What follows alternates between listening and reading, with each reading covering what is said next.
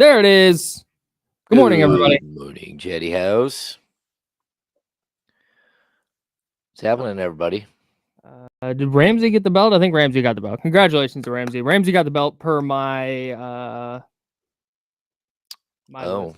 Yeah, because mine says Russ Dog 316, but that was at 9:17.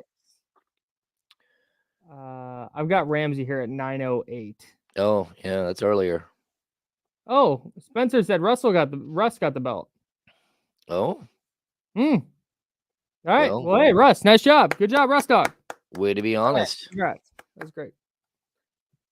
Yeah, you guys are gonna have to track that for us because it doesn't load all of our comments. Hey, what up, Warren? What's up, gang?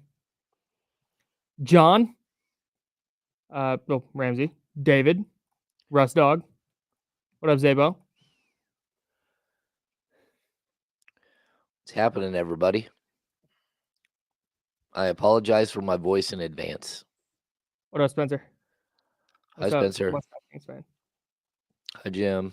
Thanks, Wheezy. Big Sharks guy. Everybody knows it. What's up, Steven?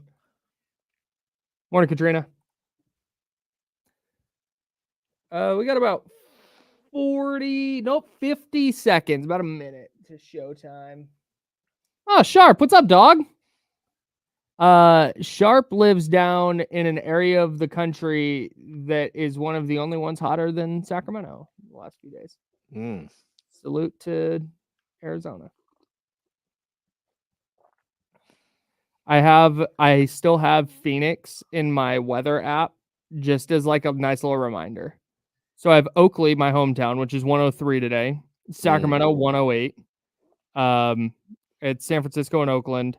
And then, oh, nope, Phoenix is gone. Where'd Phoenix go? There they are. High in Phoenix today is 113 with a low of 89 degrees. And that's just the next 2 weeks. That's the worst. Here we go.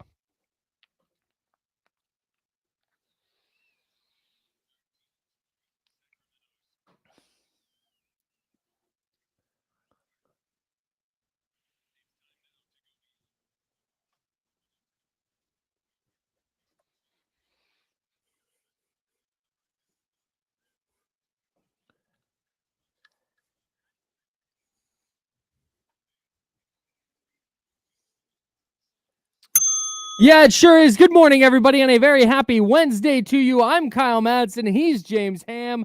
The sponsor of this program is Jiffy Lube. Head to jiffylube.com for more information today.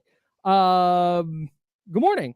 Hello. James, you are at the crib still, battling through it. This is your flu game, so I expect our best show today. Heck yeah, man. Why not? Let's throw all caution to the wind and go for it. Oh, heck yeah, man. I guess. Flu game. Heck yeah. I'm in. The Michael Jordan of Sacramento Kings beat writers, James Ham.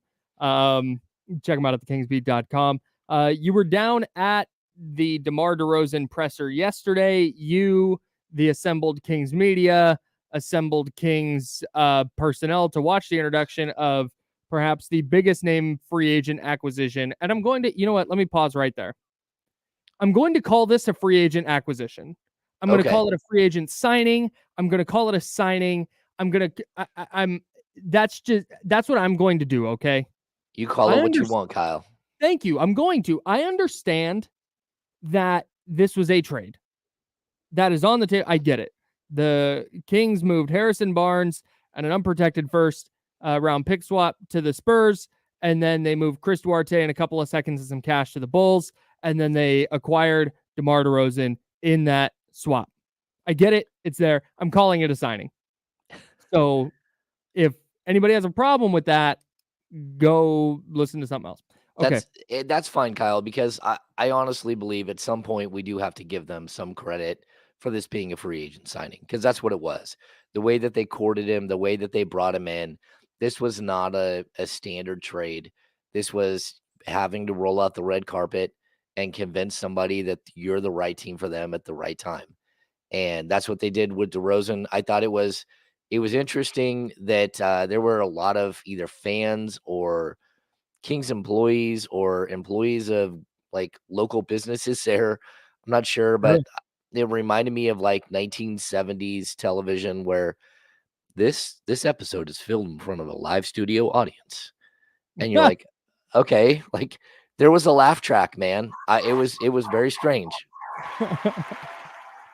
What an odd thing. But I guess, I mean, it deserves a little bit of pomp and circumstance, just given what Yeah. free agency has meant in Sacramento forever. I've been in Sacramento since 2008. 2008. Oh my God, that's so long ago. 2008. I started doing media in Sacramento in 2011, and every year free agency was, well, Kings are off the table. Who can they trade for? Who's available? What's the draft look like? Like, that's always been what it is. And the reason we're going to call this a signing moving forward, and we're going to get into the press conference here in a second, but the reason we're calling this a signing is because DeMar DeRozan was a free agent. Mm-hmm. This is not a player who was under contract at the Bulls, and the Bulls said, oh God, we got to shed some salary. Let's get rid of him. And the Kings went, oh, us. Like, he was a free agent. He wanted to come to Sacramento. He would not have facilitated a sign and trade if he did not want to go to Sacramento. He would have signed with whatever team he wanted to sign with. Well, that and Kyle, I can tell you, like, the deal was worked out like on Thursday or Friday, right? They had the parameters of a deal in place where Harrison Barnes would go to San Antonio and Chris Duarte would go to the Bulls. Like, all of it was worked out. The only question was whether or not DeMar DeRozan would sign or not. Sure. And so that's where I do agree with you that it is truly, it feels like a free agent signing. Yeah. And, you know, I was able to ask him yesterday about that, Monty McNair and DeMar DeRozan, about, you know, there is a stigma in Sacramento about free agent signing here. There has been forever. I mean, again, we can talk about George Hill. We can talk about Vlade Divac. People want to bring up Malik Monk. Like, look, Malik Monk was a league minimum player. That's it. And yeah. And the Kings signed him to a 2-year, $19 million deal. I mean, sure, that's a nice quality deal for him, but that's who he was when they brought him in. And so when you look at the level of player that you just got, we're talking about a 6-time All-Star. We're talking about a 3-time All-NBA selection. We're talking about a guy who's averaged over 20 points per game, 11 consecutive seasons. To land one of those guys, even at the age of 34, it doesn't matter. This is a highly, highly effective, very good basketball player that typically is out of the reach of the Sacramento Kings as a free agent destination. Yeah, and you like you said, you asked Monty McNair and DeMar DeRozan about that yesterday. We'll hear that sound here in just a second. But I just want to, just real quick on the,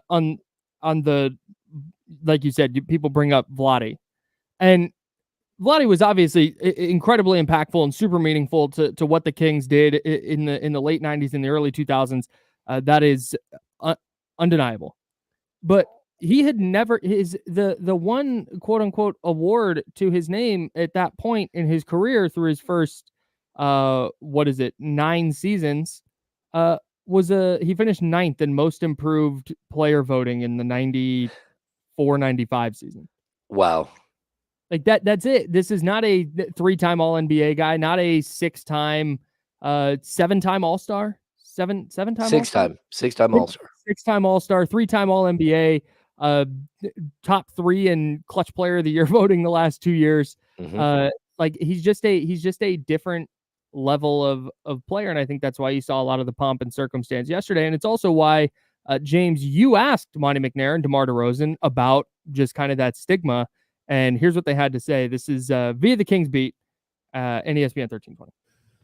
Yeah, I think, like I said, it's, I don't know, for us personally, that's just our job. But I think for the organization, for somebody of DeMar's stature, look, when you're a free agent, you get to choose where you go. And for somebody like that to choose our team, I think it just speaks to what we're building here. And, this is a great city. It's a great organization. We have incredible fans. But number one, we've been winning. I think us and Denver are the only 2 teams that have won 46 or more in the West the last 2 years. It's an incredibly tough West, but, hopefully that's part of what DeMar saw here, and that we can have, even bigger dreams in the future.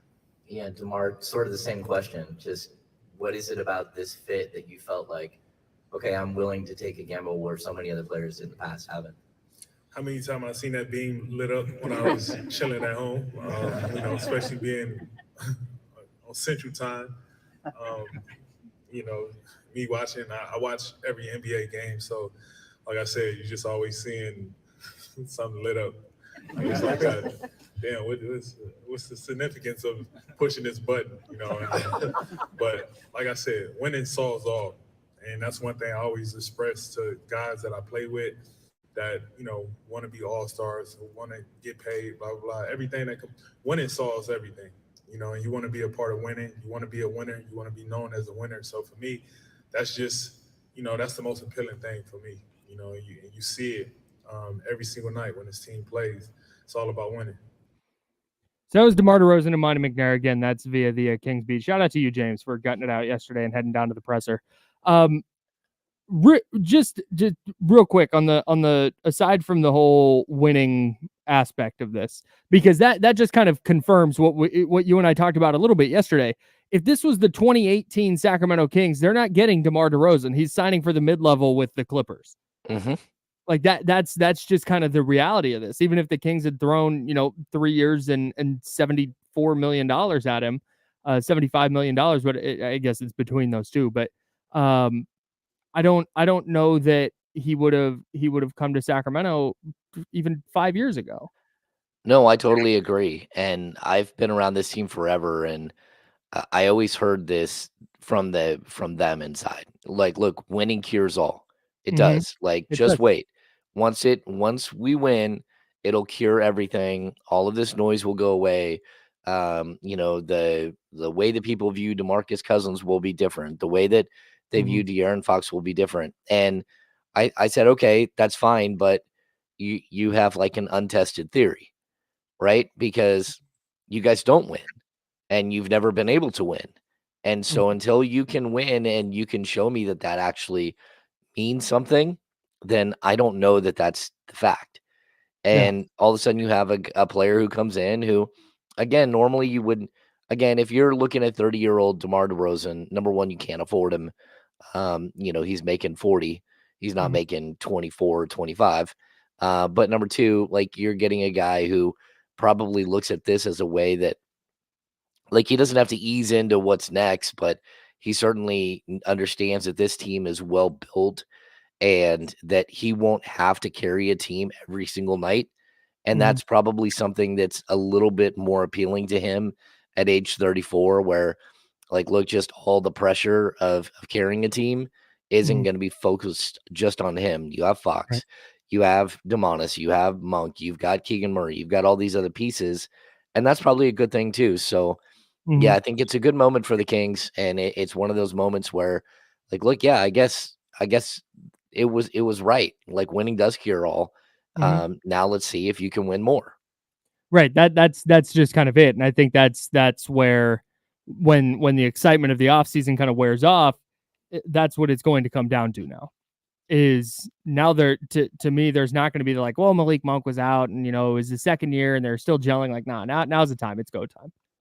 And winning to this point has been great, but now it needs to continue at a higher level than it was. Yeah, I totally agree. And I would even say that the fit thing, when it comes to fit, DeMar DeRozan was very clear. Like, look, he's been in the league a long time. He knows how to fit with anyone. He knows how to adapt his game and to learn the offense and to study. And he talked about it in that clip. He watches every basketball game. Like, he knows what he's getting into. I'm calling BS. You don't think so? He watches every single basketball game that's played through an entire season. He's got film to watch. He's got practice to go to. He's got sleep to get. He's got games to play. I'm calling shenanigans that he watches every single NBA game. Hey, I do know that there are people out there that do watch every single game, whether they watch it like at 1.5 times speed or so, like, whatever, but they are watching games all the time. He's a hooper. That's what he is. That's what he loves the game, and that, I think that comes through with his messaging. Yeah, for sure. And that's what I obviously tongue in cheek on the watching every NBA game thing. Maybe he does, because I know that players get access to film and they can watch the like condensed version of games, or you can get an entire NBA game in 28 minutes or however long it is. But I overall was impressed by the way he just kind of comported himself yesterday. I think it was pretty genuine. This was not, because what I was watching for, frankly, was, hey, did the Kings just offer this guy the most money and he knows that this is his last chance to get a real contract and he just kind of took the big contract? And that didn't come through to me at all. Like that worry was assuaged almost immediately. I genuinely think that he likes what's being built here, and I think he genuinely wants to be a part of it, and he thinks that he can help this team ascend to a level that they could not get to last year. And I really think he's going to help them do that. Fit aside, somebody said this yesterday in the chatty house, and I couldn't agree more with them. And I wish I could remember who it was. If this was you, please step forward and say so. This is a guy who played for Greg Popovich. Mm-hmm. He did not go down to San Antonio with Greg Popovich and go, no, I'm playing my way. Like that's just not how it goes in San Antonio. So I don't expect that to be an issue. I think he's going to be a perfectly fine fit. Yeah, and if you needed to know any more that he's all in, he wore a poofy vest with Monty on a 110-degree day. Yeah, it was Logan Colston who said that on Monday. Shout out to Logan. Salute. Appreciate you listening. Dude, the outfits yesterday, I know this, everyone's been talking about this. Insane. This is not his first time in Sacramento. He was in Sacramento. What day was that? Saturday? Mm-hmm. It was like 114 on Saturday. It was so hot. You knew what you were getting into. What was with that outfit? It was I don't even mind the long pants. Some people are not shorts people. Some people are like, I will wear jeans or chinos or joggers or whatever 365 days a year. Don't begrudge you. That's fine. But the hoodie? Okay, maybe he's got the hoodie on because he's going to be inside. Maybe he doesn't like being cold. Maybe it's cold in that building, so he brought a hoodie. He's layering. That's fine. But then the vest to me, I don't know if that was a bit with Monty, where he was like, I'm going to wear a vest because Monty's wearing a vest. Or if that was a matter of like, this hoodie's not coming off. I'm layering with the vest. This is completing this outfit. It was a clean look. It looks great. I'm no shade at the look. It was a great look for like December 9th, not July 9th. That's insane. Clean it up, dude. I agree. Figure it out. All right. I have major concerns about his decision making now. No, we've blown through it. We've blown through the break, James. We're just going now. All right. Yeah, no, we blew through it a while ago. Okay. No, I overall, again, winning a press conference, losing a press conference doesn't frankly matter. But if there was any concern, like I said, about why he's here or the fit here or whatever it is, to me that went away yesterday. And also, I think he got some really good insight into what DeMar DeRozan is or who DeMar DeRozan is as a person. And as I think this reflects on how he will be as a teammate. But the fact that after his press conference, he went and had sit downs with basically anybody who wanted one. He had one-on-one chats with everybody. He had one-on-ones with probably 10 different media outlets, everyone, and some media outlets got 2 people. I didn't go over because I'm sick, so I didn't go over. But outside of that, everybody got time with him. And that's something that San Antonio guys that were in town told me. Like, man, he doesn't say no to media. He's one of the best in the locker room that you can possibly come by, and he's a guy that's always going to give you time. Yeah, that's just really that's pretty rare. And it wasn't like a handshake and a hello, nice to meet you. It was like sit down interviews. Mm-hmm. And that's 5-6 minutes, whatever it was. That's super rare that a player is willing to do that. So shout out to DeMar DeRozan, and shout out to all the media friendly players out there. It is deeply appreciated. All right, let's shift gears. We got news this morning that Kawhi Leonard is withdrawing from Team USA. It was part of a decision that he made with the Clippers and with Team USA. He has continued swelling in his knee, so he is not going to participate in the Summer Olympics. He is going to sit out and get ready for next season. Look, I don't want to get into whether how hurt he is or whether he should be sitting or should not be sitting. That is up to him. He knows his body. He is in tune with his body. It is his decision. play or not play.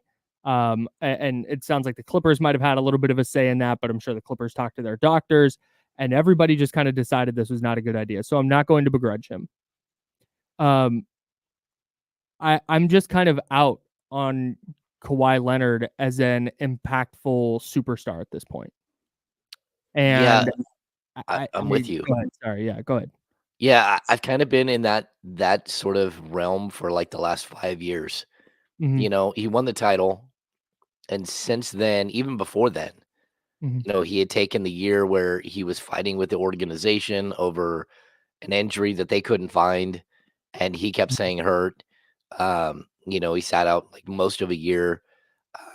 This has kind of been who he's become, and I don't want to say he's unreliable, but to a certain degree, that's what he is. I mean, he was able to play a bunch of games in the regular season this year, but then when it came down to it in the playoffs, he wasn't able to go. And you know, I don't want to say that this is like, are you injured or are you hurt type deal? But at the same time, we just know who he is. And the fact that you included him on a Team USA roster, I thought was questionable at the time. And you can put him as one of the greats of this era, but I really do think that like his legacy as a player has taken a pretty good beating. You know, he stopped being a really high level functional player that you can depend on about 5 years ago. And that's tough.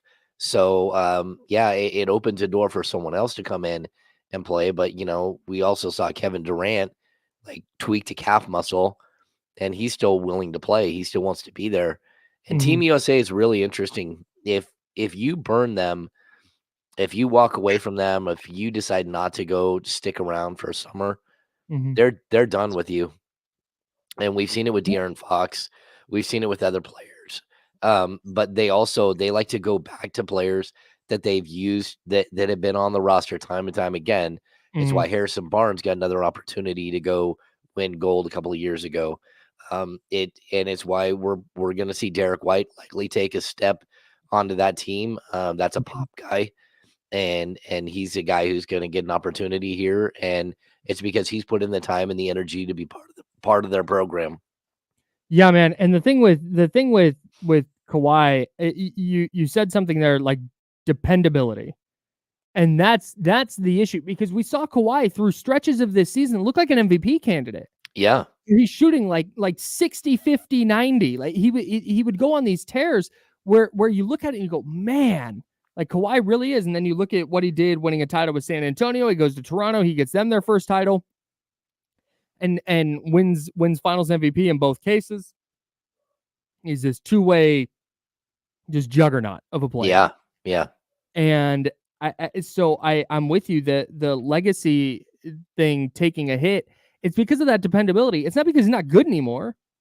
I don't think anybody like that's why Team USA took him in. Because yeah, hey, if Kawhi is going to play, you will take Kawhi Leonard on your team. Oh 1,000 times every time. So 1,000 times out of 1,000. 50% of the time works every time.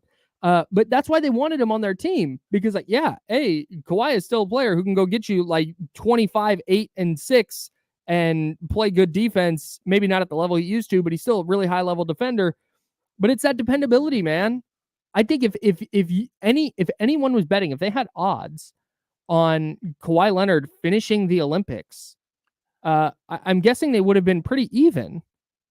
And I think if you had odds on whether he would even play in the Olympics, they probably would have tilted toward no, because that's just kind of what he is at this point. And I'm going to be interested to see in Kawhi Leonard's career, does he go down as a what if? Does he go down in the Bo Jackson vein? In the yeah, I know there's a million of them, and now I can't think of any. But Mickey Mantle is another one who dealt with injuries. He was obviously great, a Hall of Famer, but he dealt with some injury stuff that maybe held him back from being, even greater than he was. Pick your favorite what if. I think I'm interested to see if Kawhi goes down in that vein, where you go, man, he was really good, and then he just had those knee injuries and he just couldn't overcome it. Or is it, hey man, Kawhi Leonard just did not want to gut it out and play through these injuries and stick around and try and see what he could give in the playoffs or in the Olympics. I am fascinated to see how that goes down. Not with us, not with you and me and with people in the chatty house and people listening on ESPN 1320 or whoever. I'm interested to see how that goes down with future generations who maybe weren't there for the Kawhi dominance. People who are, 15, 16 years old now, who maybe don't really remember what he was like in San Antonio and then that year with Toronto. I'm fascinated to see how that goes down for him over the next 10 or 15 years, because it's going to be really, really interesting. Yeah, I totally agree with you. This is one of those players. I mean, people bring up in the chatty house, Penny Hardaway and Grant Hill. Really, yep. And I would say he's more Penny than he is Grant Hill. Grant Hill had major ankle surgeries again and again, could never figure out how to shake the true like injury.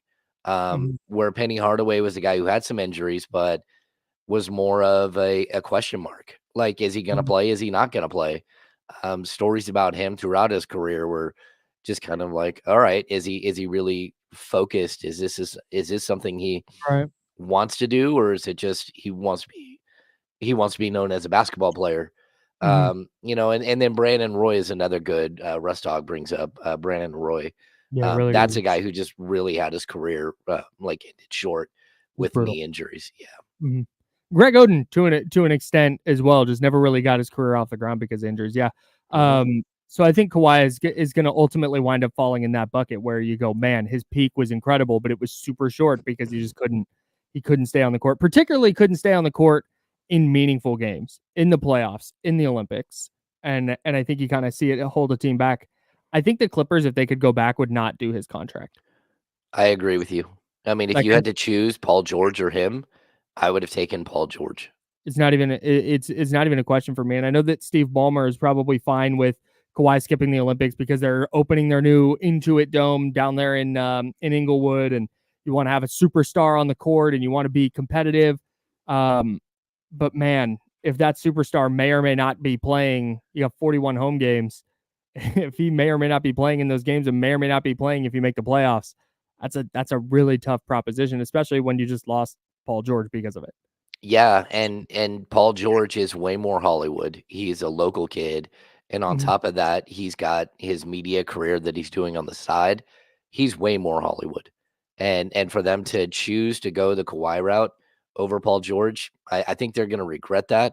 I do too. But also, like, look, this is who Kawhi has been for a long time, and we just have to like accept that. Like, we can't expect more out of him because this is who he is as a player.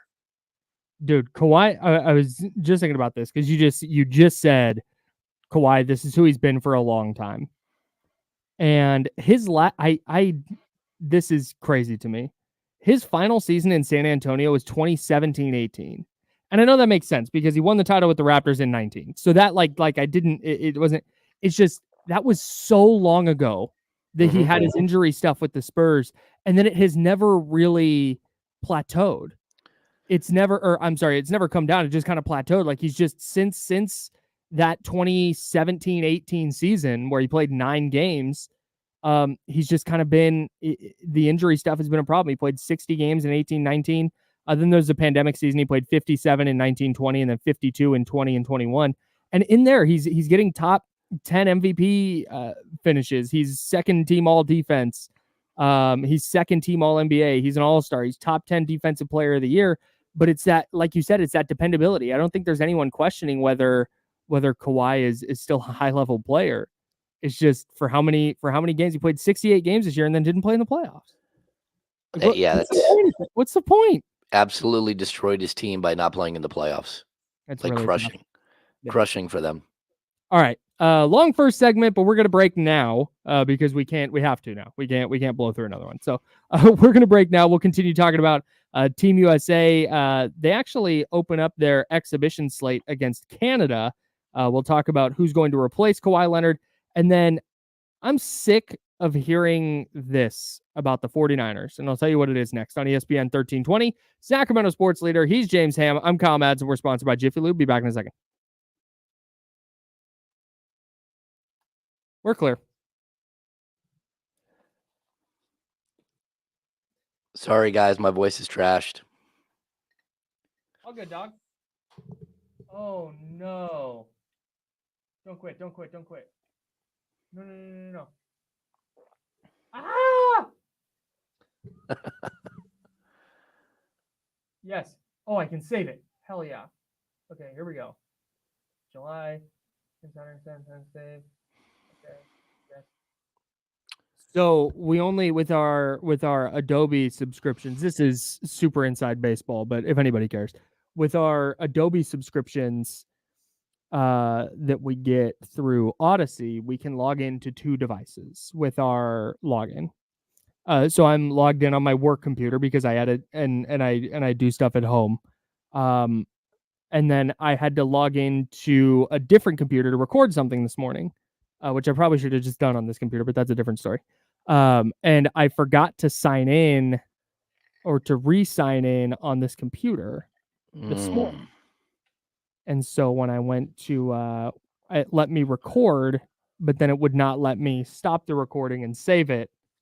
Or it wouldn't let me stop the recording without signing out and signing back in. So that's what I'm going to do now.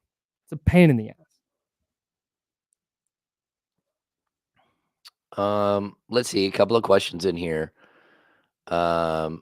Mainly about Herter and if the Devin Carter injury has anything to do with Herter. I don't think it does. I think the Kings are still, their backcourt is pretty full. And they did bring in Jordan McLaughlin to fill in any void. Yeah. And then what else? Wait, did this really happen? Did Greg Berhalter get fired? Really? Let's see.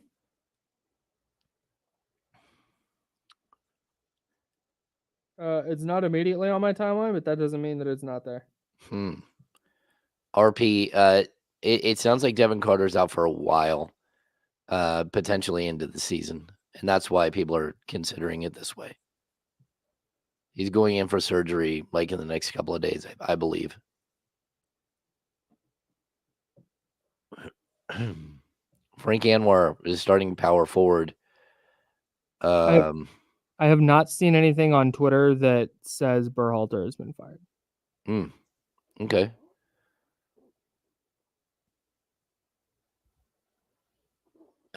Frank Anwar starting power forward as of today is Keegan Murray.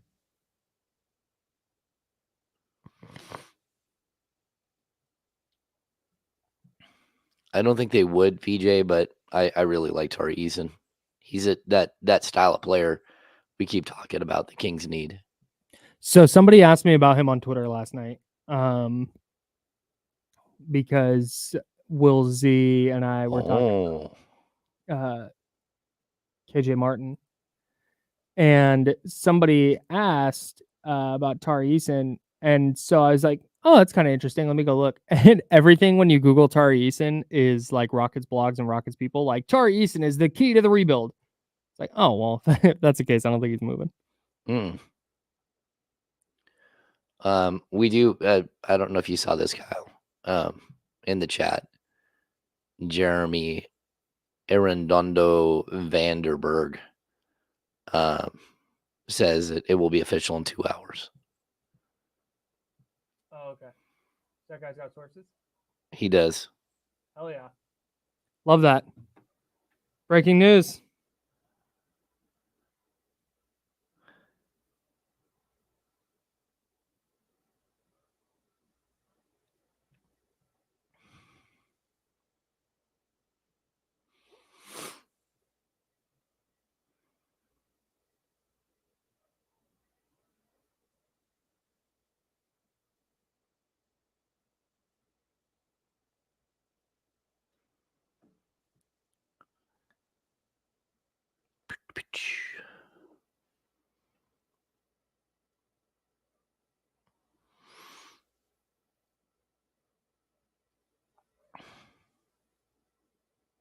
Source says we might have a Charlie appearance today.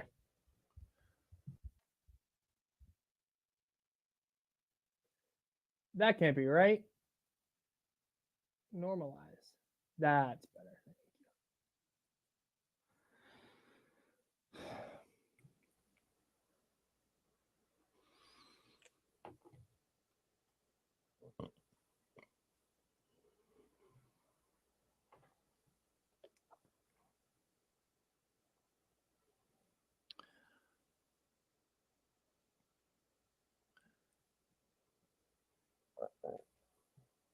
Maybe. That's funny.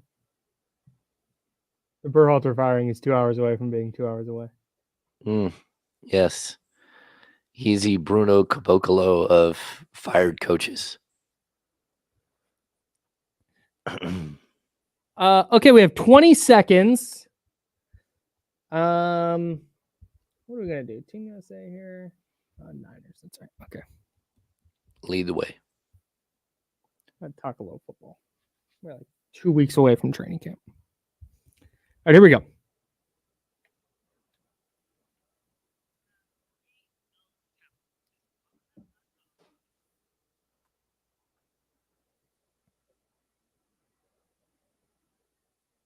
Now, back to the Insiders with James Ham and Kyle Madsen, brought to you by Jiffy Lube on ESPN 1320. DeMar DeRozan has officially been introduced.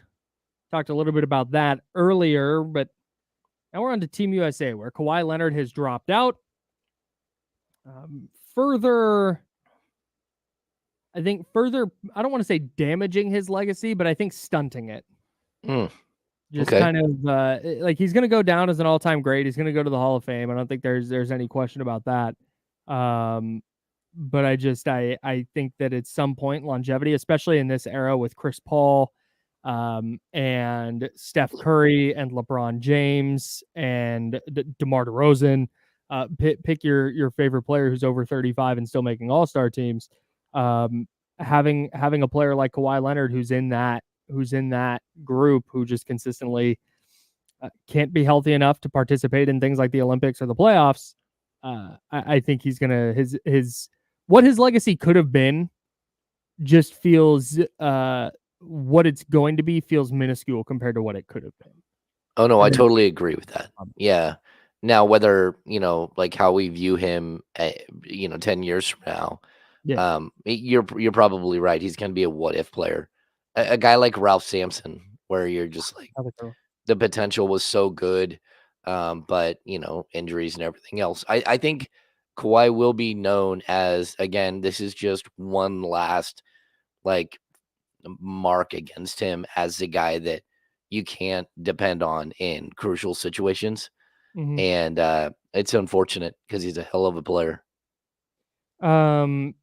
He will be replaced. So this was initially reported by The Athletic that Derek White was on track to replace Kawhi Leonard, and then Mark Spears from ESPN reported later that he will be the replacement for Derek White. Derek White will be Kawhi Leonard's replacement on Team USA. How is that a downgrade? Are we certain that's like a significant downgrade for Team USA? I don't think it is, because I think when you build Team USA rosters now, it's so much about like the famous people and trying to like reenact the 1992 Dream Team. Yeah, sure. It's always so much about that. And a lot of times you need players like Derek White who just come in and do all the dirty work and aren't worried about things like legacy or being part of a dream team. Like, I think for Derek White, this is going to be like the biggest accomplishment outside of winning a title. But like of his life, he's going to be like, oh my gosh, I get to be on the Olympic team. We could win gold. I think there's going to be an appreciation there that maybe some of the star level players don't have. And so I think he's a perfect fit. He's a defender. He plays within, the role that you ask him to play. He'll do all the dirty work, and in European play, I think he's going to be really, really good fit for that team. Yeah, and I want to clarify here in case anybody doesn't get the joke. I don't think Derek White is a better player than Kawhi Leonard.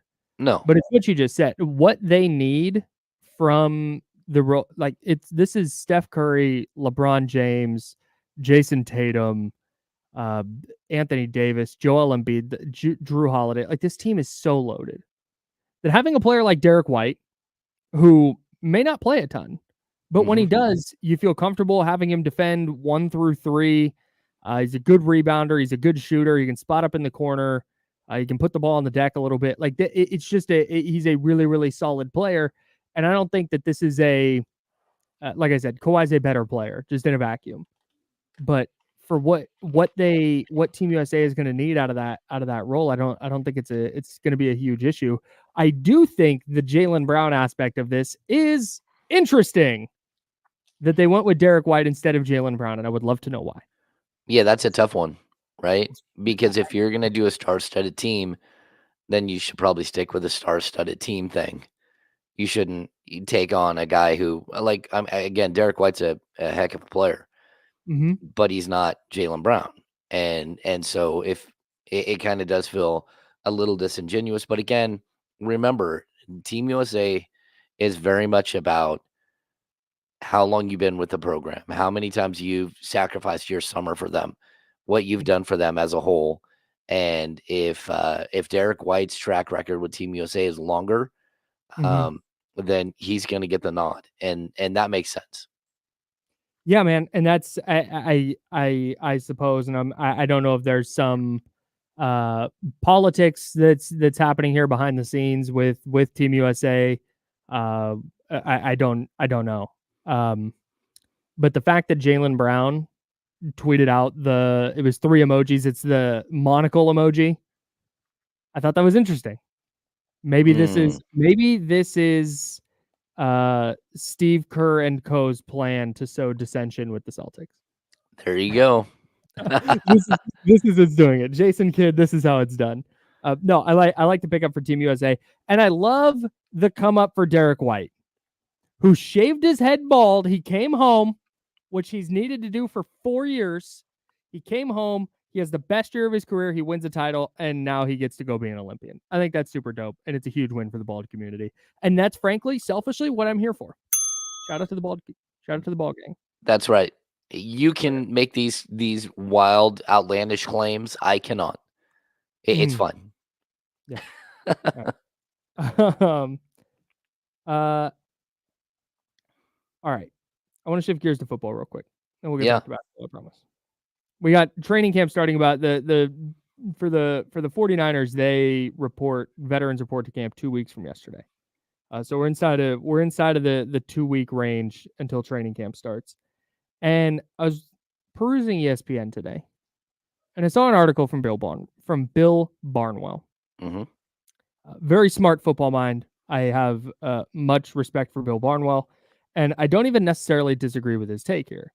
He ranked the wide receiver, running back, tight end position for each team. So basically the offensive playmakers for each team. Took out quarterback, took out offensive line. It's just those 3 positions: running back, wide receiver, tight end.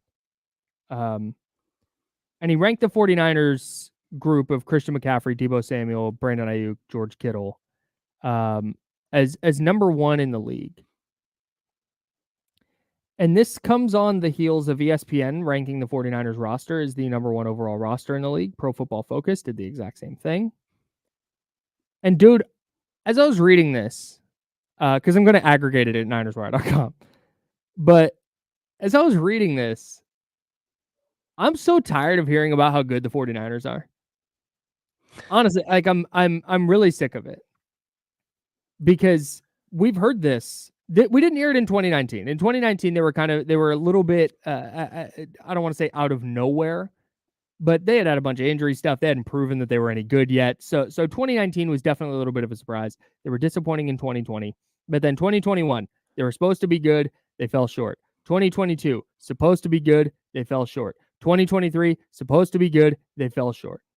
And I say fell short of like winning a Super Bowl trophy. And I know that only one team wins. And I don't want to, it's not an abject failure by the 49ers organization that they didn't win a Super Bowl in the last 3 years. But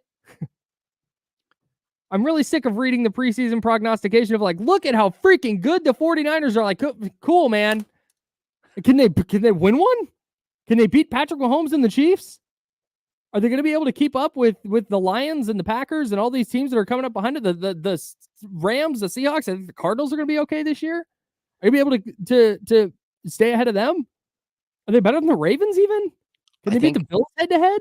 Like I still have so many questions. I'm so tired about reading like, oh, look at how good this 49ers team is. Like, cool, great. I don't care anymore. go win a Super Bowl, man. Yeah, they are paper champions, and that's not something you want to be. We can say this. 2024 offseason champs again. I mean, the Los Angeles Clippers have been paper champions for years. Everyone just thought they would be. Yeah, and it's tough. Everyone thinks that they're going to be that team, and more often than not, they fall short. And you got to figure it out. Yeah, man. I think it's objectively good. You would rather have a good roster than a bad one. You're welcome. That's why you listen to the Insider, sponsored by Jiffy Lube. It's better to have good players than bad ones. But I think that I don't want to say it's being ignored, but they just lost the Super Bowl. Going back to the Super Bowl after losing it is really hard. Mm-hmm. And we don't know exactly what they have at quarterback yet. And it's just, there are so many question marks, and I'm just, I get why. Like, you can't say, well, the Niners roster is actually not that good because they haven't won a title. It's just, it's that preseason discussion point. It's funny. And I think the reason it sticks out to me is because we do a lot of Kings and a lot of 49ers here on this radio station. And it's the juxtaposition of those two conversations. I'm sick of hearing about how good the 49ers are.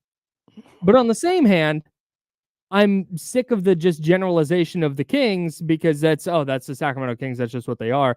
And the refusal to acknowledge yeah, hey, you know what? DeMar DeRozan made them better. They're on the fringe of the playoffs last year. Their roster is better now.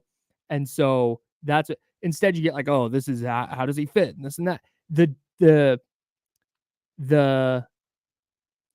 The contrast there is, I think, one of the reasons the 49ers thing sticks out so much to me. Is because with the Kings, we don't necessarily see the level of praise that maybe they do or they deserve, but at the same time, it drives home to me hey, frankly, the preseason stuff, we talked about this a little bit yesterday with that clip from Around the Horn and Courtney Cronin talking about the Kings, just kind of writing off the DeMar DeRozan signing. It's not always a good thing to be that off-season paper champ. It's better to just go do it on the court, man. And that's I get why there's frustration with Sacramento of not getting the praise, but dude, the 49ers have been getting praise and they have zero to show for it. It means zero. Zilch. I totally agree. Yeah, because we don't know what this team is going to be. The Sacramento Kings. We have no idea what it's going to be.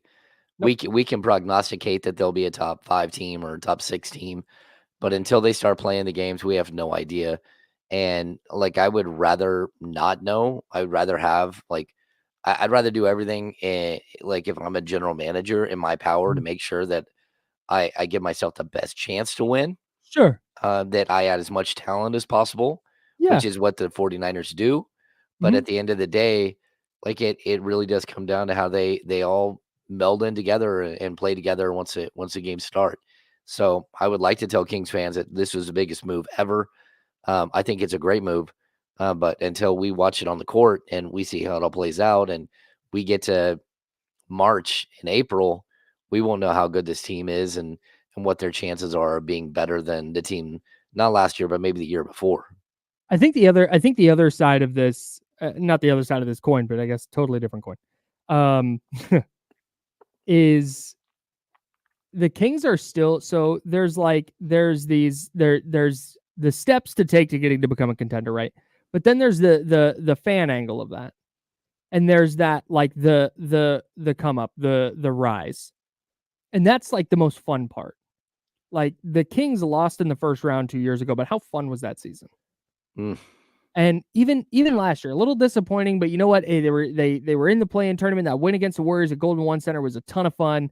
and they lose to the Pelicans in the play-in, but yeah, you know what? Hey, they were still there. And now that's a DeMar DeRozan. Now the anticipation is still there. There's still that excitement of like, yes, the regular season, where can this team go? Because like you said, it's still a relative unknown, but man, you're really excited about the rise. The ascension is still there. There's room for growth. With the 49ers, they're like hitting their heads on this ceiling. And it's like, all right, get through the ceiling or go away. Like, I don't, it's almost like I'm really looking forward to the Kings this year and what they're going to do. And then with the 49ers, it's like, I don't frankly care about the 17 regular season games. Or the first 3 playoff games. It's all about what happens in the last one. Yeah, dude, everything. And that's not to say they're definitely going to the Super Bowl. In fact, it's kind of the opposite. It's just like anything shy of winning a Super Bowl at this point is going to be, I said to this point, it has not been a failure of the organization. Like, they've been really good. Every team in the NFL would love to go to 4 out of 5 NFC title games and go to 2 Super Bowls in that stretch, regardless of whether they win the Super Bowl or not. Every team in the league would take that. I would agree. Except maybe the Chiefs, because they're the ones hoisting all the trophies. But it's not to say that it's been a failure there. But I do think when the clock is kind of winding down on this core in San Francisco, you're going, man, this is probably their last shot with this specific group of players. With Deebo Samuel, with Brandon Ayuk, Trent Williams, Kyle Juszczyk, George Kittle, Christian McCaffrey, Fred Warner, Nick Bosa, all those guys, like, this is probably their last shot to get one. And if they don't this year, man. No, it's tough. It's a tough look. So anyways, we'll have more football coming up over the next couple of weeks. Like I said, training camp. No training camp dates released just yet for the 49ers. Or any team. But once those are out, we'll get you ready for the 49ers season, the Raiders season. The Raiders should be a lot of fun. I'm a big Gardner Minshew guy. What do you want from me? That's just gonna be the thing all year. I'm big on Gardner Minshew. And once we have training camp dates, we'll start diving in further to the 49ers and the Las Vegas Raiders. Zach Edey was a topic of discussion on this radio station, at Tom's Watch Bar, at our NBA draft party, and there was not a chasm, not a rift. There was a disagreement about whether Zach Edey would have been a quality pick for the Kings. And I don't want to relitigate that argument. It is, you're on whatever side you're on. And then he goes out and has 14 and 15 with an assist and 4 blocks in his preseason debut. It's like, oh, that's kind of interesting. But like you said, it's summer league. Are these guys outside of Walker Kessler who are playing for the Jazz? How many of them are really going to be in the NBA and certainly be effective NBA players? So what did we really learn about Zach Edey? Well, let me tell you this. He is at some sports books now, James, the betting favorite to win the Rookie of the Year. Wow. Well, I think that speaks volumes about the 2024 NBA class. It does. The draft class is odd, and it's going to be all over the board. He's going to get minutes. I think we know that, but I wouldn't have him as a betting favorite. I wouldn't take that bet. I just, like, again, we had a watch party to watch the national championship game at Tom's Watch Bar as well. Mm-hmm. And that game just stood out. Like, I don't know how he's going to get played off the court in so many games. And yeah, he's got height. He's got, length. He's one of those guys that, I think it's close to an 8-foot wingspan, right? Mm-hmm. He's a tremendously huge human being. But at the end of the day, like, can he move his feet? Can he defend anyone on the perimeter at all? Mm-hmm. Can he defend in the pick and roll? You're not allowed to just stand under the basket at the NBA level and try to block shots every time. And the other thing he'll learn is that true NBA players, once you get to the league, they're so much faster and athletic, and the length of players finishing around the rim, it's just really, really difficult for a player who doesn't have elite quickness. And it's something that, we talked about in Namias Keita. Keita, averaged like 3.5 blocks a game in college. He gets to the pros and it's like, okay, man, you got 6 fouls and you play 12 minutes. Yeah. Like Sure. that's what's going to be really difficult for Zach Edey. He's going to try to block shots. He's going to hit players. They're going to draw fouls on him that he's not used to getting called. Mhm. And he's going to have a tough time adapting if he ever does adapt. And so, like, I think it's interesting that he's moving up. But again, friends don't let friends watch summer league basketball and make prognostications. That's just it's same I thing thought- with NFL. I Yeah. thought, look, here's where I land on the summer league thing, and then I want to talk about these odds because I went to our friends at BetMGM and checked it out. But my whole summer league thing, and I say this about the preseason too. I'm not projecting that Zach Edey is going to average 14 and 15 with 4 blocks this year. I don't. That's insane. That would be nuts. On the other hand, I think if you go out and you dominate that lesser competition and you look like an NBA player in that level of competition, like that bodes well for you moving forward. It's the same thing in football in OTAs. You see all the OTA videos from around the league of rookies and, oh, look at this catch and look at this defensive play and this and that. But it doesn't really matter for sure. But how do you acquit yourself in those settings, and can you set yourself up to take that step forward in the next step in training camp, in the preseason? So I think Zach Edey is positioning himself nicely. On the other hand, I think I'm kind of with you, not because I think he's going to be a bad player. I think he's going to be fine, actually. But I do wonder how many minutes he's going to play this year. And in those minutes, is he going to be able to put up the counting stats necessary to be in the rookie of the year conversation? He is plus 700 right now at BetMGM. That's second behind Alex Sar at plus 600. Then you've got Zachary Reese-Sachet at plus 800. And if you're not familiar, plus 600 means $100 bet wins you $600.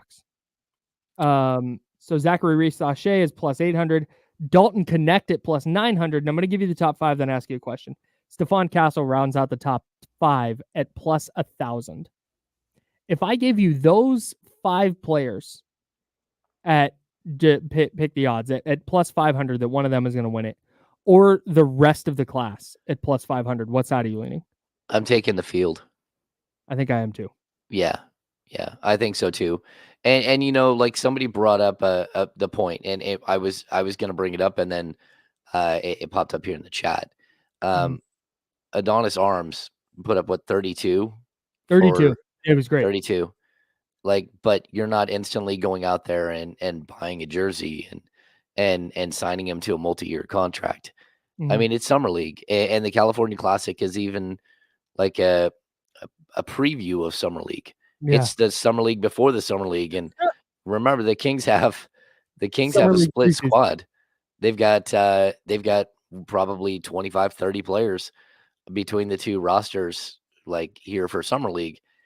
So that tells you that it's not just, you're not just playing against guys who might not be NBA players. You're playing against a lot of guys who aren't going to be NBA players. And maybe a guy like Adonis Arms is able to work his way into the league after some really strong showings here, right? But it's also possible that we don't hear from him, that he's a G League guy, and that's just the harsh reality of the league. There's only so many roster spots. All of these hard caps and aprons and all that stuff make life really difficult for these players to get into the league. And if you're not a top tier first round pick who has at least 2 years guaranteed on your deal when you come in the door, it's tough to stick in the league, and it's tough to break into the league. And so we'll have to wait and see. But again, I would take the field against the players you mentioned, because I guarantee you, like, someone in the between 10 and 20 is going to be way better than we expect. And a lot of the guys in the top 10 in this draft are not going to be very good.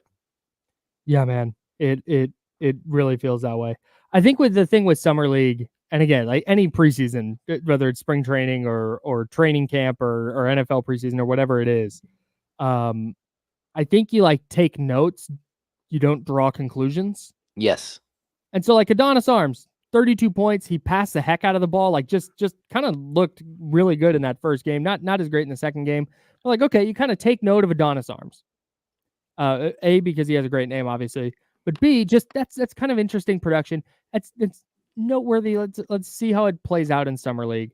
And if he continues to just really dominate and he's averaging 27 and 6 and just looks incredible, okay, then let's start to talk it out. But I think until you get into a NBA setting around NBA players and are productive, I think it's just it's interesting. It's fun because there's no basketball going on, so this is what we got. But like I said, not drawing too many conclusions for summer league. All right, we got the second hour coming up. Charlie O, our boss, is going to come in. He actually wants to talk a little bit about the Cal Classic. He's got a little bit of a gripe that he wants to get to. So we'll hear from him. We'll have good idea or bad idea coming up. And then I had a take that nobody here liked, but I feel vindicated. And I'm going to tell you what it is on ESPN 1320. We are Sacramento Sports Leader. This is The Insider, sponsored by Jiffy Lube. Kyle, I'll be right back. Oh, okay. Are you good? Yeah, I'm good. Chatty House, hang on one second.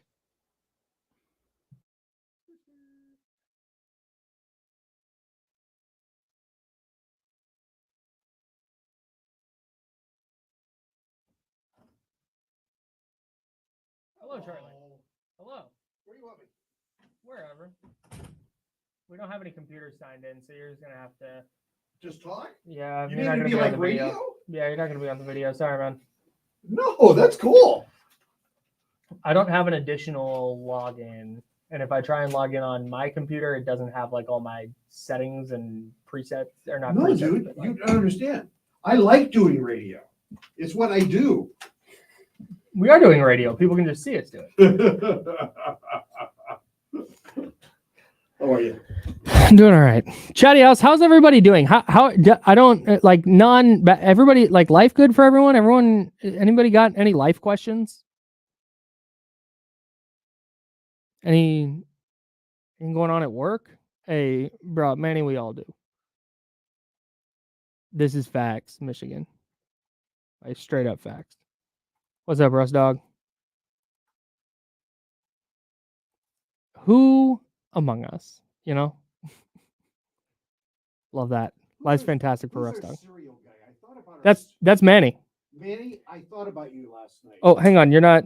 Oh. Let me get your mic on. Let me get you out of program 1. There we go. Charlie, talk to the people. Manny, I thought about you last night. I am Nice. watching a show on TNT, and the name of it just went right out of my head. It's a futuristic show where they keep repeating time. And Was it a movie or a TV show? It's a TV show. It's a series. It's in the second season, and the name of it will come to me in a minute. And they were in a store last night, and they were. It's set in England, and he was trying to pick up a girl, and it was over 1 box of cereal. And I thought the Chatty House would go nuts over this because they were discussing What cereal was it? I don't know. It's some British cereal, but they were discussing why the downgrade of the toy inside the cereal. So I thought this is a Chatty House conversation. It definitely was. So yeah, Sam, we talked about this a little bit yesterday. Gilbert Arenas just, he gets no country here. TCG, purpose of life. I think it's to generate to try and make the to leave the world a better place than you found it. I was going to go with to serve others. Yeah. That's kind of, yeah. Leezy, should I text my? No, don't do that. 1,000%. Leezy, you need to call me. I love this for the Chef Monty. Leezy, call Charlie. Not right now. He's about to be on the radio. Yeah, but we need to talk later. The Chef Monty, about to join that D-Lo life and start house searching. Love that for you. Good being luck. a homeowner is fantastic. So best of luck. What's up, Rob Dub? Yeah, no, definitely don't do that. Oh, you're welcome. Women talk sports too. Should ask them. Where's Charlie at? Now, if they're non-sports fans, then yeah, no, we got. You're not going to be able to see Charlie, me. you won't see Charlie. I'm doing old-fashioned radio. Oh, Yeah, they refuse to be on the I needed to do Marconi style radio today. Oh, dude, Greg, that's brutal, dude. I'm sorry. I hate that a lot. Yeah, that sucks.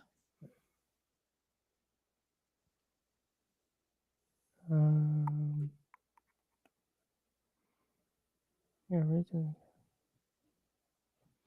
hell yeah, that's great. George Muller's getting his roommates into summer league basketball. All right. If you're a basketball junkie, summer league's great. And by the way, for my very special Chatty House people, medulla oblongata. Oh, they love it. We've got 1 minute. The Kings have officially signed Jordan McLaughlin. Big time. I will probably play NCAA 25. That's a TBD.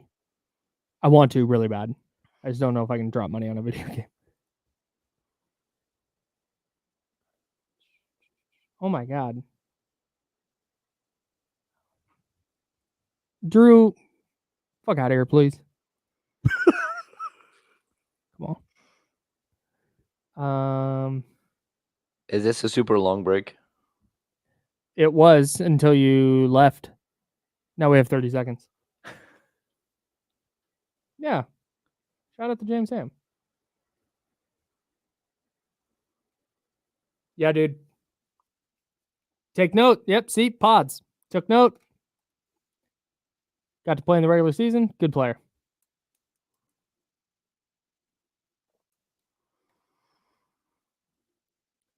Okay, here we go.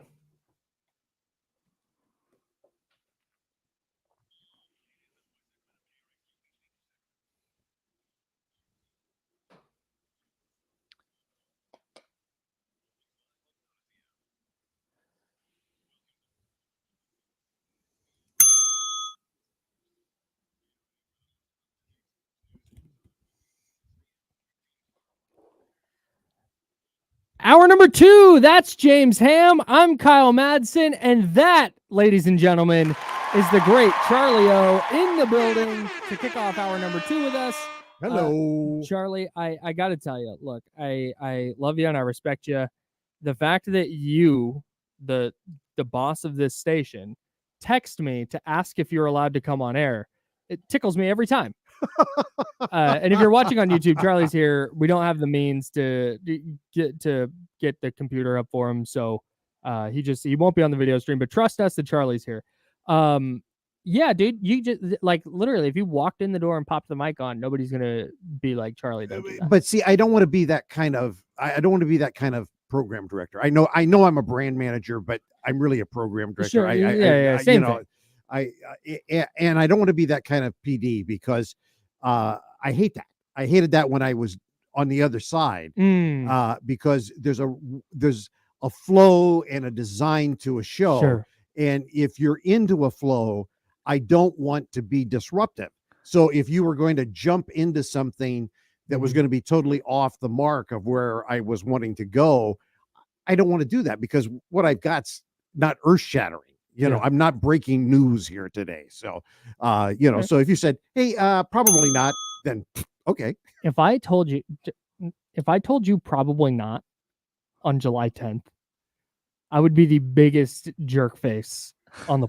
Well, I would be hoping that you were about to break a national story. Is what I was hoping. No, Charlie, we can't get you in today. We got to talk about Dylan Jones from Oklahoma City. And boy, what a job Sam Presti's done. Oh yeah. No, what did I know you had a gripe with Summer League? I have a real quick before you get to that. I hope that Timmy 2000 in the Chatty House is joking. They said, does Kyle Madsen now realize the Kings had to trade for DeRozan? I did a whole thing at the top of the show. I heard the whole deal. I hope they're joking. And if they're not, rewind to the beginning of the show and we explained why we're saying signing and not trade. Charlie, you got a gripe about Summer League, please. And by the way, I appreciated and liked your take. Thank you. I think that was a good, solid view of that take. So yes. I like that very much. Here was my deal. By the way, first of all, I was not at the first night of the Cal Classic as a kind of a whole little situation to help get more people in the building. You were in the trenches landing DeMar DeRozan. I was. Yeah, absolutely. DeMar and I were exchanging friendship bracelets, and Shopping for poofy vests.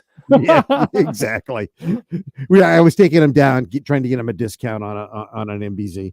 Anyway, but I went on Sunday, enjoyed both games, and then I went back last night, and I was really looking forward to seeing what Coach Doug was going to do with the players, because I really liked the rotation he had set up, and I really liked the way he was working Isaac Jones and Boogie Ellis, and I was really curious to see what he was going to do with Drew Timme, because it was obvious to me that Doug was really liking the way that Timme was playing.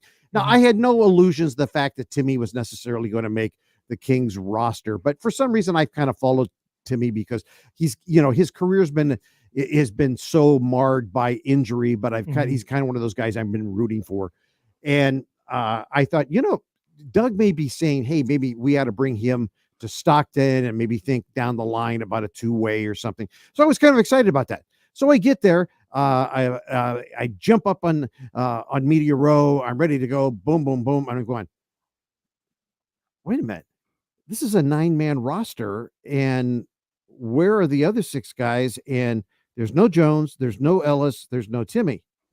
So I grab the media guys that I know, and then I grab guys from the Kings, and I go, oh, well, they held them out. They're sending them to San Francisco for the finals tonight. And I personally was furious because we're not applauding that. Sorry. If I would have known that, I would have gone home, gotten the recliner, and phoned this in. Okay, because and I don't want to get anything wrong. Arms did a nice job last night. Luau Asul Jr., he's a nice looking player. I liked what he did during the tournament. He looked very good. But I went last night to see 3 players, and you're sending them to San Francisco. Now, it's not that I can't go to San Francisco tonight. I mean, first of all, 95.7, our sibling station, is broadcasting the game, and we could be there if we wanted to be. I don't want to drive to San Francisco tonight. I'm not driving to San Francisco tonight to see it. But, I went last night specifically to watch 3 players, and for some ungodly reason, they weren't there because they're going to play in the finals tonight. Which is finals. What? They're going to get a statue with a palm tree on it? I don't know. Whatever that's going to be. But I was disappointed also for the fans who were there, because having been there, I knew the fans that were there a lot of them were fans that were there on Sunday. I'm assuming a lot of them were there also on Saturday. And, it wasn't fair to them who had been there, and I know that Joe Lacob, is one of the godly saints of the NBA and everything. Well, you know what? I don't care. It's not Sacramento's job to make Joe Lacob successful. And the Cal Classic was a Sacramento Kings invention, and their job is to super serve Kings fans. And I was deeply, deeply disappointed. I'm not angry with the Kings, but I'm deeply disappointed that they pulled 3 key players and then wound up losing rather than being undefeated at home.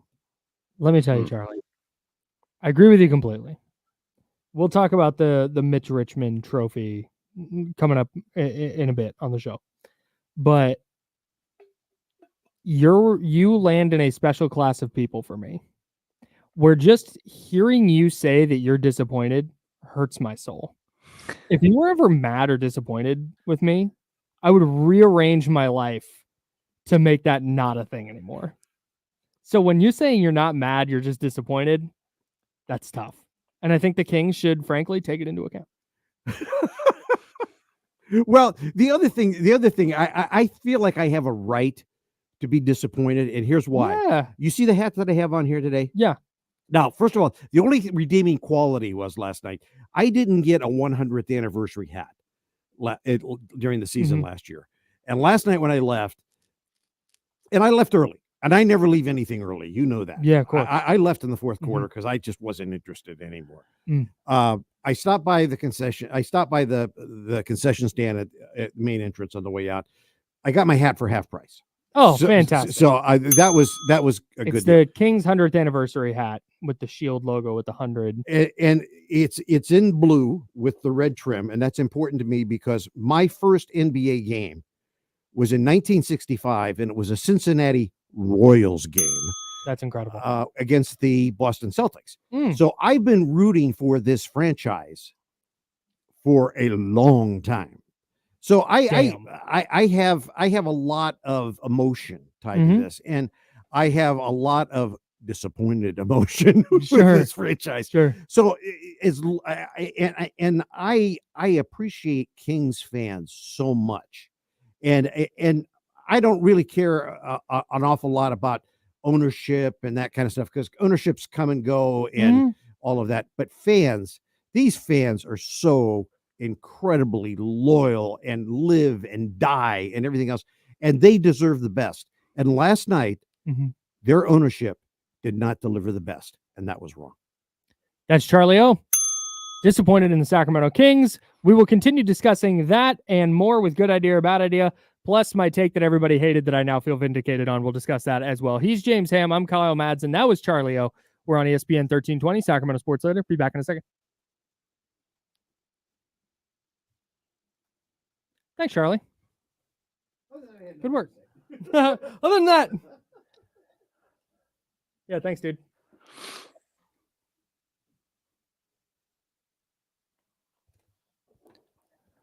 All right. It's weird not being able to see somebody when you're here. Oh, shoot. Sorry, James. Go ahead. I said it's weird not being able to see someone while they're talking. Yeah. If I log in with my login on that computer, the StreamYard isn't up. So it's a whole. Oh, yeah. You need my login.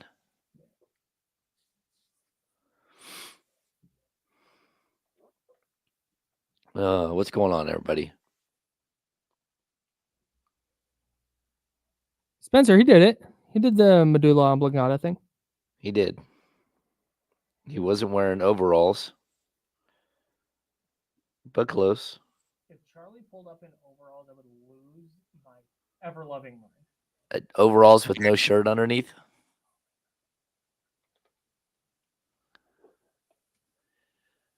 Yeah, Charlie is one of those people who, if he was mad at me, I would reconsider myself. There's a lot of people in that realm. Not a lot. I am drinking the hot tea. People are asking. Hot tea with booze in it. Probably need that. I just have a sore throat. It's kind of a weird thing. Like my sinuses aren't all full, and like I did have a coughing fit in the first block, but outside of that, I've been okay. Yeah. Oh, Pat Perez not feeling Charlie's gripe.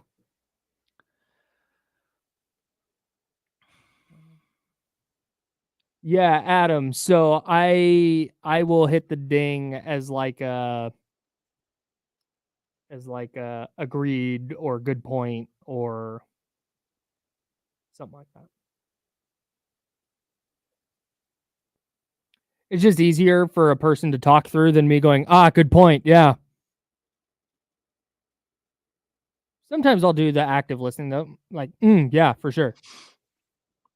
But that's more with somebody whose cadence I'm familiar with. And like James, I'll do that. I'll do that with you sometimes. I don't see Rust Dog. If there's a fire in Placer County, I haven't seen any smoke at all. Like the lake is clear. I can see it right now. The smoke usually comes up and settles on the lake. Okay, here we go.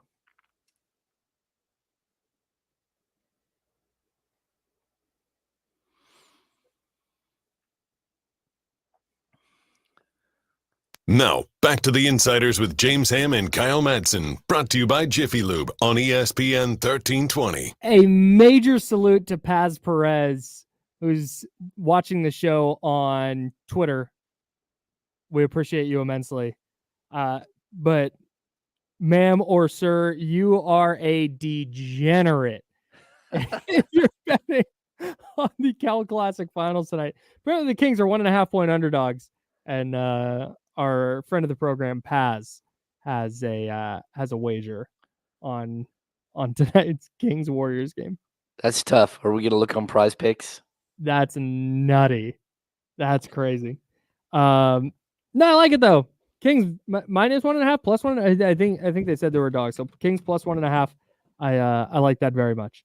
Let's get to some good idea or bad idea. James, good idea or bad idea? Betting on the Cal Classic. It's a bonus. Absolutely the worst of worst ideas. Okay, so for Adam, who asked in the chat during the break, and again, if you're not hanging out with us in the chatty house, I highly recommend you do so. You can do that by going to youtube.com/ESPN1320, and we're vibing there, having a good time. Also, thanks everybody who's listening on the free Odyssey app and on ESPN 1320 on the radio. Good idea or bad idea? We do this every single day. 3 things that are happening in the news. We decide if that thing is a good idea or bad idea. Adam, during the break, because we don't take breaks on the video stream, we just talk to the chatty house, asked what the ding sound was, and I said I use it when somebody makes a good point, or if I just agree with them, or what. It's just kind of like yeah, like a thumbs up, like a verbal thumbs up, or an audio thumbs up, because this is an audio medium. So we also use that for good idea or bad idea. James, number 1, Chris Paul told assembled media at his introductory press conference with the Spurs that playing time mattered more to him than ring chasing. Is that a good idea or a bad idea for Chris Paul to prioritize playing time over ring chasing? Well, I'm going to say for Chris Paul, it's probably a good idea because his ring chasing never worked, so he doesn't have one. And you might as well go ahead and play and try to finish out your career, getting some minutes. I would caution him that, look, you haven't been able to stay healthy for the last 5 seasons. So I guess playing time matters, but also, being able to play and be part of the game also matters. And so I'm intrigued to see how much he impacts that team. And I think going and helping Pop out, him and Harrison Barnes both are going to be there with Pop, trying to bring Victor Wembanyama along. I think that's great. I think, they when you're hitting a certain point in your career, you should be giving back to the league. And to me, it's a really cool way for Chris Paul to give back, because he does have a lot to give with his mind, maybe not so much with his body anymore. Yeah, man, I think this is really cool. And I think he might be able to kind of kill 2 birds with 1 stone here, because his contract is only, was it $11 million? Mm-hmm. That's going to be super tradable. And if there's a contending team that needs a starting point guard or a backup point guard come trade time, that's an asset that the Spurs could move, where Chris Paul has been able to help San Antonio and get to play a lot, but then get traded to a situation where he can compete and also play. So it doesn't, I love though that he's not taking a veteran minimum to go be the 3rd point guard on the Timberwolves or Oklahoma City or something like that. I think he thinks he can still play. And I think last year showed that he can still be an effective player. And I commend that way more than I commend, if he went to, let's just say he signs a vetman with Boston and plays 10 minutes a night and they win another title. Nobody's going, wow, Chris Paul's legacy is secured because he rode the bench for a good Boston team and won a championship.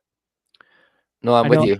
I don't think that matters much. Plus, he'd be making a couple $1,000,000, and instead he's making $11 million to actually play and help out a young up and coming player in Victor Wembanyama, who might be the face of the league in 2 years. So a big shout out to Chris Paul. I think it's a great idea. Number 2. Derek White replacing Kawhi Leonard on the Olympic roster. Is that a good idea or a bad idea by Team USA, this star-studded roster, to go with Derek White instead of a player like, I know Kyrie Irving's name has come up a lot, but that just doesn't fit roster-wise. Instead of a player like Jaylen Brown, Derek White's teammate. Yeah, I would have liked to have seen what the conversations were and who was who's been there, who's helped out, who's been part of the program. And I mean, because like, look, if you are making this like a star-studded team, I think Derek White's a perfect fit, but that's kind of not how you've built this team. Mhm. So I do kind of like, I feel for Jaylen Brown in this Mhm. situation if he wanted to play. But like on paper, this is probably one of the better fits you could have just because of the way he plays and the fact that he'll accept any role for this team, and that's probably a good thing. Yeah, man. I think it's a fine idea because now granted, I think Jaylen Brown could do a lot of the things that Derek White does, particularly if the USA coaching staff said, "Hey, you are just going to be a defensive stopper. And maybe you'll hang out in the dunker spot a little bit and maybe you'll knock down a three from the corner, but you're largely going to be out there to run around and play defense." I think Jaylen Brown could have been fine at that. So I don't necessarily think it's a bad idea. I think adding a player like Kyrie Irving would have been a bad idea. Not because I think Kyrie Irving is bad at basketball, but just from a roster construction standpoint, I'm not totally sure that would have made a ton of sense. But they could have done worse than Derek White for sure. Derek White was just a key contributor on an NBA champion who does the little stuff it takes to win. So I like that a lot. I think frankly they need another player like that. I do too. Salute to Derek White and a big shout out to Team USA. Can't wait to watch them. Last one. I'm changing things up. So if you're looking at the rundown or if you printed out a rundown, it's going to look a little different. The Kings and Warriors are playing for the Mitch Richmond Trophy, which is a trophy awarded to the California Classic winner. It's just going to be the finals, I guess, between the Kings and Warriors every year. Huh. And the winner gets this Mitch Richmond trophy that looks like a palm tree with some white flags on it. It's very weird. It's very strange. But turning this into a trophied competition, good idea or bad idea? Okay. I mean, I guess. I mean, like we got the Bay Bridge series, right? Which is just a bad idea for me. I mean, again, we've seen the Bay Bridge series and how it has like they built a trophy out of part of the Bay Bridge, right? With A's and the Giants. Mhm. I don't know. It's just kind of weird that this is what you use the Mitch Richmond name on. I get it. He played for both teams. But so did Billy Owens, so did Kent Bazemore. Chris Webber. Yeah, so did Nemanja Bjelica. Dante DiVincenzo. Yeah, Dante DiVincenzo. I think we could keep going for a while of players that played. Jason Thompson. Omri Caspi. Oh, really good. Yeah. I think we could keep going for a while of players that played on both teams.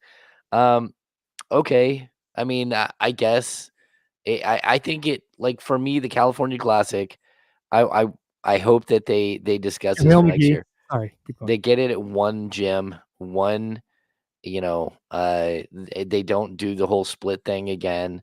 I would like to see it all in Sacramento. And I just think it's a better venue for the event. And it's a good way for the Kings to sort of have something of their own.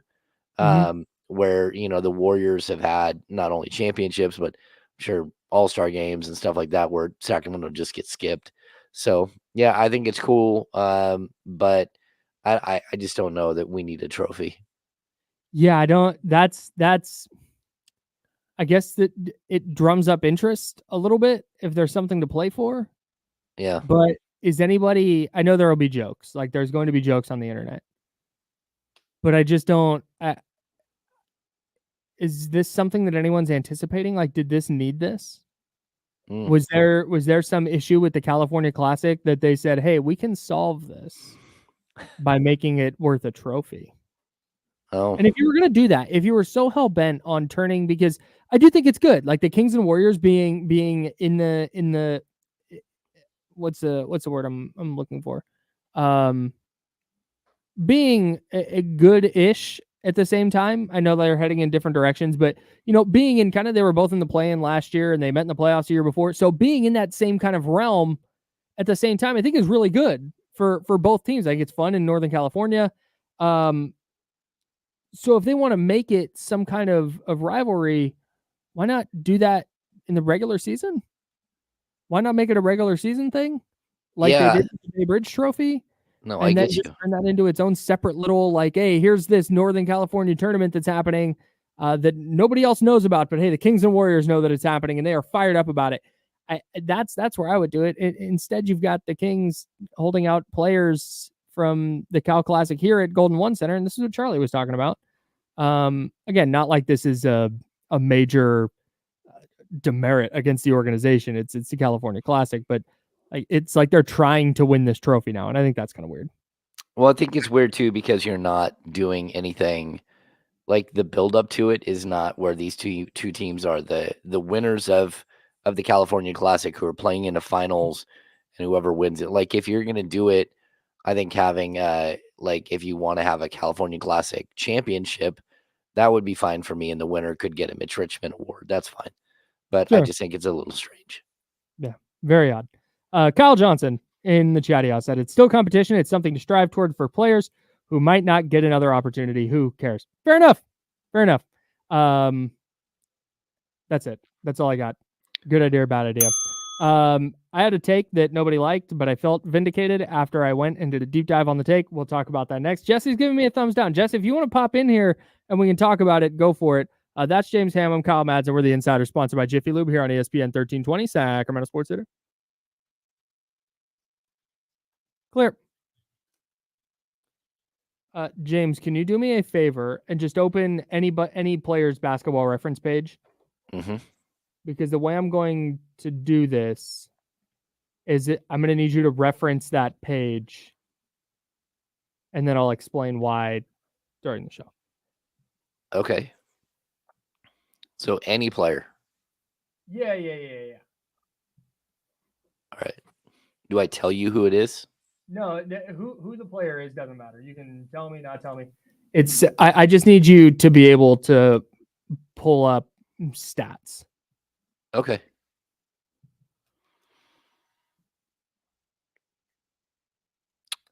This is weird. I don't like this.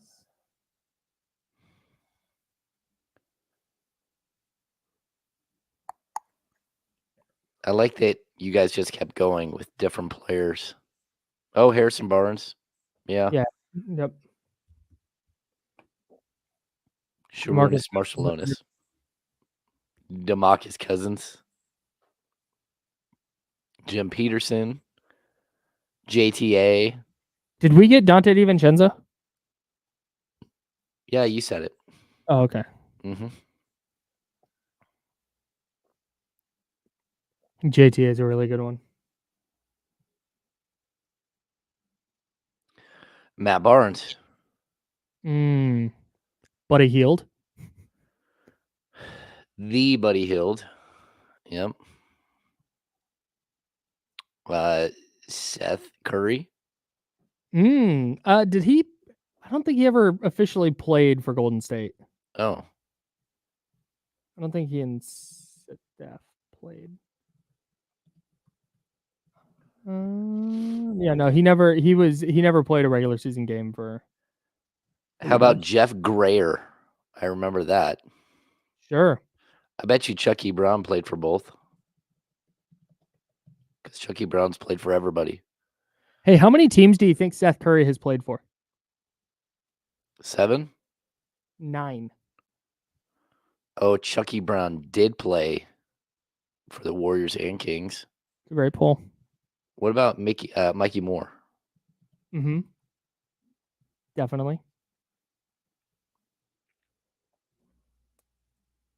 Yes. Finished his career with the Golden State Warriors. Yep. Carl Landry. That's a good one. Did Ronny Turioff not play for the Kings? No. And Bimbo Coles was drafted by the Kings, but didn't play for the Kings, if I'm not mistaken. He was traded for Rory Sparrow. Yeah. Let me see. Okay. Hang on. We're coming back.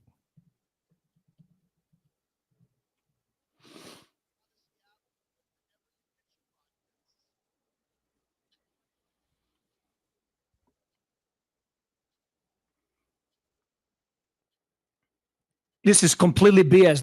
Now, back to the Insiders with James Ham and Kyle Madsen, brought to you by Jiffy Lube on ESPN 1320. He's James, I'm Kyle. Kenny Caraway coming up with the handoff in about 15 minutes. The show has devolved into just naming Kings and players who have played for the Kings and Warriors. We're having a great time in the chatty house. Yeah, it's good stuff. Some great knowledge in the chatty house, coming up with some names, and some great knowledge from you too, James, of players who have played both for the Sacramento Kings and the Golden State Warriors. Did we do that one time where we created an all-time lineup of players who had played for both? I don't think so. We could do that. We could do that tomorrow. I don't know. We got nothing else going on. We can do that right now. My vindicated take can wait. Boogie playing center, right? Mm-hmm. All right, so we're putting Boogie at the 5. We putting C-Web at the 4. Yep. C-Web at the 4. I feel really great about that front court. Who's playing the 3? Yeah, Matt Barnes. We've got Harrison Barnes at the 3. Harry B at the 3. Great. Mitch Richmond at the 2. Obviously. Oh, who's gonna run the point? Dante at the point? Maybe. Is that the best that's played for both? I don't know. Alec Burks? There's no way. Alec Burks at the point. Stop. Yeah, we did leave off Billy Owens. Billy Owens probably could be the 3. Billy Owens over Harrison Barnes? Kind of a coin toss. Is it? I don't know. Yeah, we could call it the Gary St. Jean, Rick Adelman, Mike Brown. That's fantastic. Trophy. Hey, someone said Corey Joseph at the point. Okay. Oh, Quinn Cook? Oh, yeah, Quinn Cook play for both. Yep. Oh, you could do Sharunas Marciulionis.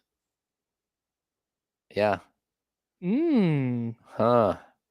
Okay, I like that. I think Marciulionis is going to be our point. He's a Hall of Famer. Yeah. All right. There we go. Do we feel good about him at the point? Sharunas? Yeah. I don't know. He was fun. He was so much fun to watch. He just karate chopped people all the times. Oh, there's a good one. Bonzi Wells. Oh. And Tony Delk. Tony Delk was in the building on Saturday. I saw Tony Delk. There's it's a lot of shooting guards. Yeah. Yeah. There's a lot of players that have played for both teams. There's probably like 50. Nuts. And it feels like so many of them are in the same tier of player. Like so many of them. And there's obviously there's some not so good players and there's some really good players, Hall of Famers who have played for both. But it feels like a lot of these guys are like, he was fine. Can we run Mitch? Yeah. I don't know. We could keep making this list. Okay, let's get to what are you feeling like you've been vindicated on? Okay. I want to hear it. All right. Let me get my numbers up real quick here. All right. Okay. I need you to scroll down on your basketball reference page. Yep. And I need you to go to either, it can be the per 100 or the advanced, either one of them. And pick a stat from, I'm going to have you pick a stat from those. And I'm going to tell you, I said on the radio the other day. Did I say it on the radio, Jesse, or did I say it at a break? Jesse's not listening to me. It's fine. I think I said this on the radio. It might have been during a break, but I said my quiet take that I did not really want to say out loud. I said it on the radio. It doesn't matter. I said it's a quiet take that I didn't really want to say out loud, but I said, hey, I'm not sure at this point in their respective careers that the drop off for Golden State from Klay Thompson to Buddy Hield is that significant from an on-court production standpoint. Obviously, Klay is a legend. He's going to have a statue. His number is going to be retired. He is one of the key reasons Golden State had the run that they had. That is undeniable. He is a Hall of Famer. He is their role in an all-time Golden State Warriors lineup, Klay Thompson is the shooting guard, and you feel great about it. I'm not taking any of that away. But give me a stat out of the advanced numbers and the per 100 numbers, and I'll tell you whose numbers are better. So throw one out there. Give it to me. Just give me for any player. No, just name a stat. Okay. Offensive win shares. Offensive win shares over the last 2 seasons. Buddy Hield 4.6, Klay Thompson 3.0. Next. Defensive win shares. Klay 3.6, Buddy 3.2. Oh. PER. PER, Buddy 14.4, Klay 14.3. Like, they are at worst the same dude at this point. Yeah, they're like the Spider-Man meme. Here's the big difference is one, Klay just has a bigger usage because he's a better player. But box plus minus, Buddy Hield 1.2, Klay negative 0.3. Shooting percentages from 2, Buddy Hield 52.7, Klay 48.5. 3-point percentage, Buddy 40.7, Klay 40.0. Buddy averages more rebounds, more assists, more steals, same number of blocks, same number of turnovers per 100 possessions. He averages about a foul more per 100 possessions. But dude, I felt so vindicated because I went and looked because the bit was going to be, I was going to come back hat in hand and be like, yo, I messed up. But I was right, dude. Now don't get it twisted. This is not a Buddy Hield is some great player. I know that by like November 6th, I'm going to be like, yo, I'm out. Get this dude out of my face. I get that. I'm with that. I just wanted to be clear that my take that there was not going to be that steep of a drop off for Golden State and what they need from that player from current Klay Thompson to Buddy Hield was not going to be that steep. And then the stats back me up. So shout out to the stats, shout out to me, and shout out to my take. I want you to get a hologram shirt that when it's facing one way, it's Klay's head. And as you rotate, it turns into Buddy's head.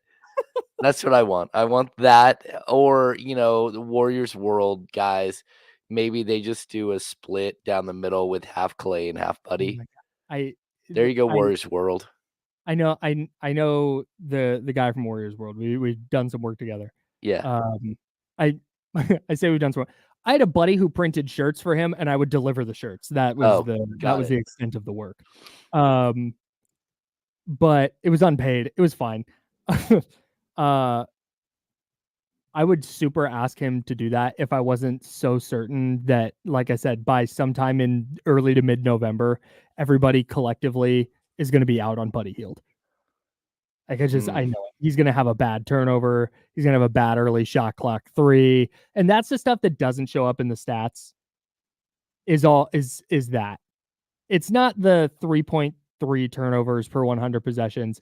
It's the dribbling it off the foot in a tie game with a minute and a half left. It's like I said, the ill-advised 3 when you're up 2 with 45 seconds left, and it's the 3-pointer with 18 seconds on the shot clock. Yeah, it's looking up, putting your hand out to grab a rebound and looking down the other way and having the rebound glance off your hand and go out of bounds. I already hate it. I'm already mad. He doesn't turn over the ball that often. Like if you look at his stats, I think he's like 1.7 or something like that turnovers per game. But it's the style of turnover that just infuriates you. And I'll bring up Francisco Garcia used to do this too. He didn't turn the ball over that often, but when he did, he threw it like 3 rows deep. And you're like, what was that? Like, what just happened? It's going to be a turnover. It's going to be loud. Yeah, it's loud. And it's also with Buddy, it's you just look at him like, bro, how did you do that? Like, it's good. It's this. What are we doing? This.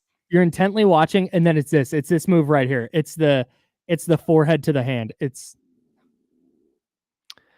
Yes. It's just like just that exasperation. Like I said, I already hate it. I know there's a clip of Buddy shooting a 3-pointer with 20 seconds on the shot clock from like 29 feet. And you can see Alvin Gentry going like this, like in the backdrop. all I can think about. I don't know if anybody remembers this, but there was a play when Jordan Poole was still with Golden State, where Jordan Poole, it was late in the game. I can't even remember who it was against. Might have been New Orleans, but doesn't matter. And Jordan Poole basically waves off Steph to take this early shot clock deep on the move 3-pointer late in the game and bricked it horribly. And Steph threw his mouthpiece because he was so upset with Jordan Poole. And that's all I can envision when I think about Buddy Hield in a late game situation. Now, maybe he won't be on the court and maybe it'll be a moot point. But man, like I said, the numbers are all there and they back me up. But there is somebody said, now check the basketball IQ numbers. Yeah. And that's where it's like, oof, that's a phenomenal point.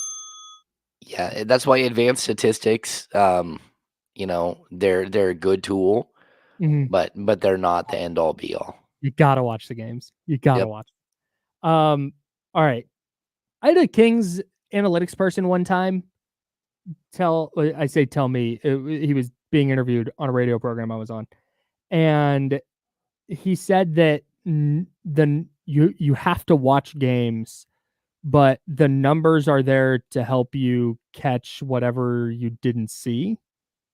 And I thought that was kind of interesting, where he basically said they can't watch every single minute of every single game. So maybe you watch a game where a player just lights it up from 3 and he's handling the ball and it's awesome, but then you go look and his usage rate is really low and his 3-point attempt rate is really low. And it's like, oh, he just, for whatever reason, had the ball in his hands and got hot that night. That's not typical. That's where I think numbers are good. But yeah, you have to watch. You have to watch. And, I think the numbers can really, especially if you have a large enough sample size, they can tell you where a player is really good on the court and where they're not. Yeah. And then it's your job to figure out as a coach how to get a player to that spot and get the ball to them in that spot with an opportunity to shoot in that spot. And it's complicated. So I think advanced metrics, they really do help. But I'd also say, again, the Kings leader in PER and win shares, the last 2 or 3 years he's with the team, was Willie Cauley-Stein. And I know a lot of people just out there would just shake their head and go, there's no way that's possible. It's yeah, it is. Go look at the numbers. He was impactful. But sometimes the numbers don't always tell the story. And you can say the same thing about a guy like Hassan Whiteside. Hassan Whiteside knew how to game the metrics straight up. That's funny. Yeah. And I mean, he knew exactly how to game the metrics. Took some analytics courses so he could just inflate the heck out of his offensive box plus minus. Well, you go look at his stats, you'll be like, oh my gosh, he's the greatest player of all time. And that's even when the Kings went out and got him as their free agent acquisition. He was coming off a season where it was 15, 12, and 2. And you're like, oh man. And then you watch and you're like, oh no. So really odd. I think, speaking of players who had really high, higher than you would think, analytics, I believe, let me confirm this real quick. I believe on the 2017-18 Golden State Warriors, naturally they're not going to have it. I think JaVale McGee was their leader in net rating. Yeah, man, sure. Yeah, some of the stats. Yeah, some of the stats just they highlight something very specific that a player does, but they ignore the fact that in order for him to do that, somebody else has to do a whole lot of work to get there. And a good catch, a good finisher on an alley-oop, you need to have a good alley-oop passer in order to have that guy be a good finisher. And so I think basketball is the one sport where it really does depend on the guys around you, right? One other thing that I was seeing a lot on the internet today after Kawhi Leonard dropped out of the Olympics. I need Zach LaVine to get traded. I don't care to who. I don't care for what. I need Zach LaVine's I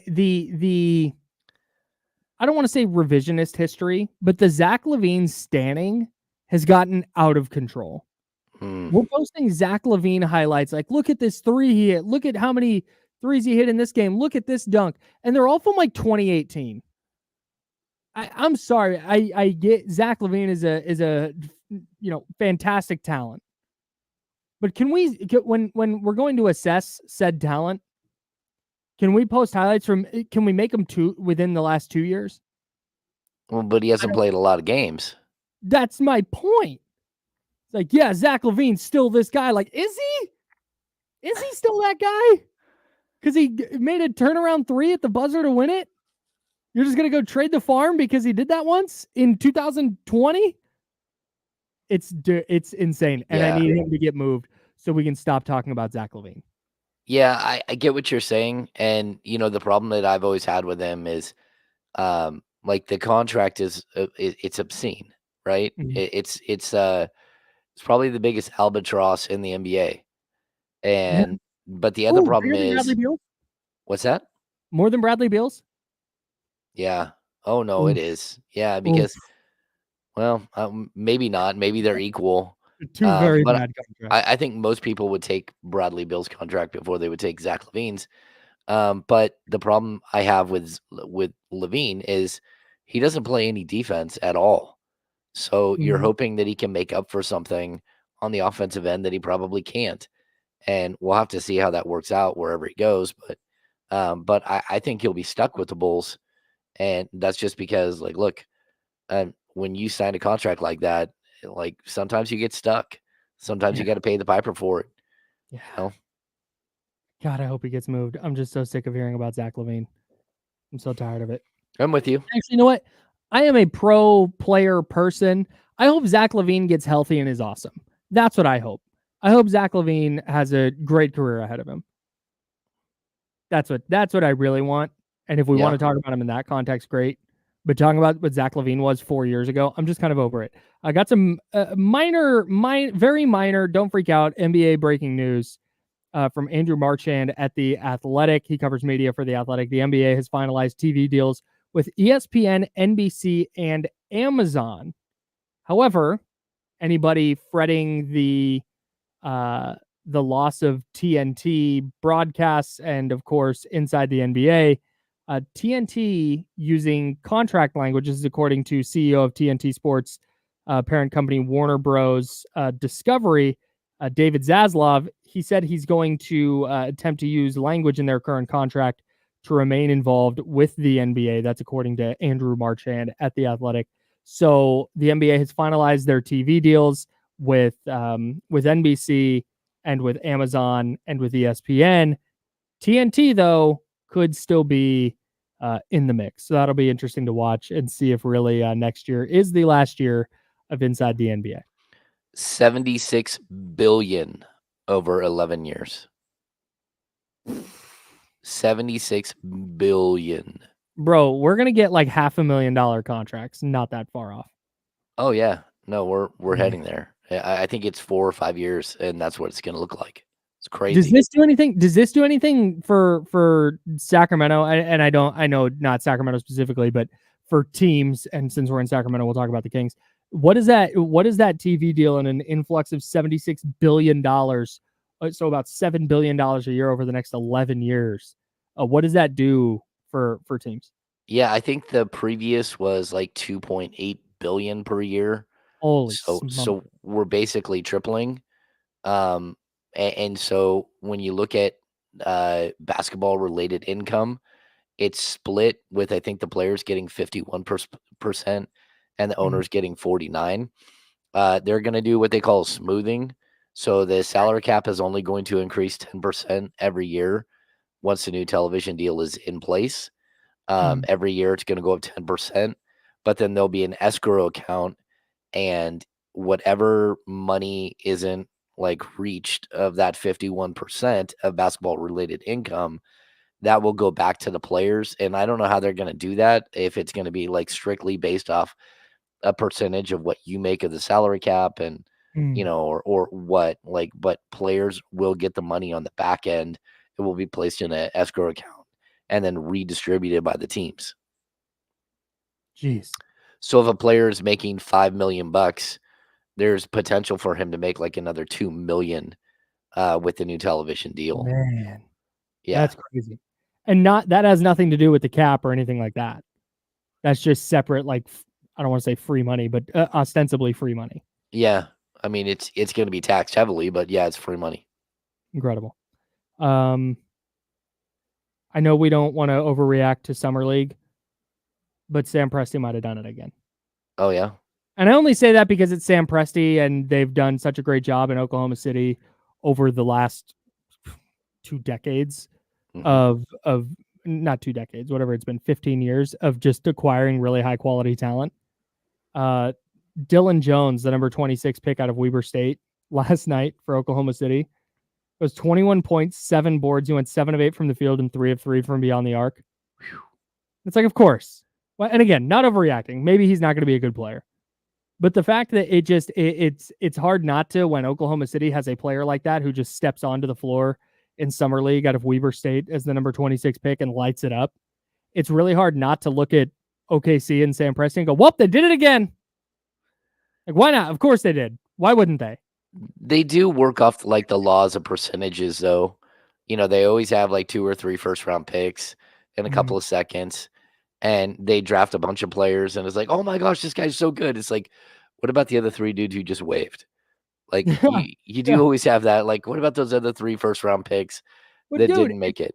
But if you have set up a process where you can just throw as many darts at the board as you can, and you're going to hit a bullseye every time with one of them, like, you'll take it. That's good team. I guess so. So. They don't just optimize their picks as much as they optimize the results from those picks. Right. Yeah, I know it's not necessarily good news for the Kings that Oklahoma City is going to be as good as I think they're trending toward, but I can't wait to see where their ceiling is. Yeah, maybe it all falls apart. Maybe the wheels come off, and maybe they just wind up just kind of maxing out as a regular playoff team, and they're in the conference finals, and they just never really get over the hump. That's absolutely on the table, but boy, it seems like the sky's the limit for them. Yeah, no, it does. They're also the favorite to win the West. Oof, that's crazy. Real quick, NBA guru Zach brings up Harrison Barnes did turn down his 15% trade kicker. Not turned down. They were able to negotiate it out, or he said he would remove his 15% trade kicker to make the deal work for San Antonio. Wow. Interesting stuff. It's a good savings for the Kings. Also in the chat house, just before we get out of here, and salute to Harrison Barnes. Tin said Teron Johnson, Bills cornerback from Weber State, is from Isn't that Tremaine Johnson? Oh no, he was Montana. Montana? I think Tremaine Johnson was Montana. I don't know. Shout out to Teron Johnson. That's right. Different player. My bad. Good knowledge, Tin. Okay, we're gonna get out of here. James, go feel better.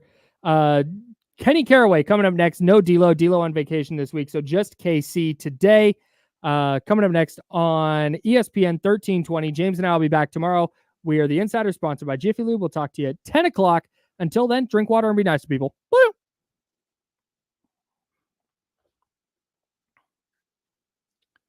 Thanks, Shady House. Appreciate you guys. Thanks, guys. Sorry my voice is shot. Hopefully it'll be better tomorrow. Feel better, James. See you, bud.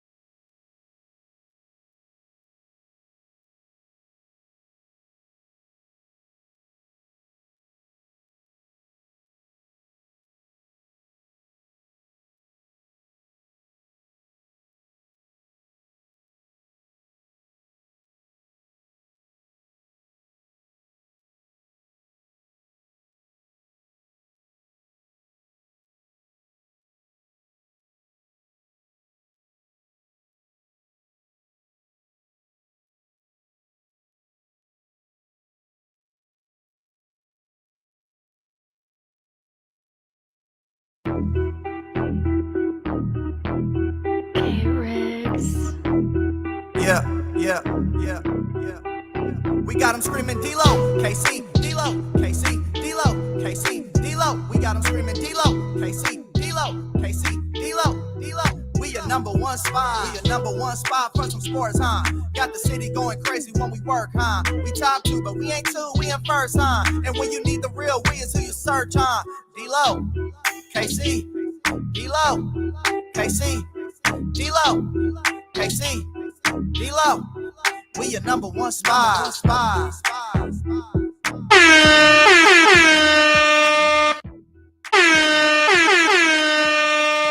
out Young Zell, man. Shout out Young Zell always. Shout out all my people here tapped in to D-Lo and KC on this Wednesday, July 10th.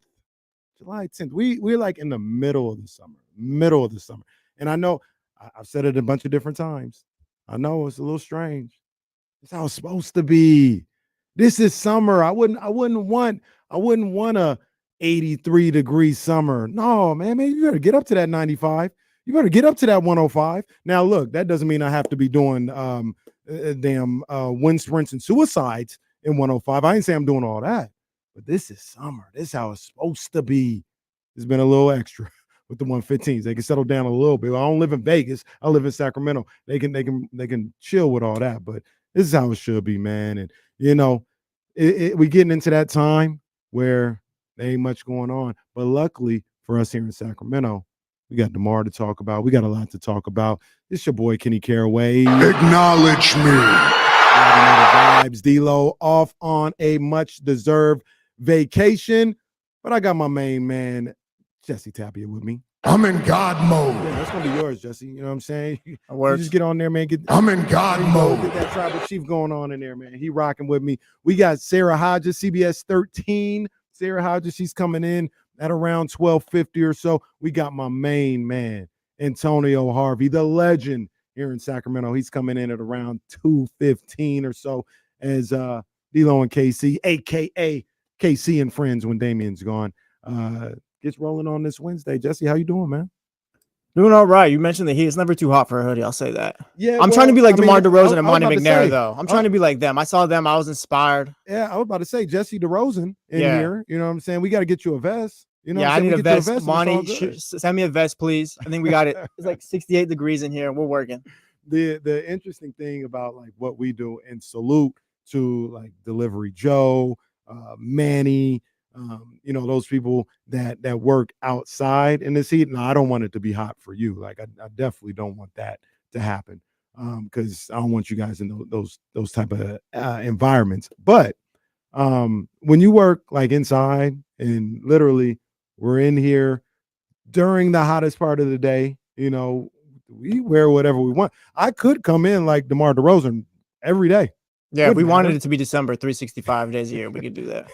It wouldn't matter. As a matter of fact, I don't know what happens in that studio, but in this studio, sometimes it get a little chilly because the air got to come on. And before I didn't really realize it, but we got a lot of like equipment in here, and you don't want things to overheat or anything. So they keep the air at a certain level, just to make sure it's comfortable. And sometimes we're getting a little chilly. So Shout out to everyone working outside, though. shout out to everyone. I remember working before I landed this job, I was helping Buddy lay concrete and all that. We're out there like 7 o'clock in the morning. It's already like 95 degrees or whatever. I get a call like 2 hours later. Hey, Jess, we want to hire you for the street team. Yep, I'll be there right now. Luckily, I've never had to. Trying to think if I ever had to work outside. Nah, not really. The closest thing to it is I would work at this middle school. I've talked about it a number of different times. And it's not in the middle of the summer, but school will go into early June or whatever. And we were in Tustin. So Tustin's not Sacramento. It's not the same as working at a middle school in the early June in Sacramento, California, or Las Vegas or anything like that. So no, I've never had to do anything like that. I was having a conversation with my son, though. Me and my wife were about, working, getting work in and stuff like that in the summer in a place like Sacramento. And you're trying to work on your game. You're trying to be better, whatever it is, basketball, baseball, whatever. Summertime is, you better get up. Like, ain't no sleeping in till 9, 10. Oh, then I'm gonna go get my workout. Nope, it's too late at that point. Yeah, we'll be out there at 6 a.m., pal. It's too late at that point. You're gonna get heat stroke. So we're just like trying to talk to him about, hey, if you're gonna do it, you got to get up. You know what I'm saying? Get it in while it's still cool in the morning, relatively cool. And then, to be honest with you, once like 11 o'clock hits, it's time to call it quits till about 8 p.m. at that point. Like you don't do nothing until about 8 p.m. But that's just what it is. That's what we used to do as kids. So lay down the rundown for the show. There are some more things with the Kings that I want to go over. I want to talk about a little bit because there's some things that we still got to dissect with these guys with the addition of DeMar DeRozan. And what's next? What could be next for this team? But we got some stunning news. Stunning is maybe a little extra, but we got some news this morning from Team USA. Is Kawhi Leonard has decided to leave Team USA, and seems like it wasn't even a Kawhi decision either. So what did you read about that? I just on some surface stuff I saw Kawhi, bounce, but was it Team USA who? Yeah, I think from the statement, like it seemed like it was a Team USA and Clippers decision because Ty Lue's out there, assistant coach, I think for Team USA and all that too. So it seems like they made the decision for him. One of the homies got in the group chat this morning.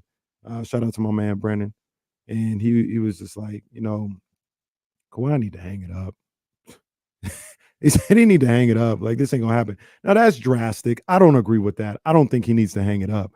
But this notion that Kawhi Leonard can be the best player on a good team, can lead a franchise, and let's just be fair. This notion that Kawhi Leonard is that guy, is that dude, is him. I think that's long gone. I think that's long gone. We're still chasing what he was in 2019, or the year he won it with the Raptors. Bro, we're 5, almost 6 years. That's what I'm saying. From that. We're a whole contract removed from that. He's not that guy, and I like Kawhi a lot. Kawhi, I remember in the 2019 run, when he led the Raptors and in that NBA Finals and some of the things he was doing in that Finals, I was having conversations with the homies, and I said, "Yo, if we had the belt at the time, he got the belt. He's the one. He may not be the MVP, he may not be LeBron, all this other stuff, but it's his league." And this was in the middle of that series. This wasn't even I definitely felt that way after they won the championship. But in the middle of the series, I was like, he is it. And I thought it was a fair assessment. I thought it was something fair to say. But he is so far removed from being that level of player and having that level of impact. It's sad to see because I like Kawhi, but those days are over. He's a Hall of Famer, right? Yes. Yeah, he's a Hall of Famer, but then you can also say about Kawhi Leonard is that he never reached the full heights that he could have been as a player. I think his peak, we saw how good he could have he was and all that, but it didn't really last long because he's always hurt. Yeah, he was. So all right.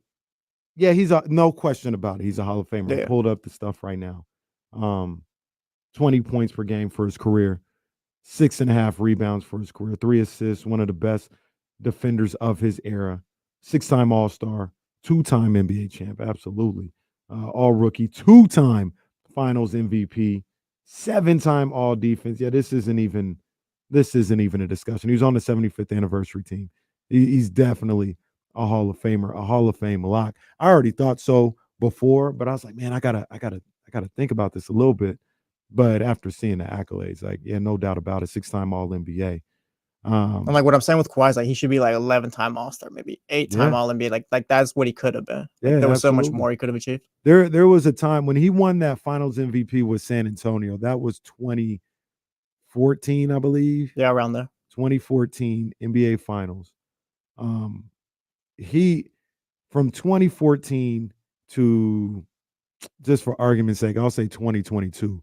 That 8-year span, that should have been his. Yeah. That should have been his. And, the injuries completely kind of debilitated him. Remember, he had that one injury in San Antonio which led to him leaving San Antonio that I feel like he lost a whole season. I wonder how much of all this stems from that. Not saying it's the Spurs' fault or whatever. Maybe he just kept getting re-injured because of other reasons and all that, but just kind of like he just never really got right after that. His body just didn't do it. I remember in that 2021 playoffs. I thought they were ready to possibly go to the finals, that Clippers team. And they went down 2-0 to Utah. They came back and won the next two. And in that game 4, that's when Kawhi tears his ACL. Paul George leads them to the conference finals, and that's cool too. But I thought that was the year for those two guys. They had 2 seasons, the bubble year, which I don't hold the bubble against them because I just don't. Like, that was a tough situation. As much as we put an asterisk on the Lakers for winning, some people do at least. It had its difficulties as well. Like it had its pluses, it had its minuses. And the Clippers experienced the minus of it all, right? The cons of it all, because Paul George was fried mentally. That seems like a lot of people were like, yo, I don't even want to be here type stuff. So I don't hold that against them, but it felt like that year, the regular before COVID, that year was an opportunity for them to win it. And the following year was an opportunity, and Kawhi tears his ACL. It's going to be tough coming up short with 2 different teams too, with Yeah. Lob City and then the Kawhi Clippers. Just couldn't get it done. Somebody asked, I don't know if we were on here or I just heard it in a conversation, but they were asking, the Lob City Clippers are more beloved by Clipper Nation than Kawhi and PG, right? I think so. I think that'd be fair. Yeah. Yeah. Lob City was like a moment. I felt like Blake, like that put the Clippers on the map, low key. Blake, and this is where I saw something last night where they talked about somebody just mentioned like, oh man, the Clippers did Blake so dirty, and they showed the clip of when Blake went back to LA and he ran past Ballmer, didn't shake his hand. They had 44 that game, and I hate to be this guy, but I was like, he got paid, didn't he? No, don't do that. They put his jersey in the rafters in the free agent meeting and all that. He was like supposed to be the next guy on the Clippers, and they trade him. No. Hey, the check cleared, right? No, don't do that. No. Wow. Didn't he get about $200 million? That doesn't matter. They did him dirty still. Like, yeah, you make it 200 in Detroit compared to LA. Well, look, you signed up knowing what was going on. This is what I always That's say with tough. I'm not saying it's not tough, but this is what I always say with these athletes. You signed Blake Griffin, have you not been watching sports? Have you not been watching sports? Do you not know this is a possibility? You can't throw my name up in the rafters and all. Oh yeah, we want you here forever, and then trade me the next year. You can't do that. Like maybe, you just can't. No, that's wrong. It was even worse. Didn't they trade him that offseason, or did he play a whole year? I don't know. I don't even think it might have been half. It was some. It was within the year of that. Hey, I think. Man, hey. I can. No, you said the check. It's different. Hey, the check clear, man. No, come on. Can you imagine Blake Griffin? Oh, I'm gonna make $200 million in LA. Wow, I'm gonna be the man. What am I supposed to do with this in Detroit now? It's cheaper. You keep more of it. That's what happens. That's what happens. You keep more of that $200 million. I would have sued. I would have sued for $200 million more. Then I would have been like, give me my money back. If you're so damn unhappy, give me my money back. I want $200 more million. I want the jersey you threw up in the rafters too. Sign a new deal with Detroit, man. Anyway, man, we got Sara Hodges coming up, like I said, at about 12:50. Antonio Harvey coming up at about 2:15. And James Ham probably not going to pull up on us today, man. I heard James is, it's his flu game right now, and he needs to just chill out a little bit. But he you know how James is, man. He might try and gut it out anyway. Matter of fact, if he tries to gut it out, I might tell him to just go back home anyway, man. But we got KC and friends. We got a lot to talk about. There was 2 proposed Kings trades that I saw that I want to talk to you about, Jesse. And we'll talk about that on the other side, man. It's D-Lo and KC, ESPN 1320, Sacramento's #1 sports station. Ah, man, my wife gonna kill me. I forgot my wedding ring. I like wearing my wedding ring, man. I just like it in general, but yeah, I feel naked without it on right now. It's crazy. Yeah, shout out Netherlands. I think I hate England as far as like a soccer team. I don't know. It's just they're like the Cowboys of international soccer. They just get so much unwarranted hype, and they haven't won a damn thing in so long. I think that's where it all started. Yeah, I think so. They should be a lot better, though. I'll say that. They hadn't been the same since my boy Beckham left.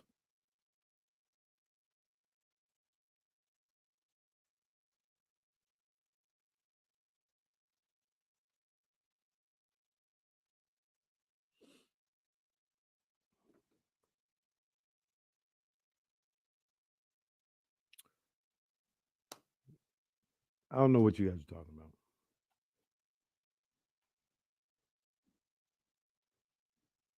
Absolutely, routinely wear normal t-shirts. What are you talking about? Stephen Brown. Stephen Brown, what are you talking about?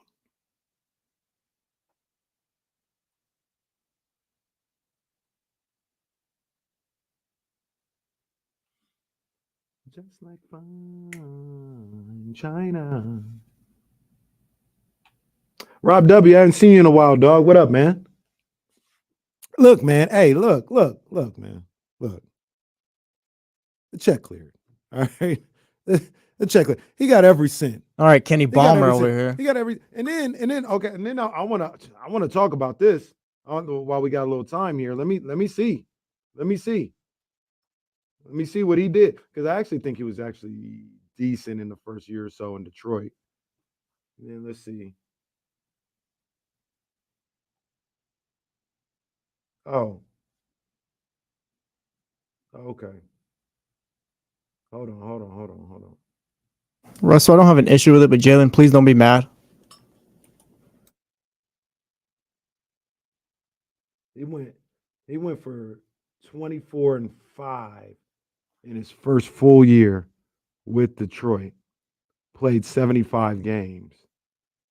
And then after that, he fell off a cliff. So if the Clippers would have kept him and he would have fell off a cliff, could they sue him for not living up to his contract? No, you have to honor the contract. Oh, okay. Well, they honored the contract. He got paid. They did not. He signed as a Clipper. He got paid.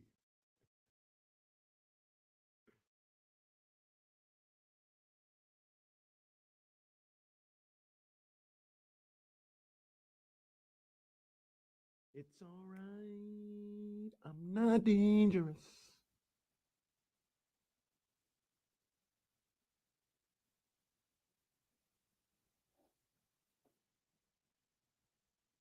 Oh, well, I hope they win.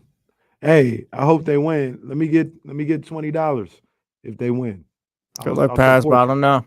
I'll support you if they win. See, they got a penalty right now. They got a PK. Maybe I should turn that on instead of the summer league. I don't even know if this is live.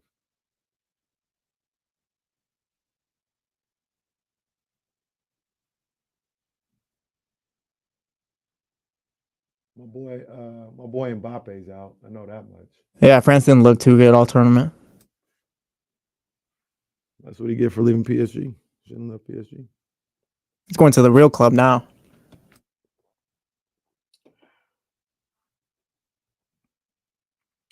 Where do I get my Jordan gear? From Michael himself, Jay, or Michael. That's not true. Sometimes ain't that my boy from Tottenham? Yeah, that's Harry Kane. Yeah, that's my boy right there. That's my boy.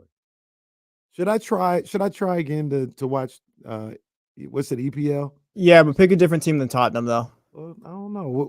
Who's Nike? Who's a Nike team? I think Manchester City might be Nike now. Ain't that our rival?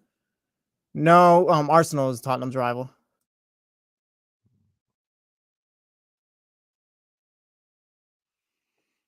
Back here on D-Lo and KC, my man D-Lo, on a much deserved vacation. Shout out to him.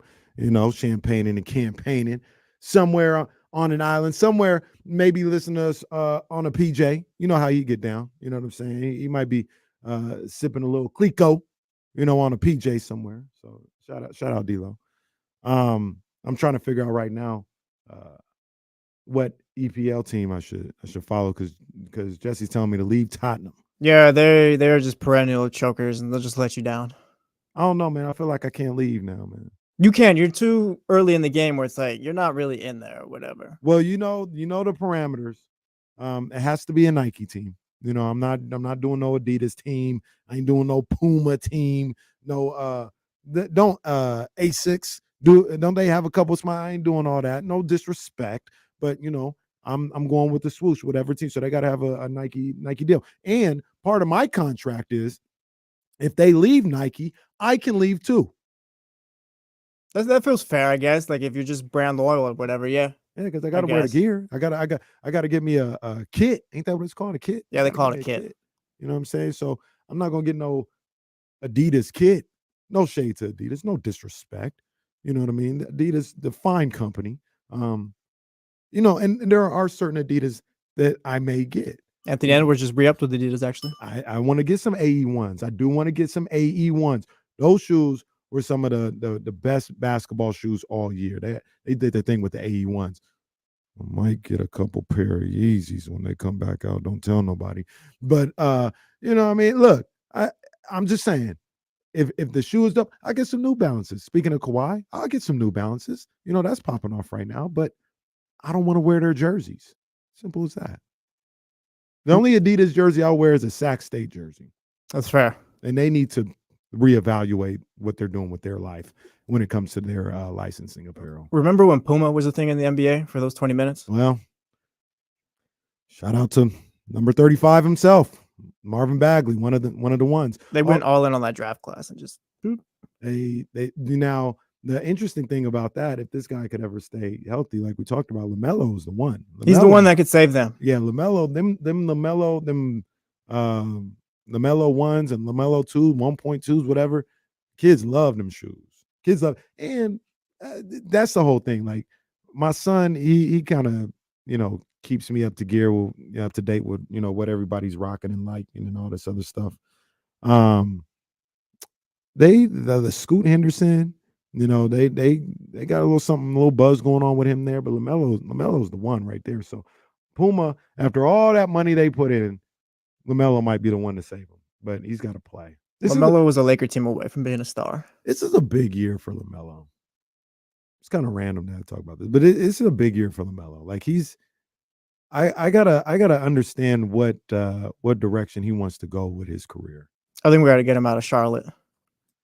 I know we don't like doing that on the show, like get player out of there, but I think Charlotte is the one team, if you could point to, it's like, yeah, like for whatever you want LaMelo Ball to become, it's probably not going to happen there. Did you see over the weekend they had footage of the new coach? What's my man's name? Charles Lee? Charles Lee? Yeah, Charles Lee. And like him like running a practice or whatever. And it was a lot of people, it got retweeted a lot. And it had, not saying that this is what's going to happen, but it had the same vibes as turn on the effing Jets. So maybe that's the right guy for LaMelo, you know, somebody like him. It could be. I generally want to see these guys, and I know what you're saying. You don't usually do this. This is usually like a ESPN situation. But I want to see guys stay where they're at. I would want LaMelo to not think about, yeah, man, I got to get out of here. I would want him to say, I want to build this up. I want to be the foundation for the turnaround. I think he could be that, but I just don't trust Charlotte. It's not even LaMelo. It's just Charlotte. I just don't trust Charlotte. They've been perennial losers forever. The other problem, though, is, and that's why I say it's such a big year for him, is I don't know if I trust him. Like, it takes a certain individual to say that. Like, it takes, like people would have said the same thing and did say the same thing about De'Aaron Fox in Sacramento, right? Like, they were like, nah, bro, that ain't happening there. You got to leave. And De'Aaron, for the most part, said, no, I'm not leaving. I want to be a part of the turnaround here. Obviously, they got him players like Sabonis and Monk and did some things like to help out with the talent. You got to have talent around you. But from everything that we read, we saw, everything he would say when he was here, he never wavered from Sacramento on wanting to turn things around. And his commitment to turning things around, his commitment to the city, and just the type of individual he was, where he's like, no, I'm not running. I'm gonna be here at least for some time. Maybe I ain't gonna be here forever if they keep doing this, but I want to be a part of that. I don't know if that's LaMelo right now. I don't know, and that's what I want to find out this year.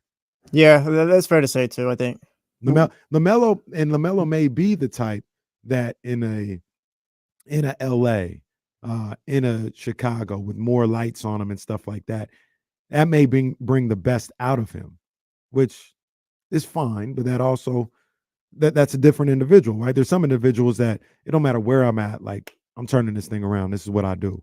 There's some people that have to, if they're not focused or if they're not in a situation where people can keep them focused, it's kind of what we talked about yesterday with discipline, right? Maybe LaMelo's not a disciplined type individual at this point in his life to be able to handle a Charlotte situation.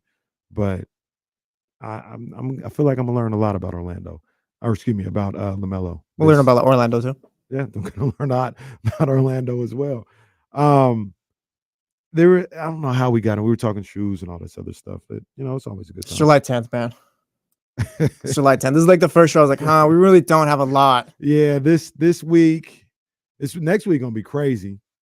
Cause oh no, it's gonna be the second week of Summer League. Oof, nobody's playing that week. That's gonna be nasty.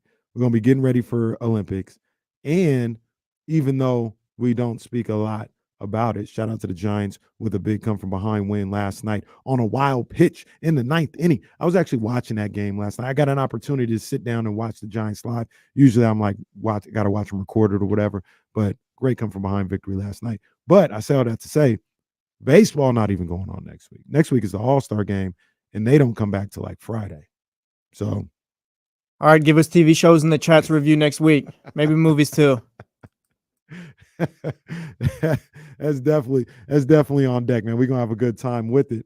But there was a couple of things with the more fallout from the DeMar DeRozan signing and the Kings and all this other stuff. And you brought up some good questions in the rundown.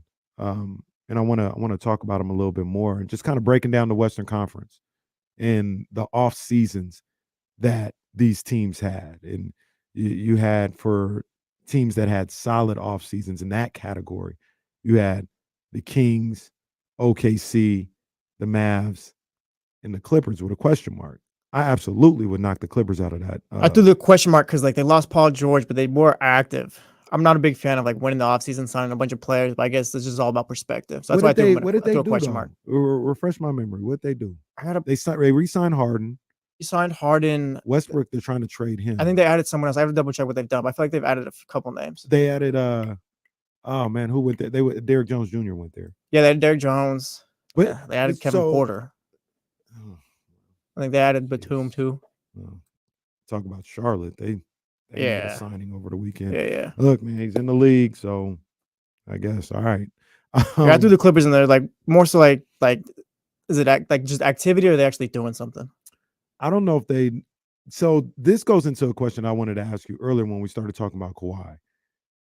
Did they make a huge mistake just going after? They didn't even go after. They just, all respect, they just gave Kawhi the extension. They didn't. It felt like they didn't make. They gave it to him in January, didn't they? Yeah, it was around there. Well, I'll turn that around then. Would you have rather paid Paul George instead? I think so. We just got done talking about how Kawhi, he's not gonna be there for you. Kawhi can't. There's no, and I like Kawhi a lot. This is not an enjoyable statement for me.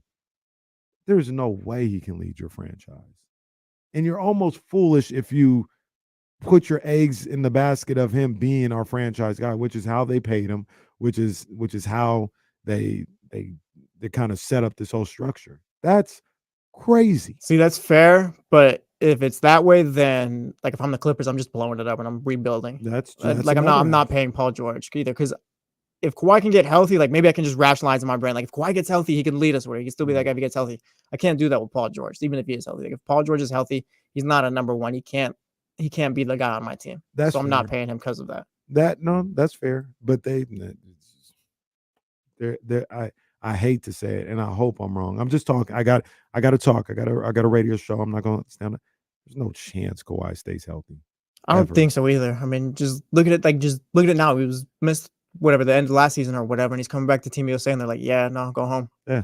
I mean, he played all the games, I think, up until like March or something like that. He had played all the games. So and this is the unfortunate part of it. It's not like I don't think he's clearly, obviously, not trying to be hurt. He's trying this year. It seemed like he tried to push himself. So, you know what? I've had load management, I've sat games, stuff like that. Let me try another way. Let me, play all the games and see if I can condition myself. And clearly his body just can't, his body can't hold up. So I say all that to say, they gave him like $200 million. Yeah, but you're also business is business, and you're going into a new arena next year. You got to pay someone and fill out those seats, right? Maybe that's an aspect of it. So here's the other question, and we having hard conversations. We having difficult conversations today. Okay, all right. I apologize to all my my Kawhi Leonard fans, my to Kawhi Leonard himself. I apologize because we having difficult conversations today. But I got to ask the question, Jesse. Who is going to the Intuit Dome to see Kawhi Leonard? Clippers fans. I don't know. Clippers fans. Everyone else in LA. It's going to be a new place. Like you I get, like, you need a star. You need stars there. You can't just show up with Bones Highland and whoever else and Derrick Jones Jr. But this is my question though. You think people will show up to see Paul George or Kawhi Leonard? Kawhi Leonard.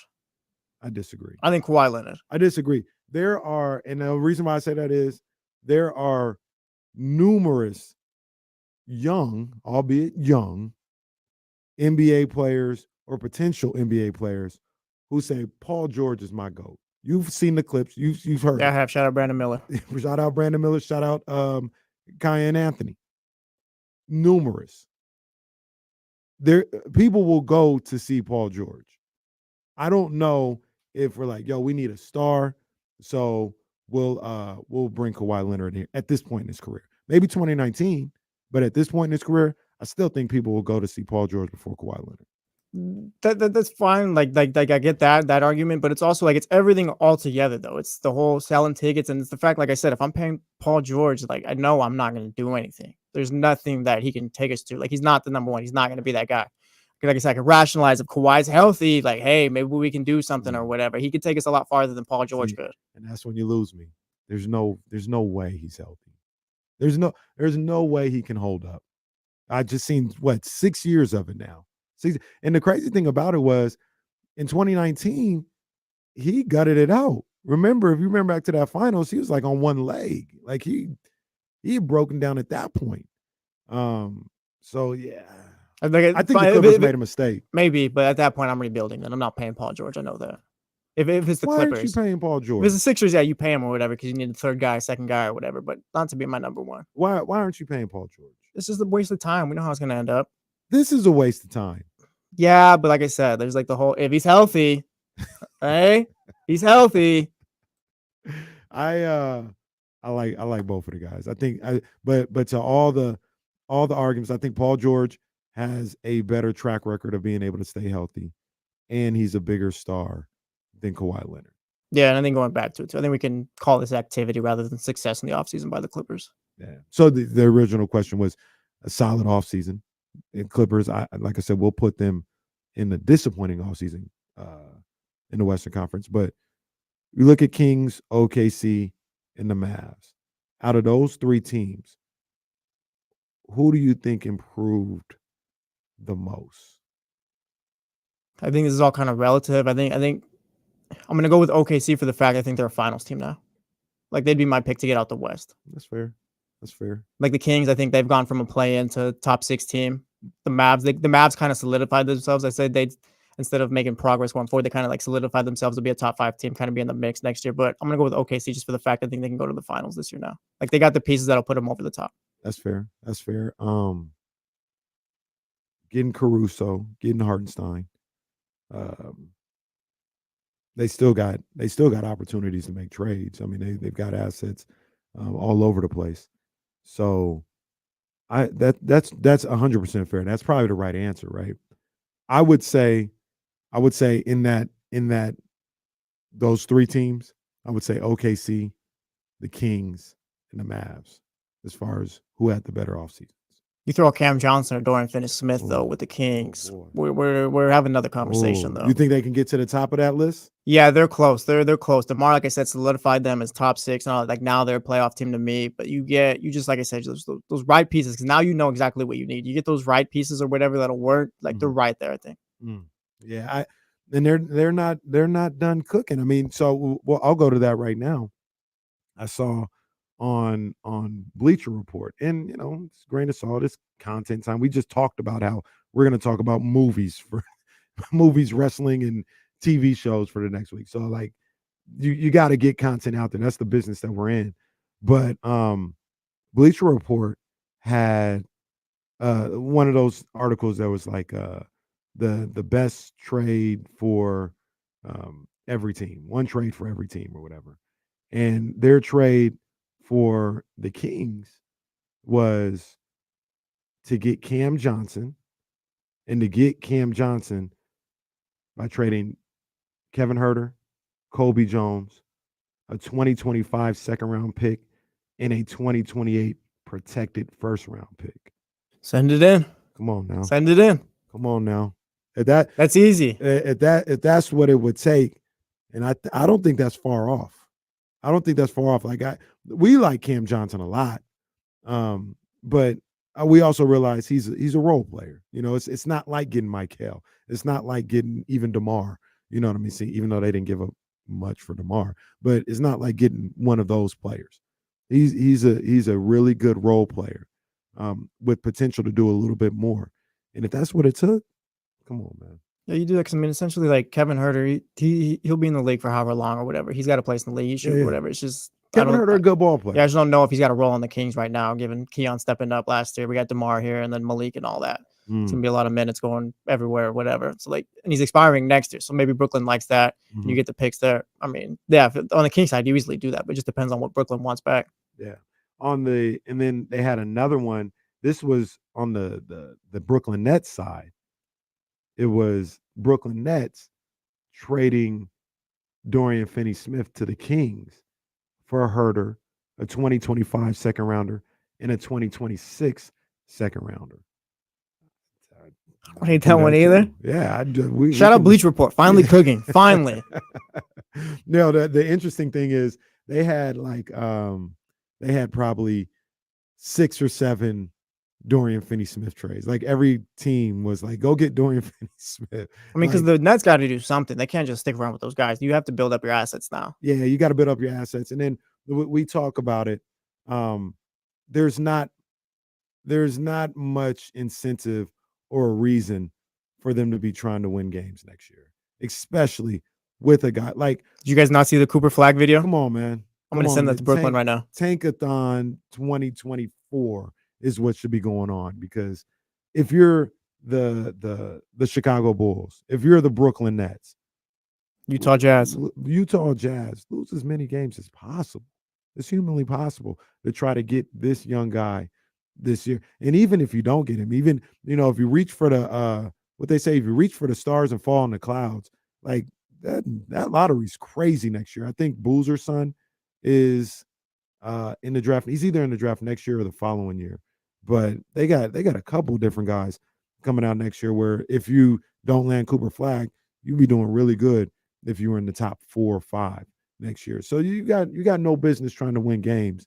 And what do you to a certain degree, on a smaller scale than like the Jazz with Lauri Markkanen, what are you holding on to Cam Johnson for? Yeah, that's a good point right there. What are you doing? And even more so, what are you holding on to Finney-Smith for? At that point, because you're not winning games with them. Yeah, might as well get something for him rather than just keep him around. You're not winning games. No, like it's not his fault. It's kind of your timeline, but he's not part of your future. You know what I'm saying? So you go get some picks for him. That Cam Johnson, though, one, if you get the 2028 first rounder, yeah, you hop on that if you're the Nets. You take that if you're the Nets. Cam Thomas is the guy that always erupts for 40 points every now and then on that team, right? That dude is going to eat this season. Let me tell you that. He's going to eat. Let him shoot. Let give this season to Cam Thomas. Let him do his thing. Ben Simmons, reportedly, going to be 100%. That's great. Awesome. Ben Simmons is isn't he like 27? He's got to be around there at this point, I think. Man, that's crazy. He's another one. I don't think that he'll ever be healthy enough to contribute, but like I'm interested to see what his next contract is because I think he's expiring this year. And I'll say it right now, if Ben Simmons is like I don't know if it's a mid level or I'm not going to disrespect him and say league minimum or nothing like that. But if he gonna get more than the league minimum, don't make that look. Don't make that look, Jesse. Are you sure? League minimum is what, like $2.5 million? Yeah, around there. Somebody give him $5 million. All right, check this out. Like he's not an all-star. He's not going to get back to that caliber. We think, No, right? hell no. He ain't getting one of those contracts. All right, but he's basically. I don't want to be disrespectful, but it's like he's a guy. Well, you already were with those looks. You already were. I don't think it's disrespectful. I think it's the truth. But like he can't shoot. He doesn't do any of that stuff. Now he's the guy who's gonna get you 5 assists a game, some awards or whatever. Like, what do you really like? He's not what he used to be. So it's like, what are you going to give him the mid level for? Like, he's closer. I think he's closer to the minimum than the mid level. I agree with that. But I say, 2 years, $10 million.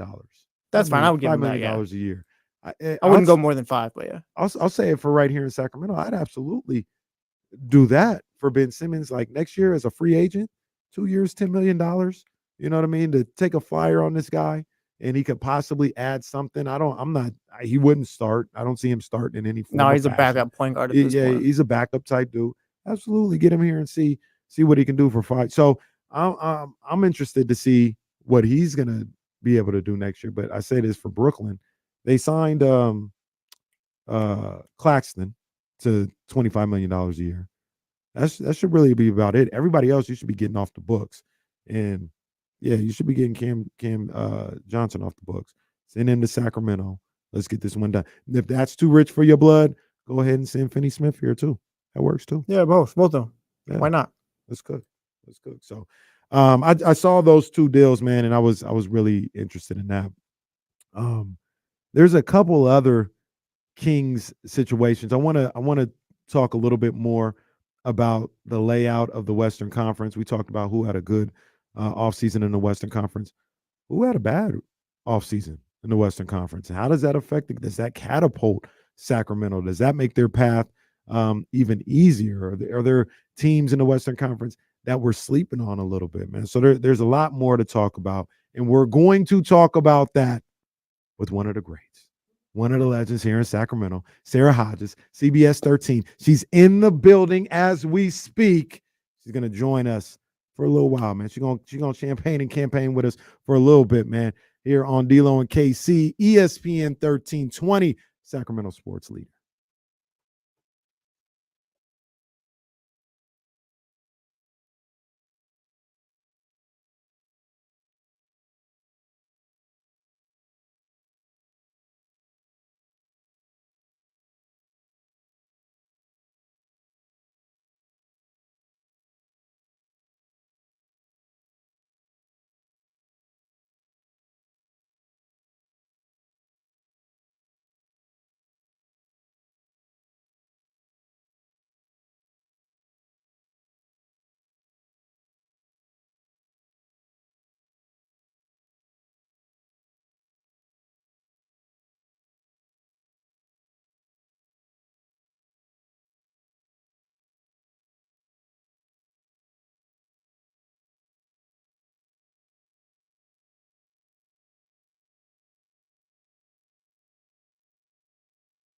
My fault, Lisa. I'm not as focused on the phones today.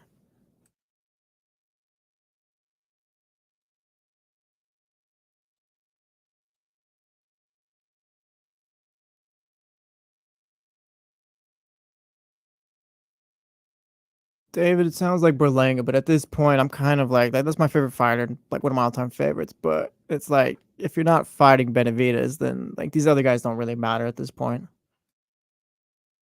Because these other guys don't come close. Like I'm not even sure Benavidez beats them, but like Berlanga and all those other guys, like they're not gonna come close.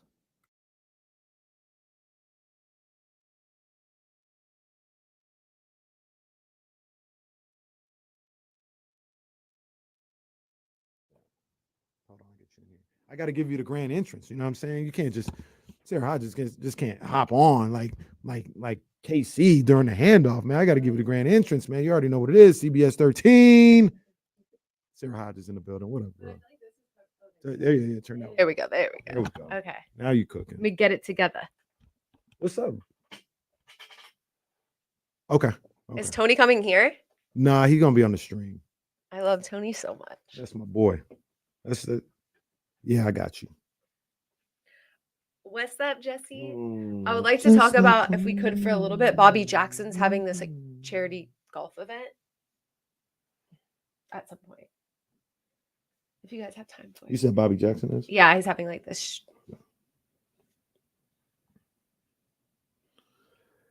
D-Lo and KC here on ESPN 1320 on this hot. It was already hot. Yesterday, they said it was supposed to be like 10 something or whatever. And at this point in time, it felt like, I was like, this is cool. Like it works. Today, I was outside. No, it's hot. It's hot already. It's hot I already. thought it was supposed to be in the 90s today. It's supposed to be in the 90s today? I I thought thought it it was was, 113 today. Maybe it's tomorrow that it's supposed to be. I don't think it's hitting the 90s till Next week? maybe Sunday, something like that. I thought there Maybe was like next one week. day of relief. Mm. I don't know. I don't know. 90s don't is know. cool, but 100s is ridiculous. Well, I mean, like I said though, I mean that's the summertime in Sacramento, man. That's what it's supposed to be out here. Is it? Somebody was telling me, who was I talking to, where they were saying like they feel like it switched, like the valley in Southern California used to be super, super hot, and then Sac was like not as hot, and then now it's like switched. I don't know. That might be before my time. No, because he was younger than you. Oh yeah, no, he tripping. Yeah. It's always been high. It's always been that time of the year in July, in June. This many consecutive days of It's gotten a little 105 excessive. plus. Well, 105 is cool. Them 113s and 115s, now that's gotten a little You see excessive. Vegas. Vegas crazy. Vegas broke their hottest day ever. Like They were like 120, right? Like 124. Yeah. And like I don't know if it was real or not, but they showed a picture of like the light post like melting. And I was like, is this fake or is this real? If could it's believe it. real, that's I grew up what do you even do? thinking like Death Valley. When they talk about Death Valley, they be like, yeah, it's 121 in Death Valley. Like That's facts. Growing up in school, Death Valley was the scariest place out yeah. there. And now we just 124 like it's nothing. Sacramento 115 like it's nothing. It's crazy, man. It's crazy. I didn't give the proper introduction for the radio audience. CBS 13, the GOAT. Sara Hodges is in the building. Let me get some air horns for my girl, Sara Hodges. Tell people what's up. What's up, everybody? There you go. It's been too long, man. You ain't pulled up on us in a minute. I know. It feels so good to be here. I missed you guys so much. Such a pleasure. I wish Damien was here. I know. But where is he at? Vacationing? Yeah, he's probably like in like Probably on some islands or he's something. probably What do in you think? Barbados or something like that. You know what I'm saying? He's got one of those drinks where you drink it out of the coconut. You know what I'm saying? Like he's probably got one of those. He's probably island hopping too. Like True. us regulars, we Island go bar hopping. hopping and all that. He's True. probably going island Hopping on the hopping. PJ. Kind of like Sara Hodges. Way You bigger never know where Sara Hodges might be. I saw her last night. VIP status. You know, you talk about courtside Kenny, it's courtside Sara or pitch. No, it's really pitch cool. side. Pitch side Yes. here, Sara at the Republic game last night. They took a loss last night. I know that was a tough one, but it was the energy there. It was a sold out crowd. It was so much fun. Like if y'all haven't been to a Sac Republic game, you have to go show love. The energy is just different. It just really is. It's so much fun. Yeah, I got to get out there myself, man. I haven't been. I went when they were at Hughes Stadium. I went to that game, but I haven't been out to. I think I'm gonna go Saturday. Yeah, I saw they were at home on Saturday. They're not gonna be at home for a little while after that either. I think You should go Saturday. I've been doing a lot of moving. I need to be at You need to home. chill. Yeah, I just need to be at home for. Yesterday was a big day because Argentina is going to the finals. So, we were already lit. So soccer was already. Going to what finals? The Copa Copa America? America. Who they playing against? We'll see. They'll play the winner of Uruguay or Colombia tonight. Yeah.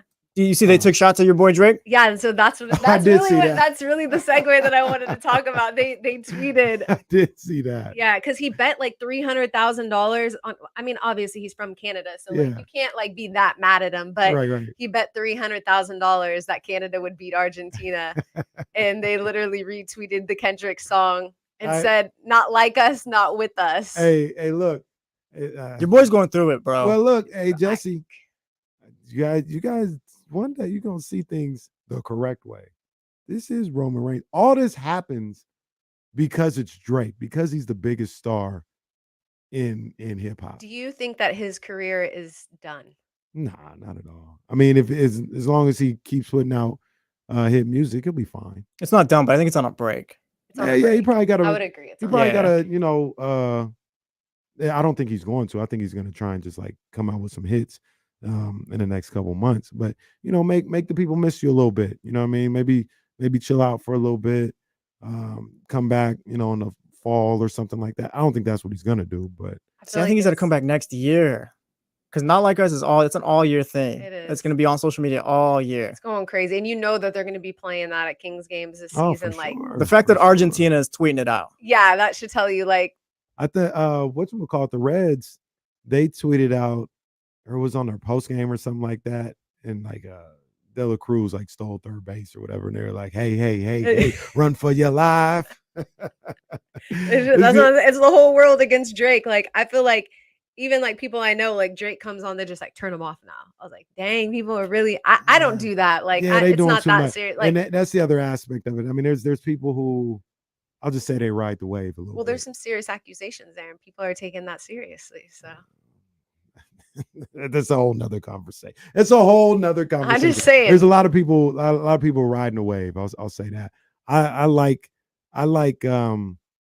like Not Like Us. I've said this before on the show. I don't like it the way other people do, but I do like the fact that it makes people happy. People get like really happy when that song comes on, and It's a banger. I think It's a that's what banger. I think that's what music should You just be feeling should it. do sometimes, man. So I like that aspect of it.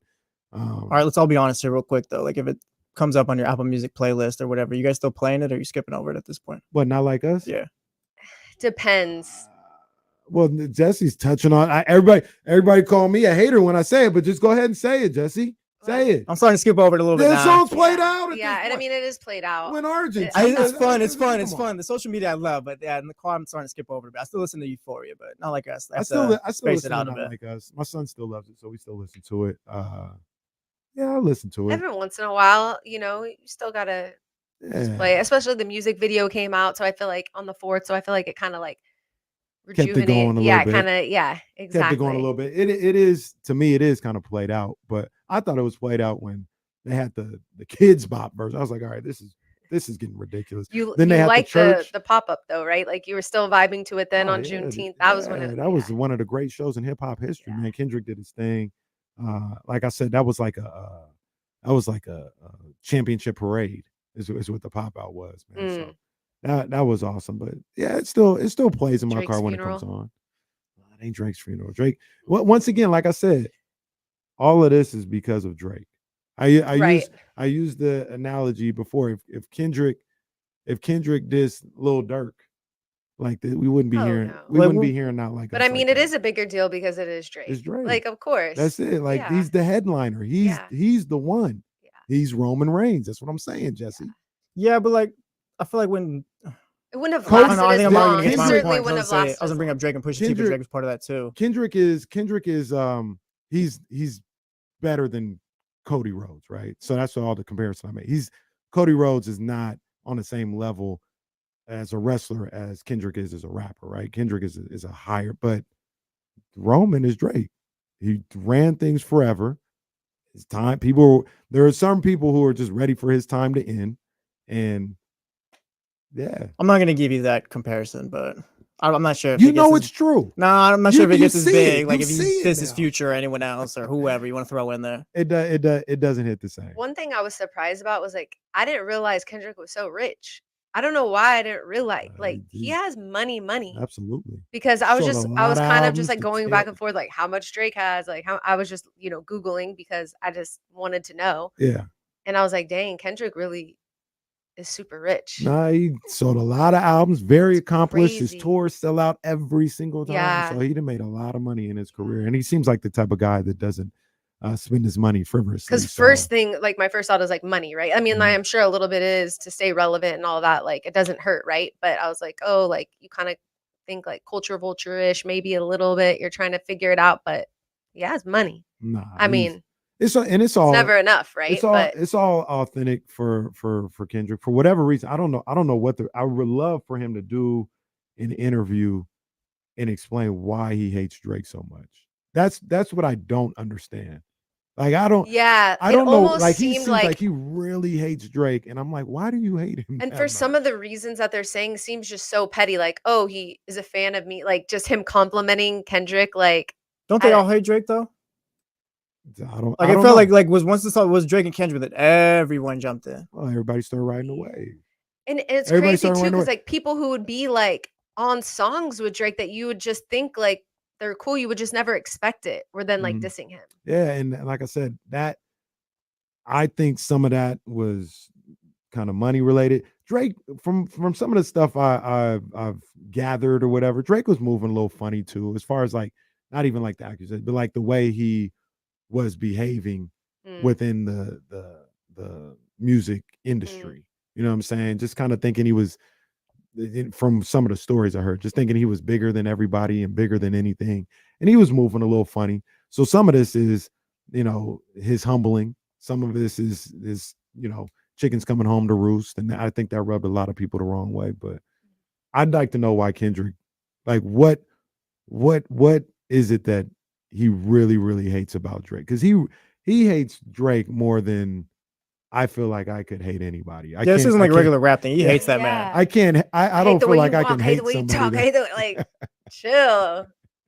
So I don't know. I don't know what's going on with that. Some people, one It is on person, another level. one person that doesn't hate Drake or Kendrick Lamar is DeMar DeRozan. Yeah, that As was we found cool. out, yeah. Sean Cunningham, shout like out getting Sean. that so Sean- smart of it. Sean just like gets it. Sean Budden over there. He's all over the rap industry here after that question. That was really cool to see Sean Yeah. get that question and get that type of I response. feel like that's par for the course for Sean. Like he's a huge like music guy. Like he's Mhm. into, he's up with pop culture. He gets it. And to ask him that and kind of, and just the way he did was just, it was like non-confrontational. It was just like such like an easy segue. And Yeah. now he's blowing up via Sean Cunningham all over. So, Absolutely. One of the reasons he was able to ask that question was because DeMar DeRozan is a Sacramento King now. I haven't talked to you about it. I gotta know, like, yeah.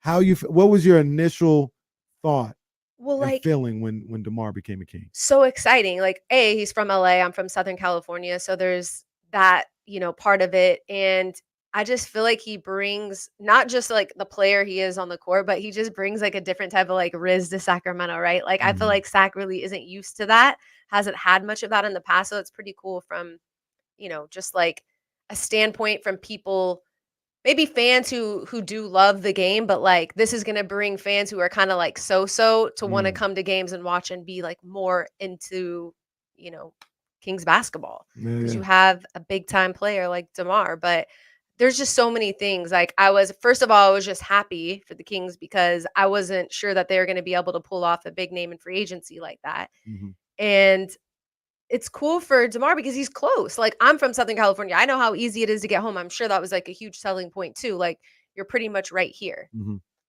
So I was happy for the Kings. I was surprised, but then not surprised at the same time because I feel like what Sacramento has done the last few years, like I'm sure there's a lot of players who would want to be a part of that. Yeah. And they have other big time players. It's not like so players. Like, De'Aaron Fox is the truth. Malik Absolutely. Monk is the truth. Absolutely. Dare I- Absolutely. Yeah, go ahead. Say no. Say show some respect. Dare for I say- once. For once, Sarah, Don't show do- some don't respect do that to the to me. All NBA player. Shady House was What asking, is he? too. Is he a two-time All NBA player? At I this believe point? that's correct. Show some respect. Demonis Sabonis is the truth. You know what's crazy is like, do you guys not agree that he got better after like that segment that I did? He Like, listened to please D-Lo and stop. Casey. He was listening to D-Lo and Casey. He heard Sara Hodges. Not even better, just like more consistent, like stronger, Well, look, a we little just bit got more heart. we just got to thank Sarah. That's what we got to do. Shout We out just gotta Sarah. Thank Sarah. Thank Shout- my shout bank out account, Sarah. please. Shout out to what's the Venmo? What's the cash? App? Right. So people, Let me but get it now, just kidding. but yeah, But- man. So like the thing about it with the Kings getting DeMar DeRozan. Real quick, let me make sure we reset it. You're listening to ESPN 1320 KIFM West Sacramento on Odyssey Station. D-Lo at KC, brought to you by Sky River Casino. Shout out to my people over at Sky River Casino. You can go to 32 Brews. They got 17 different restaurants, and you can gamble a little bit, get you a couple of get you a couple dollars off of one of the slots or something like that. Whatever the card games, all the baccarat, whatever you want to do, they got you covered at Sky River Casino. I got Sara Hodges, my main man Jesse Tapia with me here as D'Lo is on vacation.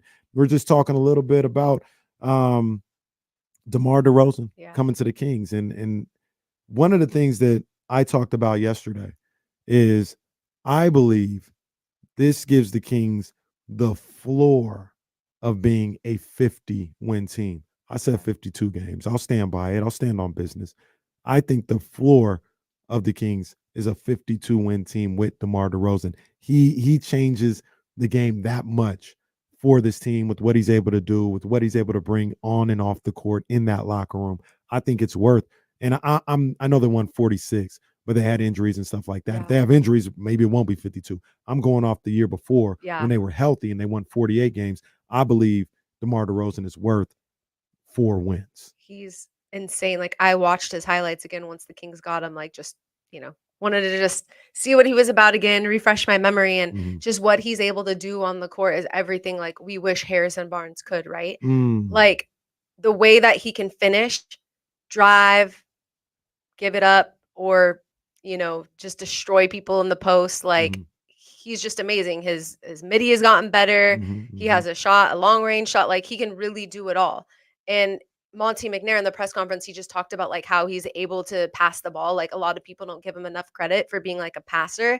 And so when I rewatched the highlights again, I was kind of paying attention to that, and he was right. Like, he can drive the lane, dish, and make insane passes, like straight dimes, not even just like basic passes. So it's going to be fun to see him on the court with guys like Domas and obviously De'Aaron. Another thing is just like he's consistent from the charity stripe, which we all know the Kings were struggling last season. I think he shot 85% from the line last year. That's big time. If you just want a guy who's just going to go get it, like just go downhill and just go get it, like make a play, go to the free throw line, like whatever you got to do, and he's just that guy. Like, he really is. So I think it's definitely a big, big, big piece that the Kings are missing. It's just going to take them further. It just elevates them. What do you guys think the floor is if they're able to add Dorian Finney-Smith or Cam Johnson, though? Like, if Monty's able to cash in again. Look, am I crazy to say 55 is the floor? That's what I'm saying. Yeah, 55 wins was number 1 seed. Didn't OKC win 55 games? I'd have double check. They were around there, I think. That's the number 1 seed. I'm not. Are they that level? I don't they know. Might be. I want to. Yeah, they might be. I'm trying to temper my enthusiasm right now. Yeah, they were OKC and Denver were tied at the top with 57 last year. 55. Minnesota won 55. 56, and then the Clippers were 51, and Dallas was 50. If they were to get, I think they're about one and the same. But I'll say if they were able to get Cam Johnson, yeah, we talking 55. I don't know if that's the floor. Maybe I shouldn't say that's the floor, but I would predict they would win like 55 games. Be up there. That would be crazy. Yeah, and if Finney-Smith kind of the same way. Like if they were able to get Finney-Smith, they could be a 55 win team. For sure. The floor I think stays at like 50 games. Like that's a 50 win team. If they I think it's a 50 win team right now, but if they were to get those two, that's a 50 win team for sure. You talked about DeMar's ability to create for others, and shout out to Sac Film Room, who put together a compilation of just some of his creating opportunities for others. Yeah. And you're spot on when you talk about that. And I think that's going to be an underrated aspect of him being here, is being able to create for Monk, create for Sabonis, create for Keegan Murray. I think he's going to. I think he's definitely going to bring that aspect that a lot of people overlook. It's a veteran presence. I like how he's done his homework. He's so humble. Like, just the way he talked about the Kings was like almost like he already fell in love with them before he even came. He got calls from De'Aaron, from Malik, and then just the crowd, hearing the crowd in Summer League or in the California Classic. He said like he went to the gym like right away because of that. And so like having a guy that wants to win, that's motivated by great fans in I'm a Lakers fan. I think everybody knows this, but yeah, I know. Watch out. But like, I will say, like, Kings have the best. Where's it at here? Kings have the best Blake fans. Show. Sara Hodges just said that. Jesus. The Kings have the best fans. They just really do. And so to have a guy who recognizes that and wants to deliver and give this fan base what they deserve. And I know like a lot of players like say that when they come in, like, but this is an all-star saying that. This is a proven player who's saying that and who's coming here because partially he wants to see history. Yeah. He wants to be a part of that. I'm with that. And he wants to light the beam. Well, there's that I too. want to light the beam too. Well, can I light the beam one time? Sarah, you can't be saying that kind of stuff on this show, man. This show crazy, man. This show crazy. Is that a flag? Is that considered No, a it's not a flag. We don't throw flags on Okay. guests. What? Saying what? It's a sophomore class here. You'll see in the chat. You'll see in the chat. The Matter chat, of fact, I should the chat, they close go the chat crazy. for They're you. over here talking like, "Oh, I'm trying to take Domas's credit." I'm not trying That's to the take. first thing I they was said when Sarah got here too. I was like literally just saying like he made me look dumb. Like how crazy that like it just switched right after that. Like I'm not taking credit. I'm not in the gym with him. They Like said Sarah pulled a coffee boy. They said, Sarah, thank me for De'Aaron getting good. That's what she said. Hey, it was around that time though. I got to tip my hat. something It was switched, around yeah. that time when Sarah said, Domantas Sabonis just tapped into D'Lo and KC. Huh? "Yeah, man." Yeah. Sarah was like, and maybe Domas maybe it was soft. just God trying to humble me. I don't know. Okay. I don't know. But it was what it was. And I ain't trying to take credit for nobody's improvements that I had nothing to do with. But it's just funny how it worked that way. What do you think DeMar being here does for Keegan's development? Because he was supposed to be that third guy. Yeah, I think it's huge because I think it takes less pressure off of Keegan, right? I feel like there was so much pressure on him last year. Like, oh, in order for them to make the play, like Keegan has to be, he's still young. Like Keegan's still young. And I think this gives him the ability to develop a little bit better, takes a little bit of the pressure off of him. And, we just talked about his ability to pass and find open guys and, Keegan open. That's money. Close too. Yeah, that's for sure. Man, so I'm sitting here and I'm thinking about that question that Jesse just asked about Keegan, and then I hear you say he's still young. Is he not young anymore? He's young. He's young as far as NBA experience and stuff I like think that. the expectations at such a young age Might were be so 24. high for him. Mm. You see what I'm saying? Mhm. Like the Kings really needed him to be a difference maker straight away. Mhm. What is he? This is his third year? Third season? Yeah, he'll be Yeah. going Going into into his it. Third season? Like, yeah, he's still young. What do you mean? 3 seasons? Like, and the first season was just such a big one, right? Like you're riding this high off of, them breaking that playoff drought and then the expectations are so high from the next season. And then he has a little bit of an up and down year. And then, so much goes into that, like mentally, like you think like this is what these guys get paid for, right? And it's so true. But at the same time, there's so much, like, how it is, like even with carrying a show by yourself, how much more stress does that create when Damian's gone? Yeah. Or like a player goes down and then all eyes are on you. Obviously not the same, but there, I mean, there's it's a validity lot. to that. Like Yeah, he's absolutely. young and he's trying to develop. I mean, I don't know. I just feel like for Keegan, third year in, we're going to learn a lot about him. Obviously the Kings see something in him because they're not even putting him in trade talk. Like not like it's not even a thing. They know like he's the truth and he's going to be great for years to come. And I think DeMar is definitely going to help with his growth. We asked the question yesterday, and I absolutely, I'm not worried about Keegan. I think Keegan is he's gonna be fine. Like he's gonna have a For good sure. season. But I ain't gonna lie to you. I am gonna monitor it.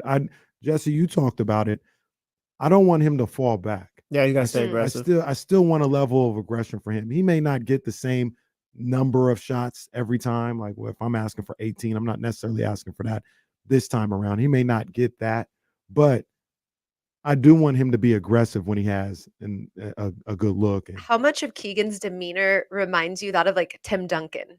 a lot. Right? Yeah, a lot. Keegan Like- was out there giving Steph the business in the picture. You guys see that clip? He was giving Steph. I'm joking a little bit. It was one shot, but he just goes out there and handles business. Don't say too much or nothing like that. Nothing. He's just funny too. Like his smirks. Like I don't know. He doesn't even show emotion when he dunks on someone. He's just a different type of dude. He just really is. Like I really mess with Keegan. I like him a lot. Like I just for everything that he is, for the player he is, for the person he is, he doesn't get too caught up in anything. And that's also why I think he's going to be okay. Like he would never talk about the pressure or say how it affects him. Like he would just never do that. And he probably kind of embraces it, I would say, just because I feel like inside he's just such a winner. I think he loves coach. He loves his play. Like obviously him and De'Aaron, they've gone on record just talking about their relationship and how strong it is and stuff. Like Keegan's going to be good. I think he's only going to get better. And there's just been fun watching him. Yeah, I think he'll be fine, man. But I think there's something, and we could talk about this a little more in the Matthews Mattress Chatty House. Securing Kuz the sack. He's changed his now. He's taking care of business and gotten Harrison Barnes out of here. We did not advocate for that. You didn't need to. Securing is batting 1,000 this offseason. He really is, though. He really is. He was securing the Monk. He was securing the trade Barnes. And now he's securing Kuz the sack. And usually when he says it, it happens, except for the Marvin Bagley situation. That's neither here nor there. But anyway. Poor Marvin. Poor Marvin. Marvin, I wish him the best in his future endeavors. I have no problem. That's the with King's fault. Don't do that. Don't do that. Sara Hodges, no. I'm not saying like his development was the king. That's all I'm saying. I'm just saying like it was the King's fault forever picking him. Oh well, that's fair. You see what I'm saying? Like not the. I'm not going there. Like I'm not. I'm not even. That's not even what I was trying to say. I get you. But I see how that could be perceived that way. But that's how I was going. Securing Kuz the sack says 52 wins or 55 wins is not the floor for this team. He asks, Casey is confusing floor with ceiling. No, I'm standing on business. Casey is glad Harrison Barnes is gone, though. I said, well, no, don't do that. Don't do that. Like we did have a no card to prove it. Don't do that. That's ridiculous too. By the way, don't listen. Everybody out there, don't listen to these people. Don't listen to Sara Hodges. Don't listen to Jesse. Don't listen to Damian. I got love for Harrison Barnes. I needed him to get more than one rebound in a game. I needed him to take more than 2 shots. But he could have been fine with this team coming off the bench or something like that's fine. But no, securing the Kuz. Y'all have been done with Harrison since Jesse. That's facts. That is facts. We did go every offseason. Maybe this is the year. Hold on. We'll address that. But I want to make it perfectly clear. I am not confusing floor for ceiling. I'm standing on business. I'm telling you, with DeMar DeRozan, and that's just with that. The ceiling could be the ceiling 60. could be the damn roof at this point. But with DeMar DeRozan, yes, the floor is 52. I expect 50. And look, maybe I'm parlaying it a little bit, but I expect 50 to 52 wins for this team with DeMar DeRozan. That's an expectation. That's what it is. That's the damn floor for me. If things pop off, if they play really well, if everything works perfect, now we're talking 55, 56, 57 wins. And then, like my man said, if they get a Cam Johnson, if they get a Dorian Finney-Smith, and they balance out that roster even more, the floor is 52. Yeah, I'm standing. Let me get out the chair right now and stand on this business I'm talking about, securing Kuz the sack. I'm standing on it. The floor is 52. I didn't stutter. That's it. That's all I have to say. We got to take a quick break. Sara Hodges, CBS 13, still rocking with us. My main man Jesse rocking with us. We got Antonio Harvey coming on later on. We got a lot more Kings to talk about. I do want to talk about Harrison Barnes when we come back. Okay. I do want to talk about Harrison Touch Barnes. on that. We'll get into that. It's ESPN 1320. It's D-Lo and KC on Sacramento's #1 sports station. Why are you trying to act like you didn't want Harrison Barnes gone? I didn't necessarily want him gone. We'll talk about it. Don't say nothing. We'll talk about it. Where was it at? I've been on this very show multiple times hearing it. So well, no, we gonna talk about it. I got you. We gonna talk. I'm gonna say everything I had to say. What y'all got planned this summer? Anything fun? Any trips, Jesse? I'll be in Miami in November. Ooh, okay. I took my trip. Far away, but yeah, so that's the only thing I got coming up this year. So where is it at? Oh yeah. So Tone, shout out Tone. He's in the chat. Big Tone. He said he saw Sara Hodges deadlift 500 pounds in the gym. Is this true? Can we confirm this? Not quite 500, but Big Tone, I appreciate you as always. Tone's like always like showing me love, just like making me feel so special and loved. That's what you And do. You're we're a real one, from man. our family, we're from like the same, we're from the Midwest, him and I. Like my dad is, I'm from Southern California. I grew up with my mom, but I spent summers in Illinois and just 30 minutes away from where Tony grew up. So we have that in common, that's my dog. Shout out Tone, man. Tone, Sacramento legend. Yeah. Antonio Harvey. Coleman Hawkins. We have our little deal there. He played for Illinois, and I had him on the show. And Tone was the one who reminded me about him playing for Illinois, and I ended up getting an exclusive with him. So I owe Tony a lot because he'd be making me better. Yeah. Big up Tone. Tone, or not Tone, excuse me. Coleman going to Kansas, huh? Kansas State. He's going to Kansas State. That's what for the bag. For the bag. Allegedly the most money in an NIL deal thus far. And so what's crazy is, I'll give you a little backstory. I did his story thinking this was his final year. And I basically said it when I tracked it. Mm-hmm. And then it aired once and I got like this feeling in my stomach. I'm like, what if he doesn't, because he has that COVID year? Like, what if he doesn't go to the draft? And I just basically drafted him already. Yeah. So I retracked it, put the retrack on social media, because I'm like, I could have just basically gave false information, which I did, because he ended up, from our conversations, I felt like he was going to the draft. Mm-hmm. That's just what I felt. That was my gut feeling. But I realized I didn't really confirm it. That was what him and I talked about, but it wasn't a for sure thing. But I think he made the right move because, well, one, this was kind of a bad draft class, so maybe he could have gone higher than maybe next year. Mm-hmm. But he made $1 million. Yeah, I mean, got the bag. He's cool as hell too. Y'all never had him on the show? No. I never got a chance to talk to him. I'll set you guys up. Like, you guys have to have him on the show. Like, he's so well spoken and he's from here, so it's like, Hold on 1 second. Russ, I'm going when they play the Raiders. Oh, you are going when they? Yeah, that game.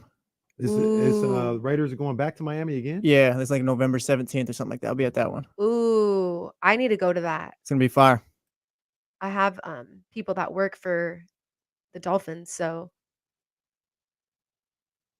you got people everywhere. Well, I mean, I've been in this business a long time. I got people everywhere. You was at the Indy 500, at the Pacers playoff game. I mean, I was like, yo, this lady, man, she live a life, bro. I mean, she live a life. Oh, shout out to Taylor Tannenbaum. You guys gotta have Taylor on your show one time when you guys are talking college football. Since they merge, she works for ACC Network. We almost never talk college on this show, but I would love to talk to Taylor about I like college. Yeah, but this is a big topic with she works for ACC Network. Yeah, and with Stanford and with all of that. Yeah, I mean it is. I mean, maybe that's an August conversation. I would talk about. I appreciate that.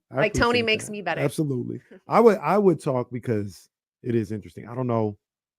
Oh, I mean, the way we have conversations, we have a good time with everything. We coming back, Jesse?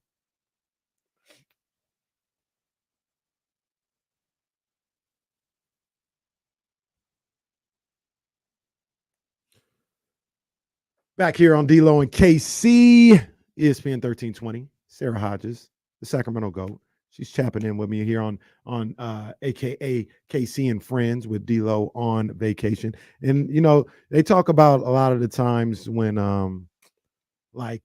we talked earlier, I talked about the Drake effect, right? Something, he's there. It's a bigger situation. It's something that holds more weight. You know what I mean? There is a Sara Hodges effect. You know what I'm saying? There is a Sara Hodges effect. Here in the Matthews Mattress Chatty House, I got my guy Ben, who notoriously watches the show. Like he'll be in the chat. Like right now it's 118 or whatever. He'll talk about something in the chat, posted at 118 about something that we said at like 12, right? So we, like he said, we were talking about Kawhi, and he said, "Nah, Kawhi needs to hang it up."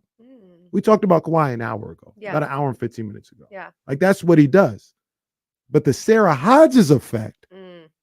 has been in the chat talking about I'd fight someone for Sara Hodges. This is Whoa. like current. Like this is happening right now. He's like, nah, I'm not. I usually watch the show as it goes along. Sara Hodges is here. I'm going live. Ben is That's never on what time. happens. This is Sara. I need Am I some- lying, Jesse? Nah, Ben is never on time. Never. I feel like And- for Ben, the chat probably just shuts down. Like, oh, I guess I can't type anymore. yeah, and he stays back there. He don't catch up. But the Sara Hodges effect got Oh, man. Ben catching up. Y'all are just Catching up. really, It's crazy. really making my head big over here, building me up. They Ben, I also- appreciate you. They also gave Sara a flag for saying like the beam too. Yeah, I don't throw flags on guests. Well, I mean that was she didn't get an official one, but the crowd was calling for it. They're like, hey. No It was flag, like the bad officiating in the Republic game last night. The crowd was just Is that doing what the happened? same. You know what happened? Full transparency. I didn't get a chance to watch the game. Yeah, I mean, Because it was on they wouldn't like last year when they were doing this, they were on ESPN Plus. I don't know what contract they got going was on. it not on ESPN Plus? Nah, I Was it didn't- not I on didn't see it. Fox?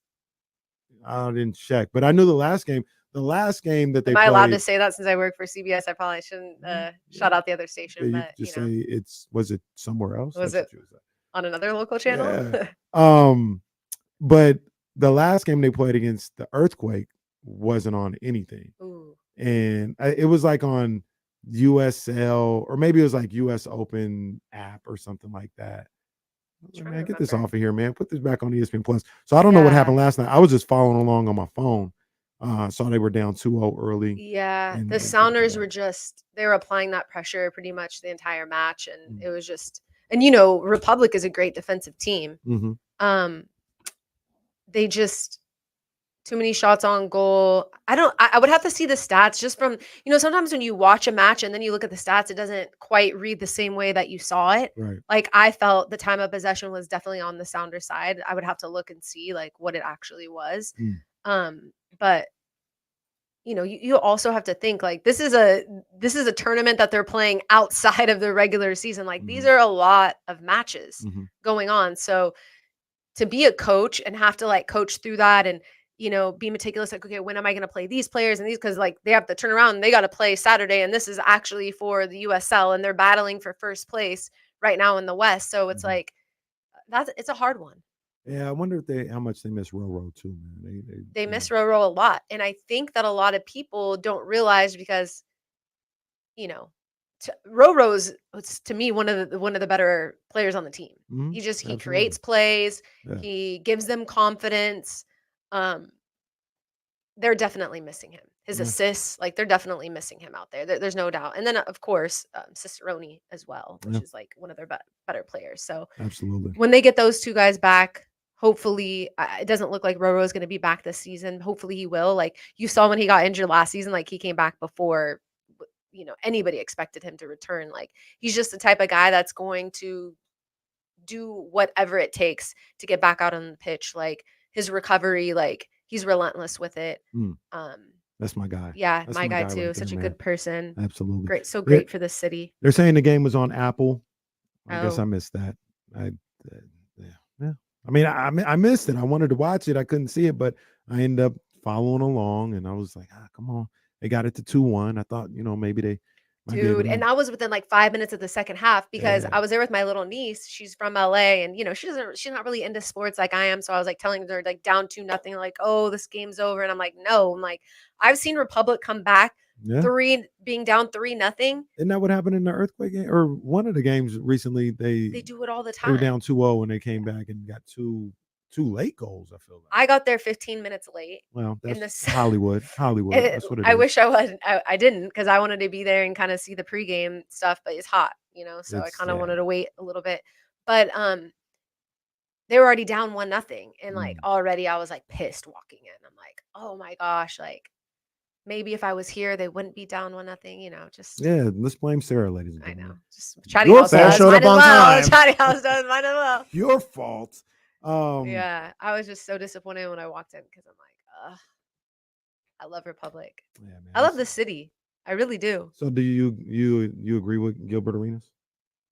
Man, I was about to screenshot all my fine ass friends and be like, all these girls are from Sac. What are you even talking about? Like, I'm not from Sac, so like, and I don't think I'm like the best looking person in the world, but like, all my friends are bad as heck.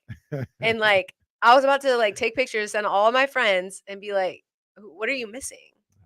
What are you not seeing that I'm seeing? Gilbert Arenas is hurt. That's what he is Right, hurt. because He's it did kind of sound like it came from a place of like, are you okay?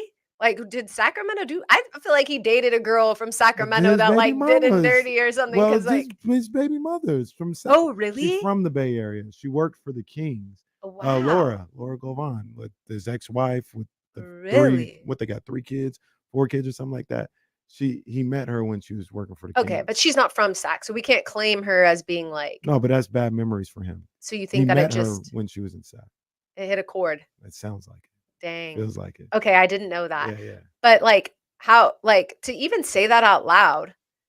Gilbert, You gotta be hurt. Like, no, he went like that was a little ridiculous. Like it wasn't just regular like Sac. Like when teams to take shots at Sacramento, like that was personal. Like his feelings were hurt. you basically said every girl in Sac is ugly. Yeah. Like that's crazy. Yeah, he said they had the stat that he was talking about, which I saw the same article 5 years ago when it came out, and I don't even know how that happens, right? Where Bro, I've been Sacramento everywhere was around the country. Trust me, this is not the place with the ugliest women. I'm not gonna say and, where. Well, the other, we don't have to say where. We don't. Yeah, I'm not gonna be Gilbert. We can leave. We can leave Bakersfield out of this. There's no need to bring them in. Yeah, Bakersfield. We'll get you a different day. I'm joking about Bakersfield. I'm joking, but yeah, like I don't even know how they come up with that.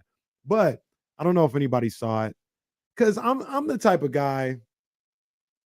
Like Gilbert's podcast is entertaining from time to time. I don't go out of my way to watch it, but hearing guys like Gilbert and Brandon Jennings and Rashawn McCants and Kenya Martin's on there sometimes for certain conversations, it's entertaining, right? So like I said, I don't really listen to the podcast or watch the videos, but sometimes when it comes across the timeline, I'll check it out. Maybe it's like the journalist in me, but like if I was him, I would have just been like, hey, this is this article that came out. See, I don't even know what like DeMar DeRozan's like. Is he married? Like, I don't even really know any of that info about him. Like, I don't know about his personal life, right? But what does it even matter? Like, unless he's single looking, why would you even bring that up? Well, even then, it's 2024. Like you can find whatever you're looking for, no matter where you live. Exactly. There's beautiful people and you've got everywhere. You've got unlimited. Well, look, even more than that, if you're any NBA player, if you're Gilbert Arenas or Brandon Jennings, you have unlimited resources to, I just followed this girl in Fresno. Hey, let me send for you to come up here. And it was just such a weird stat to like just bring up as like why he shouldn't have come here. Like, bro, nah, he's an idiot. I say all that to say he had a kind of a rebuttal yesterday to what he was saying. And it was whatever. Like, what was it? What did you say? I didn't see it. Yeah, I didn't see it either. He said, well, it was he's just not the sharpest knife in the drawer, right? Because they talked about De'Aaron Fox, right? De'Aaron Fox had the tweet, which was a quote to my tweet. Shout out to KC. But he said something to the effect of like, Chicago is the third most populated state or city in America. San Antonio is top 10. And as to Gilbert saying, "Oh, you don't want to be in big cities, DeMar. Like, what are you doing?" And DeMar played in Chicago. He played in San Antonio. So De'Aaron says that, and Gilbert goes, I mean, that doesn't tell me anything. Populated city is not the same as market. I don't know what you're actually, yes. That's exactly what it is. It tells you everything you need to know, Gilbert. Please stop. No, Gilbert, that's actually the same exact thing. That's literally how they distribute the market sizes is please stop. So he goes on and he says, he's like, I'm talking about like NBA market. You know what I mean? Not populated city.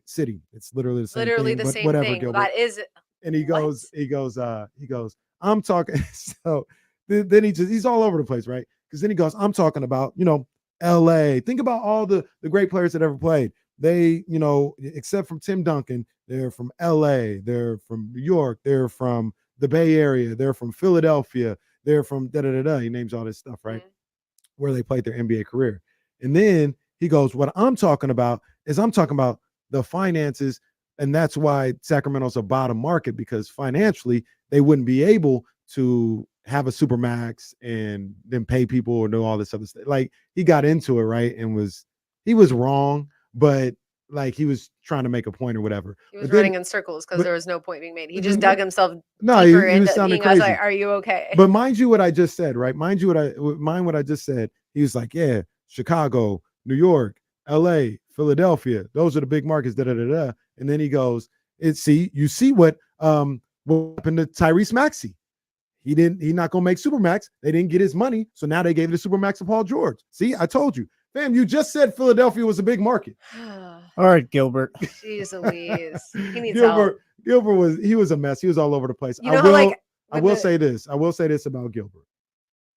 If you know Gilbert, he's not running anything back. He's not gonna say sorry about anything.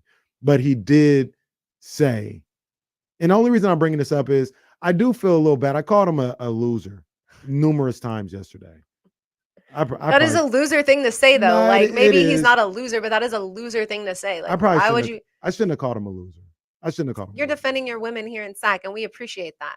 Yeah, We got our back. but Somebody's got to. Yeah, I got my city's back at all times, but I shouldn't have called him a loser. I will run that back a little bit. But he did say, he's like, look, man, I'm not talking about the fan base. They have a championship fan base. Fan base And they have a championship support. Like, I'm not talking about that. He said, I'm literally just talking about the optic or the how the market size and how the game goes and money and stuff like that. He's like, I'm not throwing no shade towards the people that support the team or the city. He's just like, it's just what it is. Like, Yeah, he acts like he's not making money.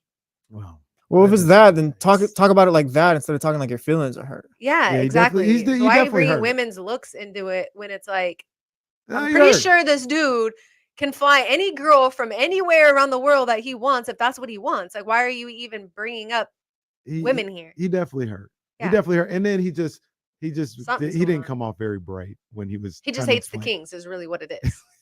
That's When just, he was explaining that situation, he didn't come off very bright at all. I said, "This is an argument you know, in the that presidential you don't have with a debate person like where that." they have the mute button, Yeah, his producer should just have the mute. As soon as he starts saying something that's like not factually correct, like just mute him. yeah, man. Target So, market size, mute. yeah, so I don't even know how we got to. Oh, you said you were gonna send them pictures of the baddies. Yeah, Sacramento. and I got a bunch, and most of them are single. Don't send them to Gilbert though. I know you're just hooking up Gilbert Arenas at this point. Yeah, don't send them to Gilbert, man. He doesn't have the G14 classification. I'm just gonna put on my to hang social out. and be like, "Hey, Gilbert," and then just be like, "Swipe," and then just put like all of them on there. Yeah, All man. these girls are from SAC. Sac is like I said yesterday. You've And seen my friends. Yeah, man. Shout out to all my people, man. Those are my people now too, Mm-hmm. man. They show love to me, man. Shout out to my girl JP. Shout out to my girl Lexi. Those are my people as well. But the thing about it though that I preferenced what I was saying yesterday was, as a city, I'm secure enough as the city that Sacramento is that if people say whatever about the city, all right, man. Like it's no big deal. I'm here every day. I go out, have a good time. I hang out with Sarah from time to we have a good time. It's a good time out here. We don't need to be this super, And like big nobody's city to have a claiming good it to be time. like LA or like the party life is like Vegas or LA or Atlanta. Like we know it's not. You're telling on yourself too every time you drop the Cowtown line. Yeah, man. We have a good time every time we out here in Sacramento. There's a lot of things to do, whether it's what we do with 102.5, concerts in the park. Yeah. Shout out to Nico and Oasis over at District 30. Shout out to my people over at Tiger. You know what I mean? Shout out to the fine dining at Echo and Rig at Martin's or anything Sawyer, else like that. Yeah, you want a man, Sawyer. staycation? You want to chill by the Yeah. pool, eat and drink? You Go have to a- the Sawyer. Have a Feel really like good you're somewhere time. else. Have a I really just good drove time. up to Tahoe. Like I've never been to Tahoe in the summer. Like I've been to snowboard. By I've the never way, been to Tahoe, period. What? Yeah, you never been to Are Tahoe? you That's okay? Why? Hold on. Please Yeah, hold stop. on. Never been. So there's two things that go on. First of all, I went to Reno for Memorial Day. I've never been to weekend. Reno. Went to Reno. Reno's whatever. I heard it was kind of popping. If you're going to college, yeah, maybe Reno is. There's gambling there and all that. I ain't gonna pull no Gilbert on Reno right now. I had a good Right. time in Gilbert or in Reno. You know, was there for a basketball tournament. Yeah, fine.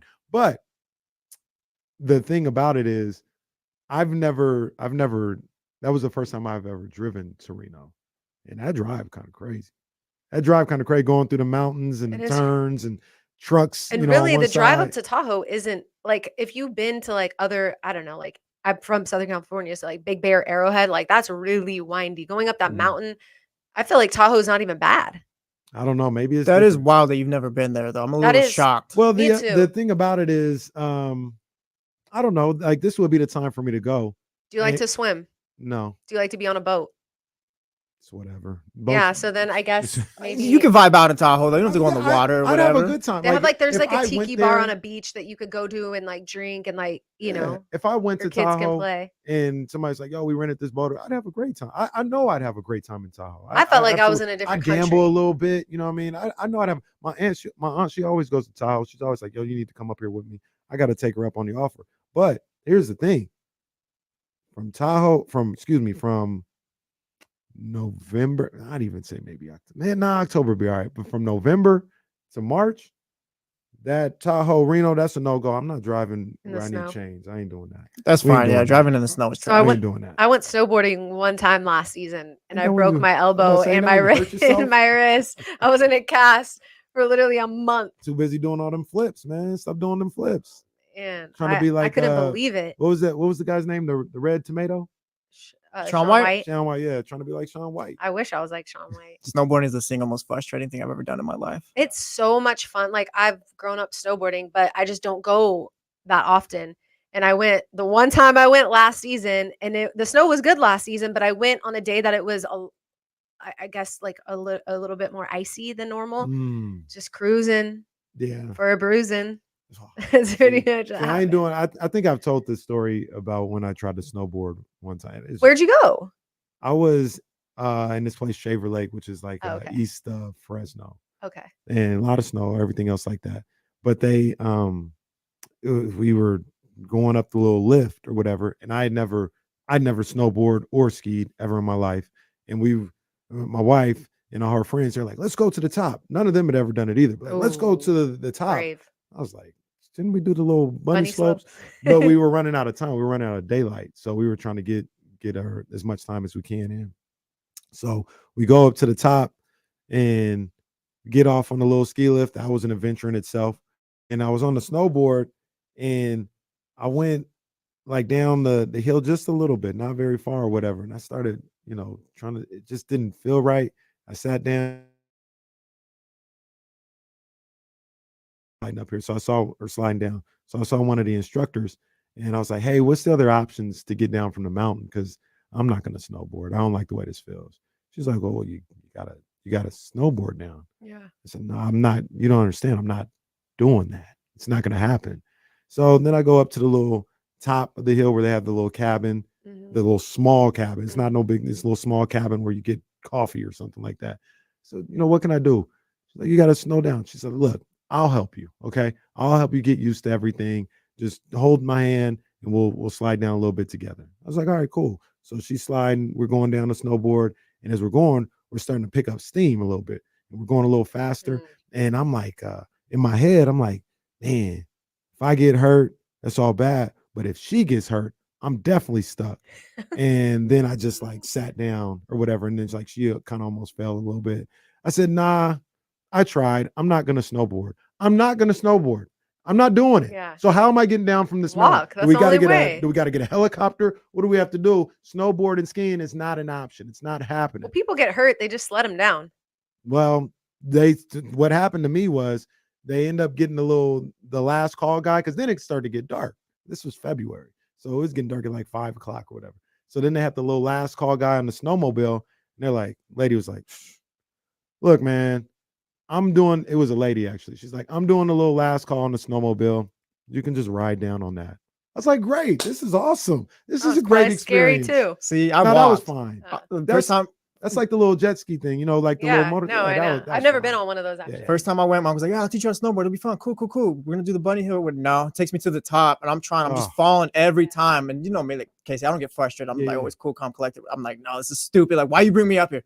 Like, why would you do this? I keep falling, just end up walking my ass down the whole hill. Yeah, but I feel like your first 3-4 days of snowboarding, that's how it is. Like, you have to get over that hump of like falling, because it's not a sport that you can just pick up first day and be good. I don't care if you surf, I don't care if you skateboard, you still are going to be on your butt 90% of the time your first day snowboarding. Like, that's just, you got to pay your dues to be good at this sport. Like, you just do. The other thing that messed up my situation was, as we're going up the lift, I'm going up and I see this lady, and she's like, "Oh," and then like people down there like, "Oh no, she broke her leg. Hell no." I said, "Oh man," and I'm just going up. You're just like picturing like bone coming out. Higher. I'm like, "Oh, bro, nah, man, we ain't doing Heck this." no. So that messed everything up for me too. I was like, "Yeah, I can't be breaking my leg." I'm not gonna lie, like I'm still like sore, and I'm still doing physical therapy, and people are like, "Are you gonna get back out there?" And I am. No, you're tough. You're I tougher am. than I'm gonna wear wrist guards. I'm gonna wear a helmet. I didn't have neither of those on when I was snowboarding last. Well, see, you're too busy being cool out here. So you give me the sled, and I'll go down the little hill or whatever. Like, that's it. Sleds are scary too. I ain't going down no hill. What I need to go down a hill for? So not during the winter, but the reason why I bring this up is we got the time. The reason why I bring this up is because there's so many beautiful things to do even around Sac. Like Lake Tahoe during the summer, I didn't realize just how beautiful that water is until I started just like kind of researching. So I went to like Secret Cove or something like that. You had the hike, first of all, which is like, it was fine down, but up was a disaster because I was jumping off rocks all day. So I was already exhausted. The water like looks like you're in the Caribbean. Now it's not as warm, right? That water cold. It's cold, but it was like 95 degrees when I was there. I got a nice little tan, but so you need something to kind of cool off. That's what I hate about Florida, is like you go there during the summer, it's hot as heck, and the water is just as hot as it is outside. And I'm like, how are you people cooling off? Like, there's no cooling off. At least in Tahoe, when it's 95, the water is just beautiful. It's clear. You can see, you can touch. Like, I don't know. Like, I had a great time. I kind of want to go back. Yeah, I'm look, once again, I'm definitely not anti. I'm gonna go to Tahoe. I don't know if I'm gonna go this summer, but I'm definitely going to Tahoe.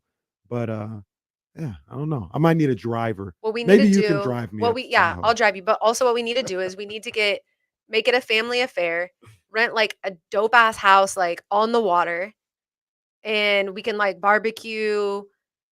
We could pull up, like rent a couple jet skis, bring them, rent a boat, bring it up to Tahoe. Cause I think it's probably like super expensive to rent it there, but like maybe rent it like down here or something and then bring it up. I got a truck. We can go. See, that's you get set up. See, Sarah's got you. She got it. I'm gonna go. Yeah. We're gonna have a good time. Get the fam and we'll have a good time. Are you before we get out here for a break, are you like a camper?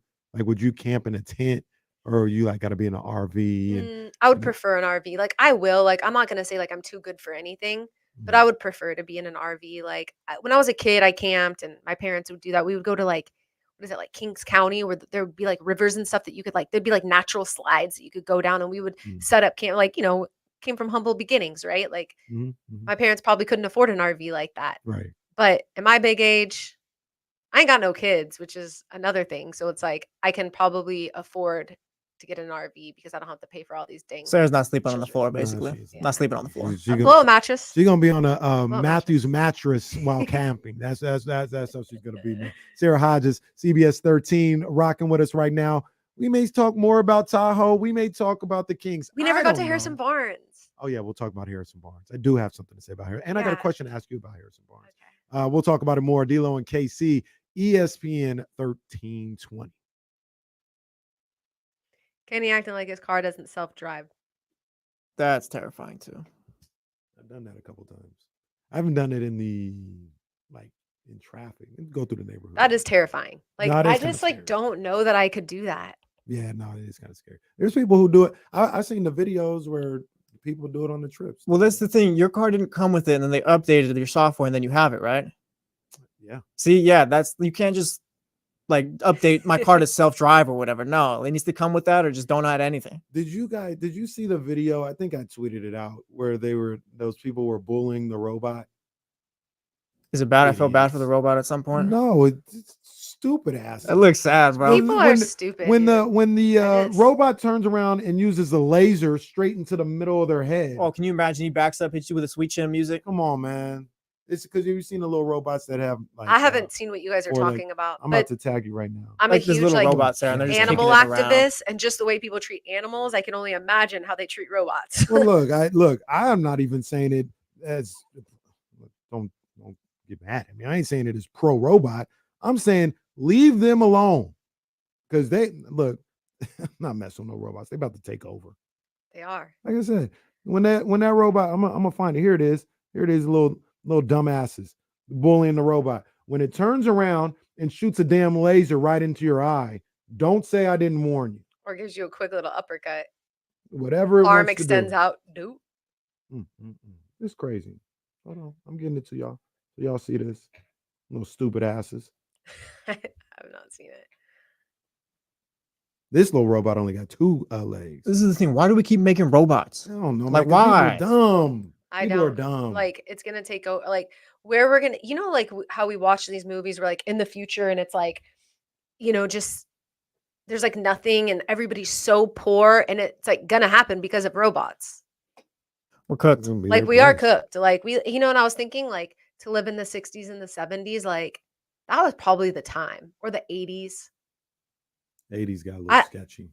So 60s and 70s was probably the time. And it depends on who you were. And Yeah, where you that's were at. true. That's true.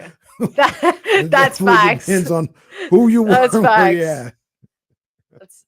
you at. That's a little privileged side of me speaking. But yeah. Sarah said, it was great to live in the 1500s. It was a great time in 1765. It was a great time. Robin. Oh gosh. But you know what I mean as far as like financially speaking. That's where my head goes like I'm messing with you. yeah, but no, very, very true. Yeah, we are cooked with the robots. Although they're not very bright with this whole AI thing. Yeah, AI sucks, to be honest. We'll They're not sweep very AI in bright. 4 games. I mean, the computers don't even they don't move nearly as fast as my brain does. Like I don't care. Like I'll be like sitting here like update. Like my brain's definitely faster than a computer. Maybe not at finding information, Isn't obviously. that- Like, it's not a isn't wealth that- of knowledge. Like, Isn't that what they do though? They self what's the word I'm looking for? The AI. Oh, hold on. This conversation is all over the place here on D-Lo and KC. Sara Hodges is in the building. We talked about Tahoe. We talked about Gilbert Arenas. We talked about the baddies in Sacramento. And now we're talking about robots. You know what I mean? So it's whatever. The one thing I did want to talk about though, because I do want to get your take on the Kings. And I mentioned yesterday, we joked a little bit about, I've been trying to move on from Harrison Barnes or whatever the case may be. I like Harrison Barnes.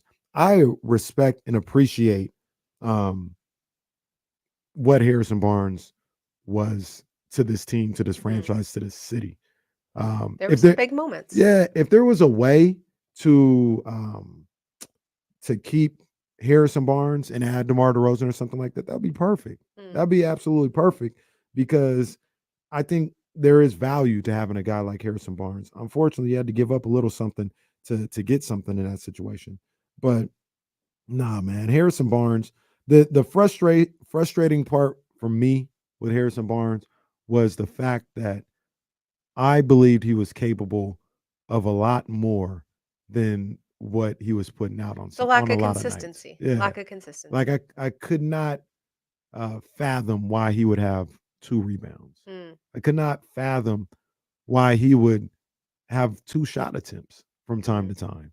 Like especially with a coach like Mike Brown, who like is very serious about like shooting and making play. Like you can't just sit. I said a number of different times, Harrison, if you go 2 for 13, I'll be like, that's great. Yeah. Take your 13 shots, but we can't have 1 for 3. That was always the frustration. Was it a matter though? Like maybe his fit on the team just ran its course. Well, like maybe you held on to Harrison just a year too long. I think Kyle Madsen said this the other day, and it was a great way that he put it. The Kings might have outgrown Harrison Barnes. Mm. Like where this team was for what Harrison brought to the table, they When did he needed get here? to 5 move years on. ago? Yeah, 5, maybe a little bit more than that because it was Think. before the pandemic. So yeah, it was about 5. He got 6 here in the years ago. 18-19 season. Yeah. Oh So dang! So I was like almost. he's been here for a almost- while. He was I don't here. know why I thought he came after me. He was here as long as he was with the Warriors, wasn't he? I think he might have been with the Warriors about 6 seasons. He was here longer than that. Wow. Yeah, he was only with the Warriors for 4 seasons. Wow. This Kings was- legend Harrison Barnes. If Kings he's in the Hall legend. if he goes to the Hall of Fame, he's as a King. But I mean, where they were at that time, a young team trying to establish themselves, a franchise trying to establish itself and find its way. Mm. Having a guy like Harrison Barnes, it worked. You know what I'm saying? It worked, and he was stable for that. Now trying to elevate your franchise into potential contender status. I don't want to say because there's a level of there's a level of disrespect in saying like they wanted to be contenders, they couldn't have Harrison Barnes. I don't know if I feel that way. Yeah. You know what I'm saying? Because I think in the right situation, Harrison can be part of a winning team. What do you think, Jesse? He couldn't be here as a starter. I don't think he could be a part of like that as a starter. If Harrison and everybody was so important to that team. I'm trying to think of the little spots. I guess feel there's like nowhere, but I was gonna ask Jesse real quick. If Harrison started on the Celtics, could they be an NBA Finals team? I think this guy's better than Harrison Barnes, but let's take Derek White out of there. If you had Harrison Barnes, you think they could be a Finals team? You still can because the guys around them, but you're taking a step down. Like Derek White, like you're for sure. Like Harrison Barnes, like you're taking a step down at that point. I was like, what I think was so frustrating about Harrison was like his ability to like drive the lane and make plays and like get fouled. He could do it every time. It was almost like he kind of was a walking bucket when he would impose his will, but it just seemed like he took a break from imposing his will because he's really crafty driving the lane. Like he really is. And he creates fouls and he does all of that. Maybe not. I don't know what his percentage was from the charity stripe. I don't think it was great. I think there's times where like that it was getting kind of frustrating. Yeah, I think he was okay. I want to say he was like high 70s, maybe low 80s from the free throw line. He just wouldn't be aggressive enough to exactly. Like he took a step back from imposing his will that we had like seen before. Like that's what I like loved about his game is like, when he imposed his will, he could do a lot. What you got, Jesse? No, yeah, Sarah's right. He shot 80% from the free throw line last year, but the year before that, he was 5 free throws a game. Last year, he was 2.4. Yeah. And that was always my frustration. It wasn't Harrison per se. It wasn't his ability. It was, hey, man, you can do so much more than what you're doing. You can do a little bit more than what you're doing. And to stick around in the situation. And I know he, shots, might have been limited for him. You know what I'm saying? Because so I understand that aspect. But like you said, I think Mike Brown and that coaching staff was like pushing him to be more aggressive. I feel like De'Aaron Fox and Sabonis were pushing him to be more aggressive, and he just couldn't find the consistency in being able to do it. And so interesting to me because you did it so well. So like, what changed? Like that's. Let me ask you guys a question. This is something I'm thinking about on the fly. Do you think Harrison Barnes ever recovered from that game 4 miss? Yeah, because if you could recover from that finals, from that finals with the Warriors, you're just breaking every shot. Honestly, with HB, it's just a matter of like his play is just probably going down because he's getting older. Like that happens. I think at this point he can help the Spurs way more than he can help the Kings. Yeah, like that's kind of at where he's at in his career. I agree that the Kings sort of have outgrown him. It is time. It is time. And that's like I said, it's a tough thing to say, but maybe it's a real thing to say. You know what I'm saying? It's tough. It comes off as shade to Harrison Barnes. It's not intended. It's just, hey, they're at a different level. They're trying to get to a different level. And I like what Jesse said as well. They probably couldn't get there with you as a starter. Right. with the amount of Agreed. talent that they had on the squad. Like if they had the Boston Celtics level talent where you got two, I know Fox and Sabonis are all NBA guys, but hell, you look at what they had, say take Derek White out of there and put Harrison Barnes in there. They got two top 10 players. They've got an all defensive guy. They got a guy in Porzingis who, if he was able to stay healthy, would probably be an all NBA player. They got an embarrassment of riches. The Kings didn't necessarily have that, right? And if you had Harrison Barnes now on this team, I think it works better. You know what I mean? But they needed a little too much. Excuse me. They needed a little too much from Harrison than what he's able to give right now. Do you guys think he did his job for what he was supposed to do while he was here? Like it was a mission accomplished for him. Like obviously they didn't get to the playoffs much. They did once and all that. But like as the vet, being that presence out here. Yeah, I think so. And I think like even in like being like in media and in the locker room and just in times where like they needed that spokesperson, like he was really that guy. You know, he could obviously he can hold a conversation really, really well. Right. And there are times where, he would speak to the media and deal with those hard questions that like maybe some of the other young guys just weren't ready for at that time. So I agree with that. I think he did his job in that respect. He bridged the gap. He stayed here long enough for De'Aaron Fox to grow up, for Sabonis to grow up and do those things. Because remember, all those guys have gotten better since he's been here. When he got here, those guys, it's been said a lot, those guys really it affected them when Amon Shumpert was traded.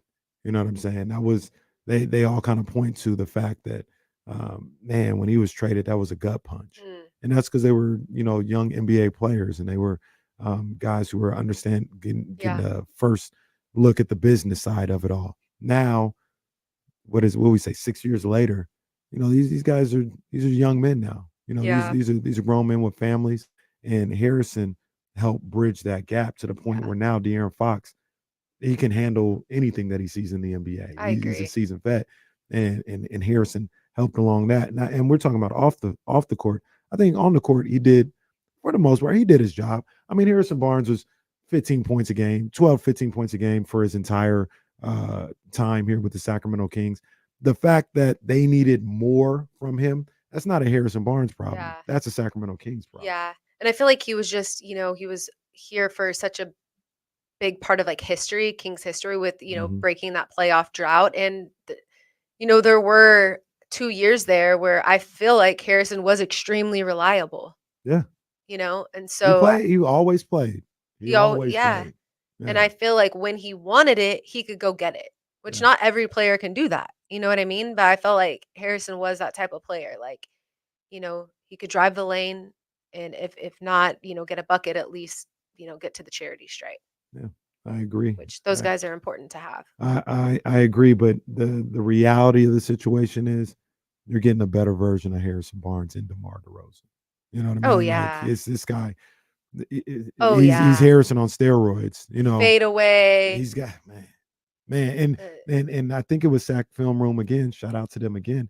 I think they had a compilation, and my man Leo over at Cowbell, he also had some video of showing some of the spots where Harrison would get the ball in the Kings offense, and he'd either take it to the basket or pass it or be passed, whatever he did at the time. But he talked about how now that's going to be DeMar in those spots and not Harrison. And we haven't even touched on the defensive side of things, right? Like what DeMar brings defensively. Well, see, now and then you got the people, they talking about DeMar. What are we going to do about the defense? Yeah, man. Look, man, I don't care. Hey, man, I'm going to tell you right now. Wait, no, he's not a bad defensive player. That's what we've been trying to tell him, Sarah. He's not a bad I feel like he's better than Harrison. He is better than Harrison on the defense. No, that's not. Now, look, he ain't prime Kawhi Leonard. Nobody's saying that. Yeah, but he's not. People are losing their mind. I don't know what we're going to do with defense now. They just double down more on offense. All right, settle down. Like we needed a little bit more offense, to be fair. Yeah. And I don't think he's a bad defender at all.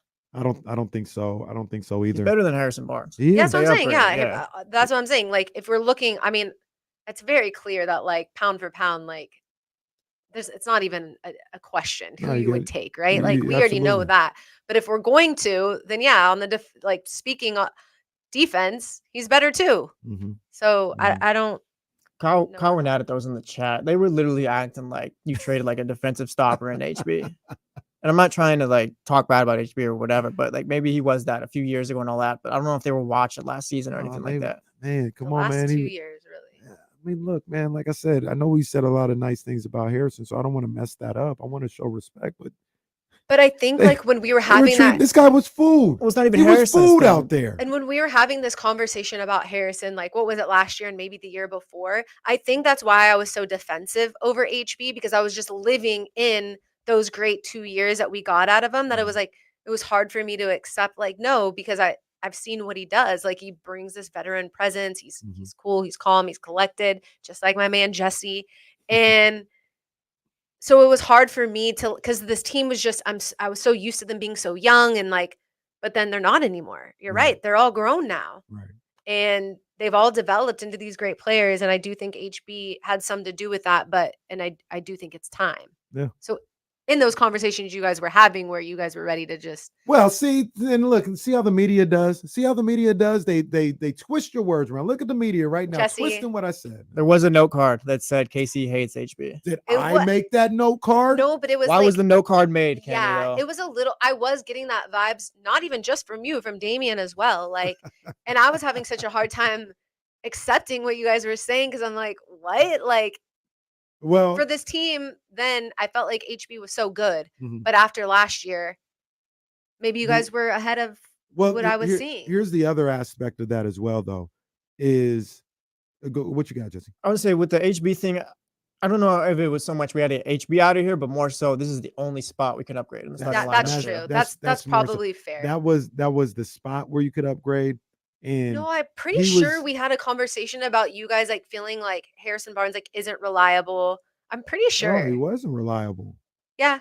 Like he wasn't consistent and reliable. Which went into play with like getting him out. Yeah, because like I said, I couldn't have him getting one rebound and taking 2 shots. No, last season was definitely the tell-all. Now the other thing about that though is there was a flip that switched last season where out of nowhere he just started being more aggressive and consistent. It was like, I think we had the exact day. It was a Hawks game where he had like 31 points. And I want to say it was like January 11th or something like that. And from like January 11th on, he was like 15 points per game, took a bunch of shots at a time. Like he was everything that we were asking. And I don't know what happened at the beginning of the season, but he wasn't reliable early on in the season. And it was like, oh, if you're going to just, be non-existent and be invisible out there, we got to move on. Just not consistent. That's just really what it is. The other thing about HB2 that we talked about, as you're listening to ESPN 1320 KIFM West Sacramento on Odyssey Station, and D-Lo and Casey is brought to you by Sky River Casino. Shout out to Carrie. Shout out to JP. All my people out there doing what they do. Sky River Casino, set 32 Brews. Those are my people over there, 32 Brew Street. Those are my people over there as well. But the other thing about trying to move on from HB, Jesse kind of touched on a little bit.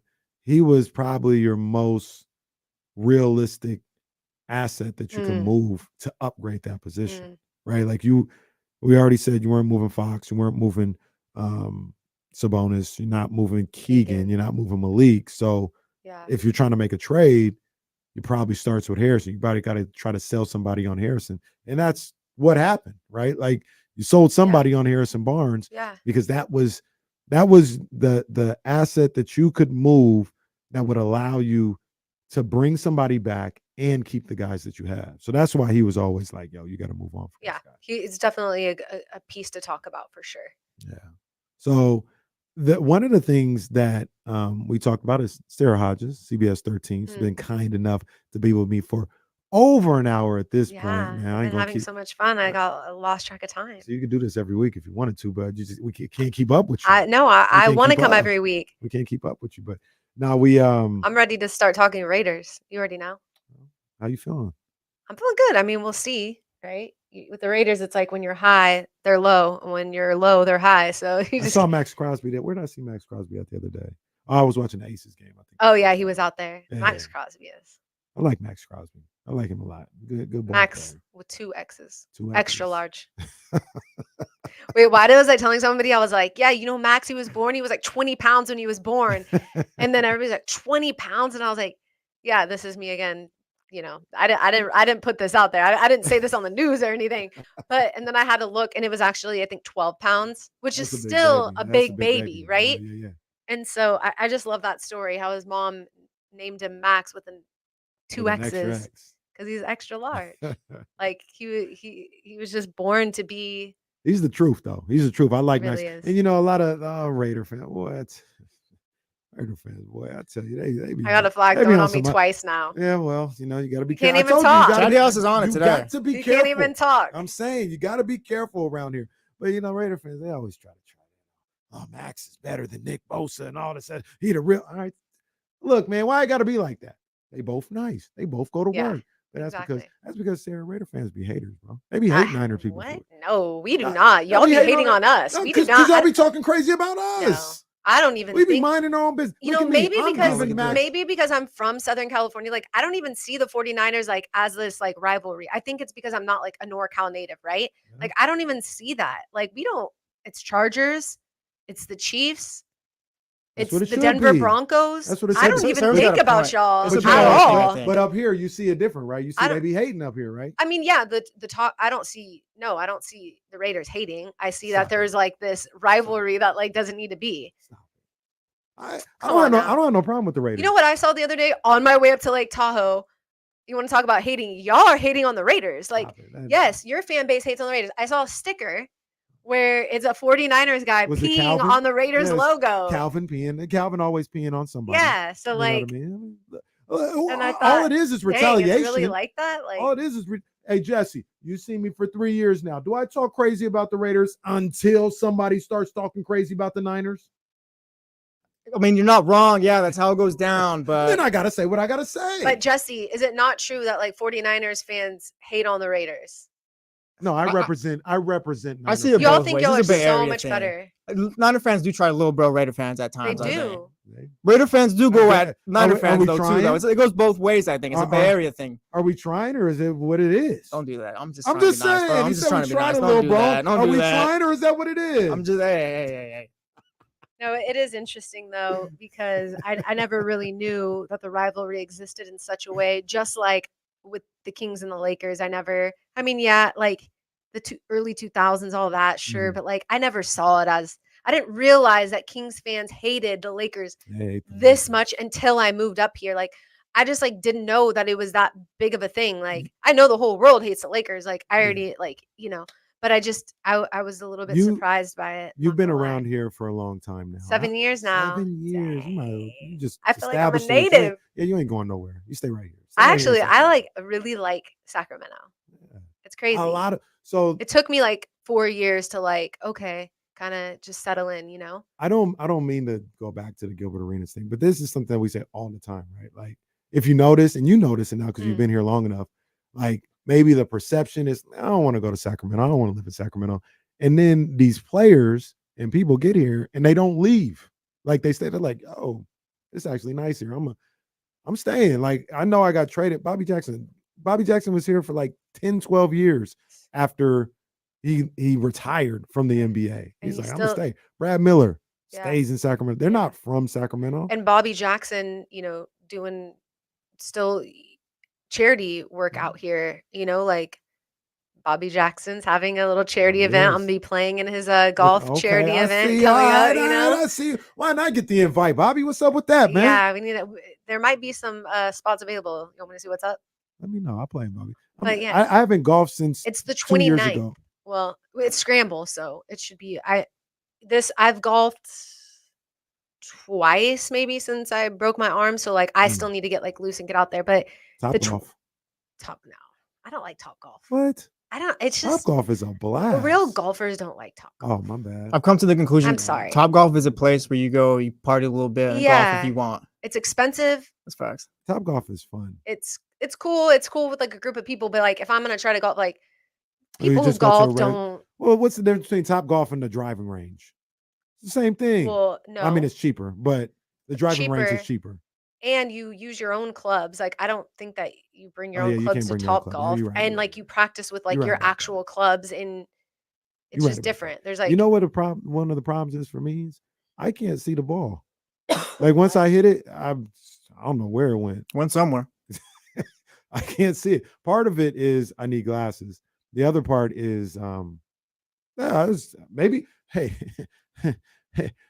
maybe I just hit the ball too far. You know what I'm saying? Maybe I just hit it too far. Maybe I'm a victim of my own success. You know what I mean? So are you hitting it forward or are you hitting it sideways though?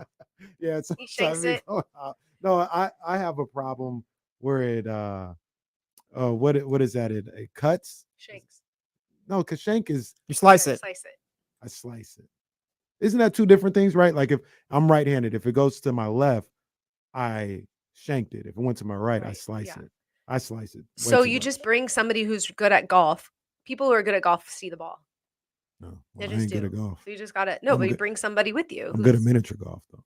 miniature play with golf. me I out haven't there. played miniature golf in a minute. Don't play with me on miniature golf. If I'm gonna I do it, am I'm gonna do Tiger. it. Like if I'm gonna go golf, like if I'm just gonna go golf.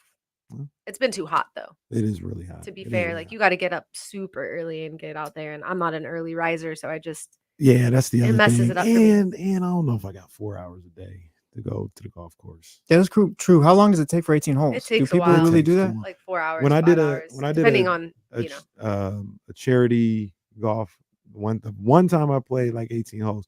It was on hole 12, and I was like, it's been out here too long. See, It's I not just like, get oh, warmed up. My front nine, my back nine's always better. I'm barely warmed up.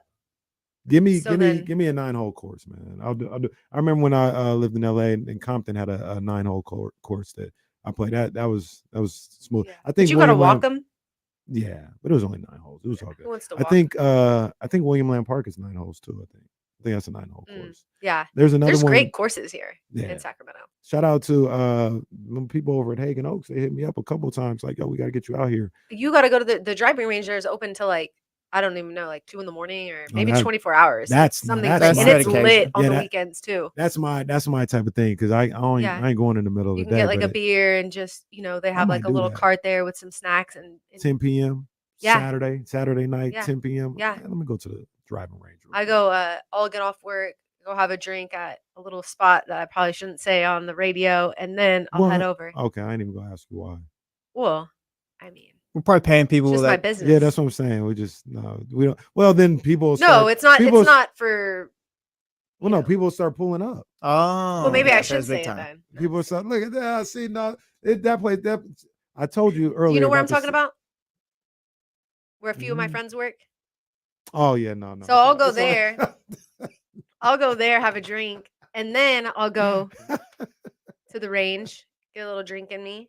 Sara Hodges really is Lou Williams out here. Boy, I tell you, she really is Lou Will. Stop there. Takes me about 10 minutes from there to get to Hagen. Good to go. The night just gets started when you're done with your 11:30 hit, huh? Yeah. It barely is getting started. That's what's up. That's what's up. What I was gonna ask you Yeah. was, we only got a minute too, but what I was gonna ask you was, you've been here long enough. Do you think things have changed where the Warriors are the number one hated team as opposed to the Lakers? Yeah.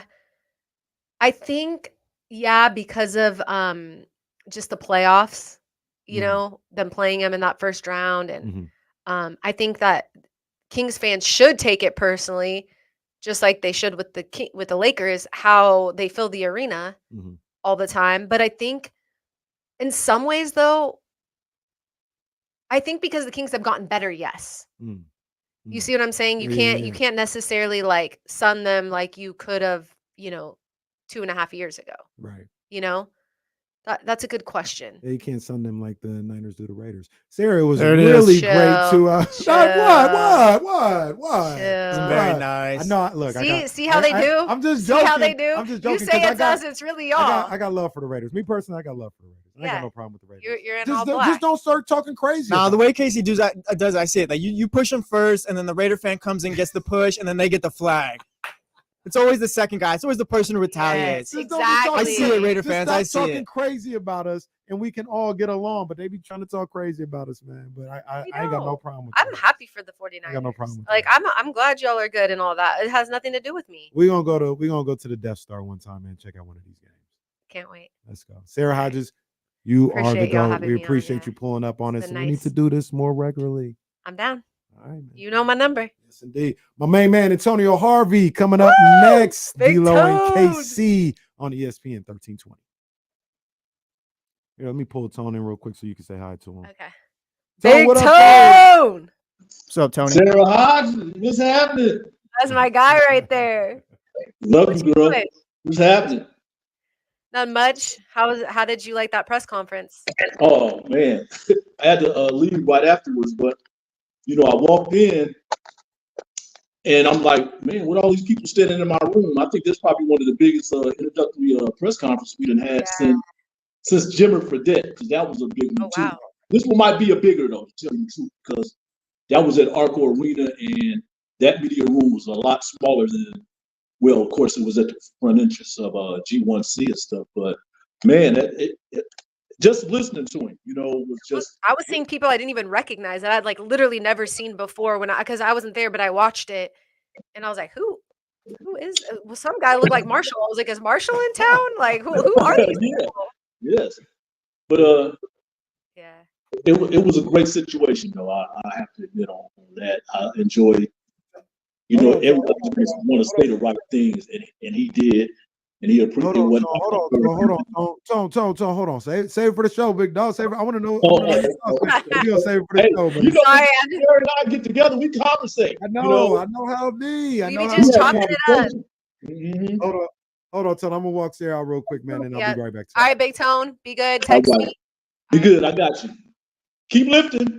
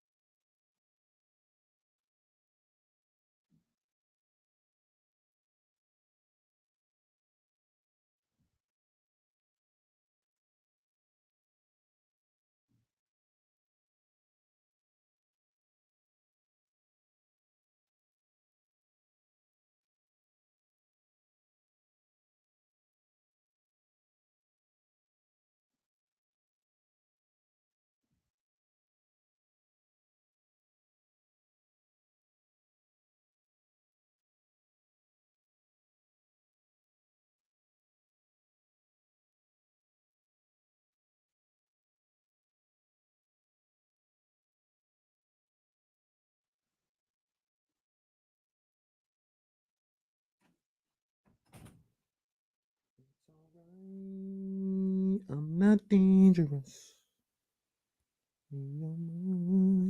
Tone, what up, man? KC, how you doing, my brother? I'm good, big dog. What's up with that socks hat? Oh, I got. Last you know week what it is. Last week you was wearing the Cubs. I got. You know what it is though, Tone. I gotta match the fits. Oh, okay. You know how I am. I'm aware. Some people think that's a joke, but hey, if you represent the South Side, White Sox, and the North Side, Chicago Cubs, 1060 West Addison Street, ask Sara Hodges about it. I'm okay with that.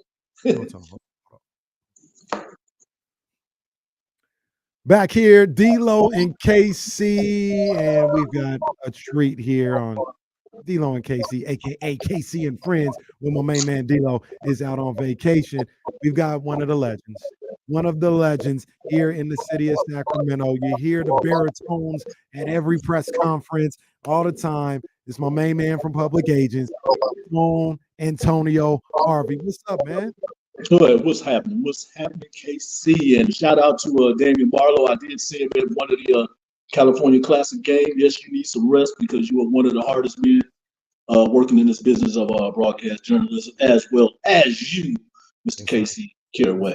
You know what? I went to the East Coast over the weekend for a wedding. Yes. We had a layover in Chicago. I've never been to Chicago. We were in Midway. Oh, okay. Now, I usually fly into Midway on my way down home in Champaign, because that's south of Chicago. Yeah. O'Hare, that's the bigger one. That's on the south, the northwest side. So that's the airport community and stuff. But I really do like. I mean, Midway, you're flying right into the city, man. It's South Chicago, but you're basically flying right into the city. I mean, there's houses and everything around there. I mean, it's kind of set up like LA, but the houses are a little bit more closer, coming out of Midway.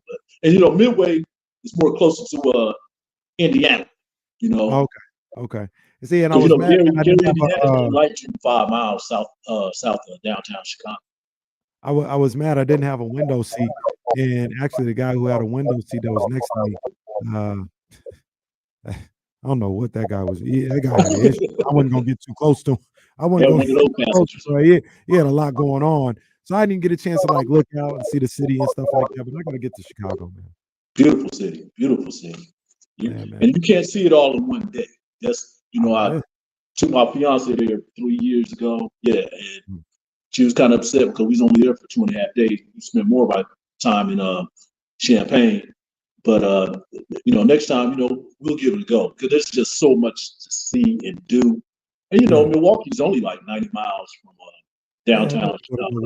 Yeah, I like to check that out. Do you watch The Chi? No, you have mentioned that to me. I don't know why I haven't gotten really into that. I don't think I subscribe to that streaming service. But I have to get into it. I heard it's a really good quality show. I watched the first 2 seasons, and then I had stopped watching, not for any particular reason, but I had stopped watching. I think they're like on season 8 now. And my mom, she's big on watching The Chi, and my wife watches it now too. So I was like, I got to get back into it. I like the show though.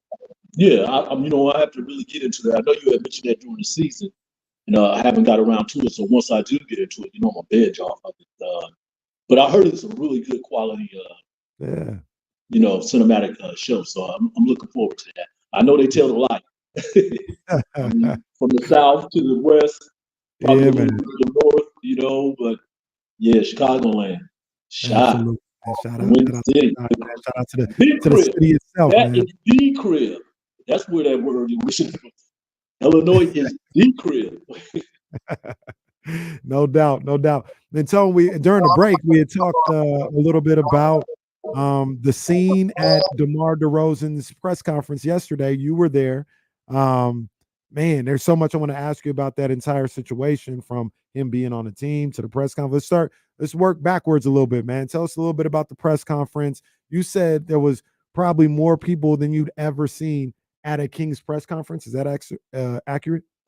I was running a little bit late getting there, so I got there right at 1 o'clock. So I was listening to you and Jesse on the way in, and I knew it was at the front entrance of G1C, Go to One Center.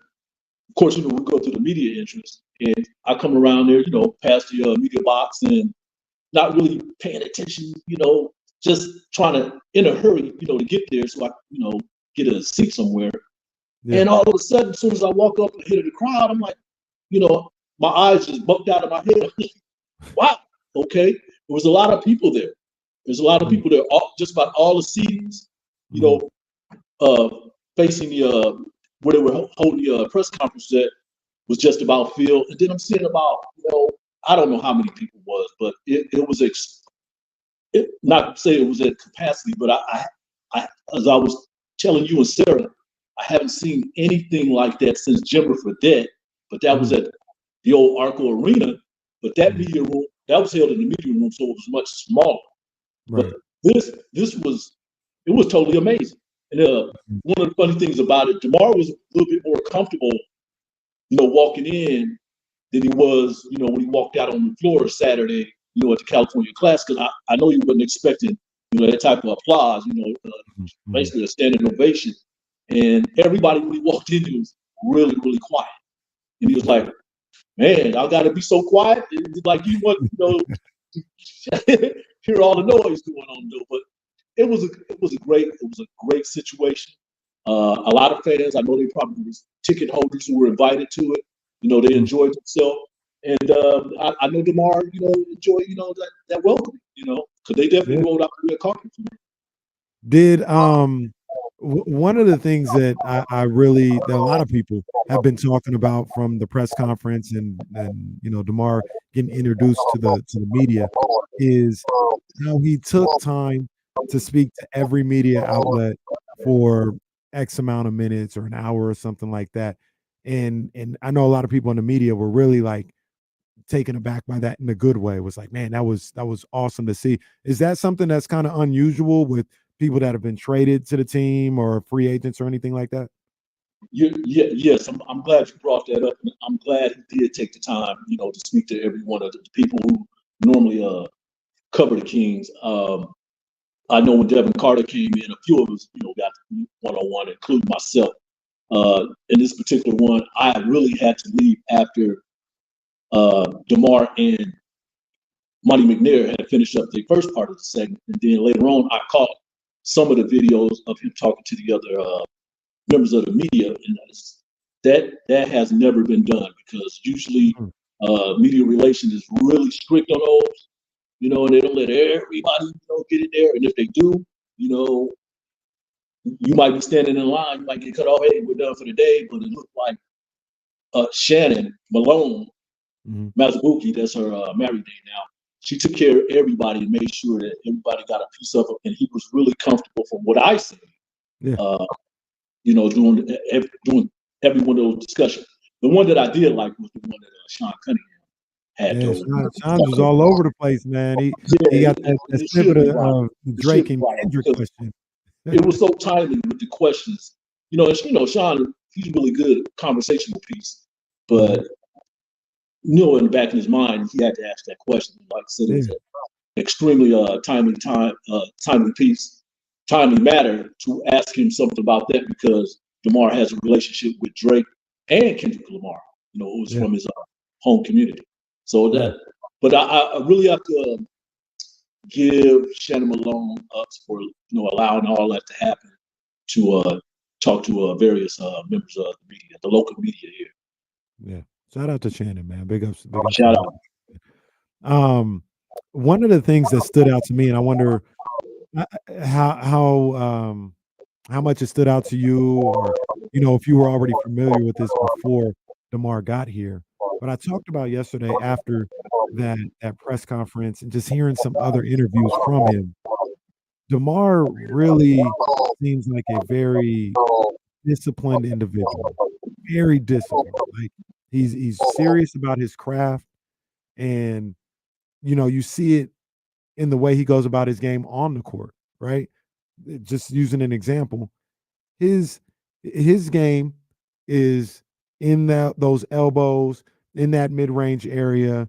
That's where his bread is buttered. That's where he dominates.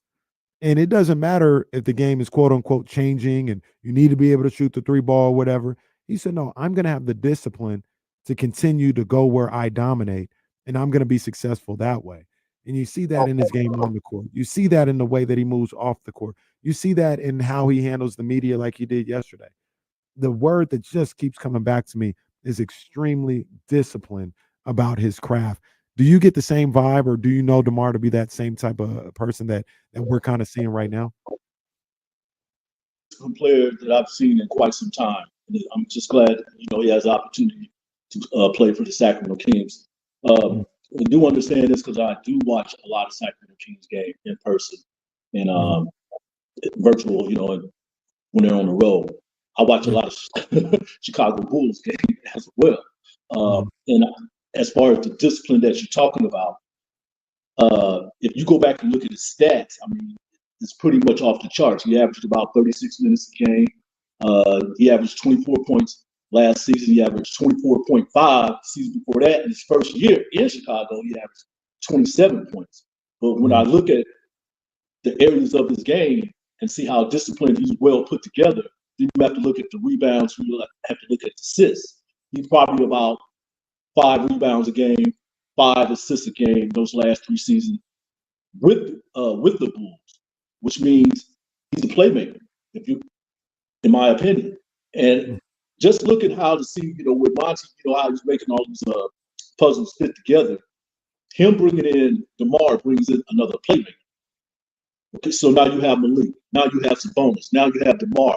And I also believe the rookie, Devin Carter, who I've been watching a lot of film on too, he has some playmaking abilities too that I don't think anybody has been focused on. But DeMar, yeah, he's I wouldn't say he's an unusual specimen, but he's definitely a freak of nature, if I can say that. Yeah. He understands the game. He loves the game. He studies the game. Also, what he had mentioned too, KC. And I think that's what's going to really help, move this team really far, in a very competitive Western Conference, and I'm glad those moves were type of made because I definitely didn't want to see a run back 2.0, with the Kings. But I think with all these abilities and all his disciplines that he brings together, for the Sacramento Kings will blend in well for Sacramento coach Mike Brown and his coaching staff system. No doubt. We gonna produce a little bit on the fly real quick. Tone, if you could do me a favor, and when I'm like talking to you, if you can mute it so we don't get the feedback so everybody can hear, and then I think that might help with some of the audio situations. But yeah, we because I want to hear everything you have to say because this whole weekend was crazy. And like I said, we're kind of working backwards. We talked about the press conference and we talked about everything that happened there. You were there on Saturday night when he was introduced, and we talked about how maybe he was a little taken back by the standing ovation. That seemed like a moment. That seemed like an all-time moment in the Golden One Center's history and maybe even the Sacramento Kings history. The build up that day, and then the deal getting done, and then him being there for that summer league game. Just tell me what the vibe was in Golden One Center when he came walking through that tunnel with Vivek. Another great situation, Casey. Monumental. I mean, it was almost like rock star-ish, someone just coming in and making their entrance, about to step on the stage, just blow the cover off everything with the microphone. That's how it felt like up there. One of the interesting things about that moment, okay, all the stars came in, to say De'Aaron Fox and his wife came in, and Devin Carter was already at the game, sitting up front row, was the fans. Oh my gosh. The fans know everything that's going on. We're watching the game. We've been hearing it all day and stuff, but when he walks in, it's like, boom, it's on. Okay, let's get this man, his flowers right now for accepting the opportunity to come play in this town. The fans was really moving that whole environment and go to One Center. Never seen anything like that before. And I've seen a lot of good things, going on in G1C. But hey, DeMar DeRozan, I don't know when the last time someone came in here and got that type of, exception, the crowd to receive them in the way that they did. I know George Hill came here a few years ago. He got a $54 million contract. Half season later, he's gone. Zach Randolph, he come for 2 years. You get a $25 million contract. He only played 1 year. After 2 years, he's gone. Dedmon get a 40. None of those cats. None of those cats got anything like that, man. But not like us. It comes in, on the beat of the summer. One of the most popular songs in the summer right now. With Kendrick Lamar and stuff. It was just a surreal moment, but man, absolute, applaud the fans, for making that happen because the awareness. That's what I'm talking about. It wasn't just, we were watching the game. They were playing the Chinese national. They were paying attention to what's happening outside, off the floor. Okay? And then we see a lot of, on the room cutting floor stuff, with Vivek wanted Dive. It looked like they were in a practice facility. The next thing you know, boom, lights on. Yeah, that just seemed like a epic time, epic day. And you talk about everybody in the arena being aware of what was going on. I mean, they were following it. I mean, that's like sports in 2024, right? Like they were able to follow everything that was going on, all the updates from from Dame, and all the updates from James Ham, and then Shams and Woj get into it, and they're following everything that's going on, and then everybody has that same alert from from Chris Haynes, or when Damian makes it official as well. And it was really a perfect situation. I'm glad that got to happen that way, and I feel like Vivek, he's not no dummy. He probably was really pushing for it to happen at that time that way, where it crescendoed at the point where the game was about to start and everybody was there for that Kings game, and they were able to have that moment at that point. Vivek had to spend some money, to make this happen. Sign and trade, call it a free agency acquisition. Either way, it's stuff.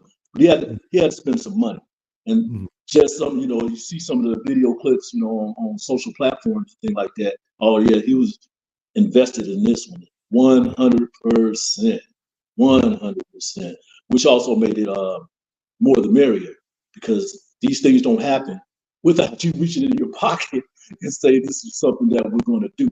I know there was some other situation going on with Zach LaVine, Brandon Ingrams, and some other names that were thrown out. But it seems like, Vivek, Monty, and Wes, they were more gravitated to this situation. So I don't know if it was plan A, plan B, plan C, but he was somewhere down the line in their plans. Because I know Monty is, he likes to run strategies and stuff. I don't care if it's free agency trades or the draft.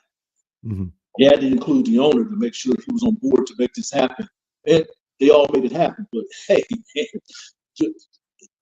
just a great situation all the way around. I don't know how many times I could say this, and for this community, for this town, for this region.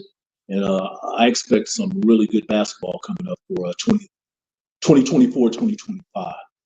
Well, the thing about it, though, that I said, Tone, and I got my man Antonio Harvey from Public Agents here rocking with your boy. It feels like, because I wanted Kuzma, right? Like I was really big on getting Kuzma here. I like the idea of Lauri Markkanen. I was really big on the idea of getting Brandon Ingram here. And like you just mentioned, I don't know what was plan A, B, or C, or D, or whatever, where DeMar falls into that. But now that he's here, now that we kind of unpack everything that it means to have him here and what it looks like for this team and everything else like that, man, it kind of feels like this is the perfect situation. Like it feels like him being here, his demeanor, the type of player he is, what he brings to that team on the court, in the locker room, off the court. It feels like this was the perfect move to make. And it was standing right there in front of us the entire time. And maybe guys like myself didn't even see it, but this really feels like, no, this is the move right here. Seemed like it was hidden in plain sight on KC. Yeah, man. Because, we was going through all these situations with these rumors. And the perfect situation was right there in front of our eyes and stuff. But I was looking forward, to see what was going to happen with the Brandon Ingram, Kuzma, Lauri Markkanen, so on. And I'm like, man, when is this going to happen? I mean, here we are, the fourth, fifth day of free agency, and Monty, man, move the needle and do something. Then the next thing you know, Mark Spears said on one of the shows that, hey, NBA Today, okay, DeMar DeRozan is a dark horse for the Sacramento Kings. And once he said that, everything blew up. And the next thing you know, 24 hours later, boom, he's in. So I respect all those other players that you had mentioned, and I think they would have been a perfect fit here, as well. Though, but this right here, I think this tops everything that the Sacramento Kings are trying to do, and get out of that play-in area, and move up the charts, in the Western Conference,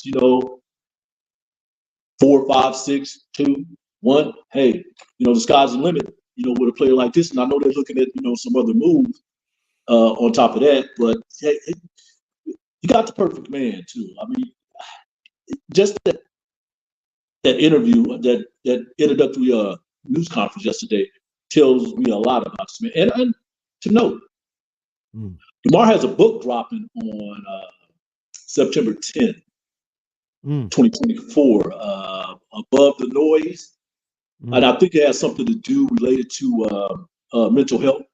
So we're definitely going to have those discussions with him, while he's here, because one of the big things right now, medically right now, is mental health in the Black community, specifically Black men, who don't really talk about those, because it could be like a stigma and stuff. So I'm looking forward to that.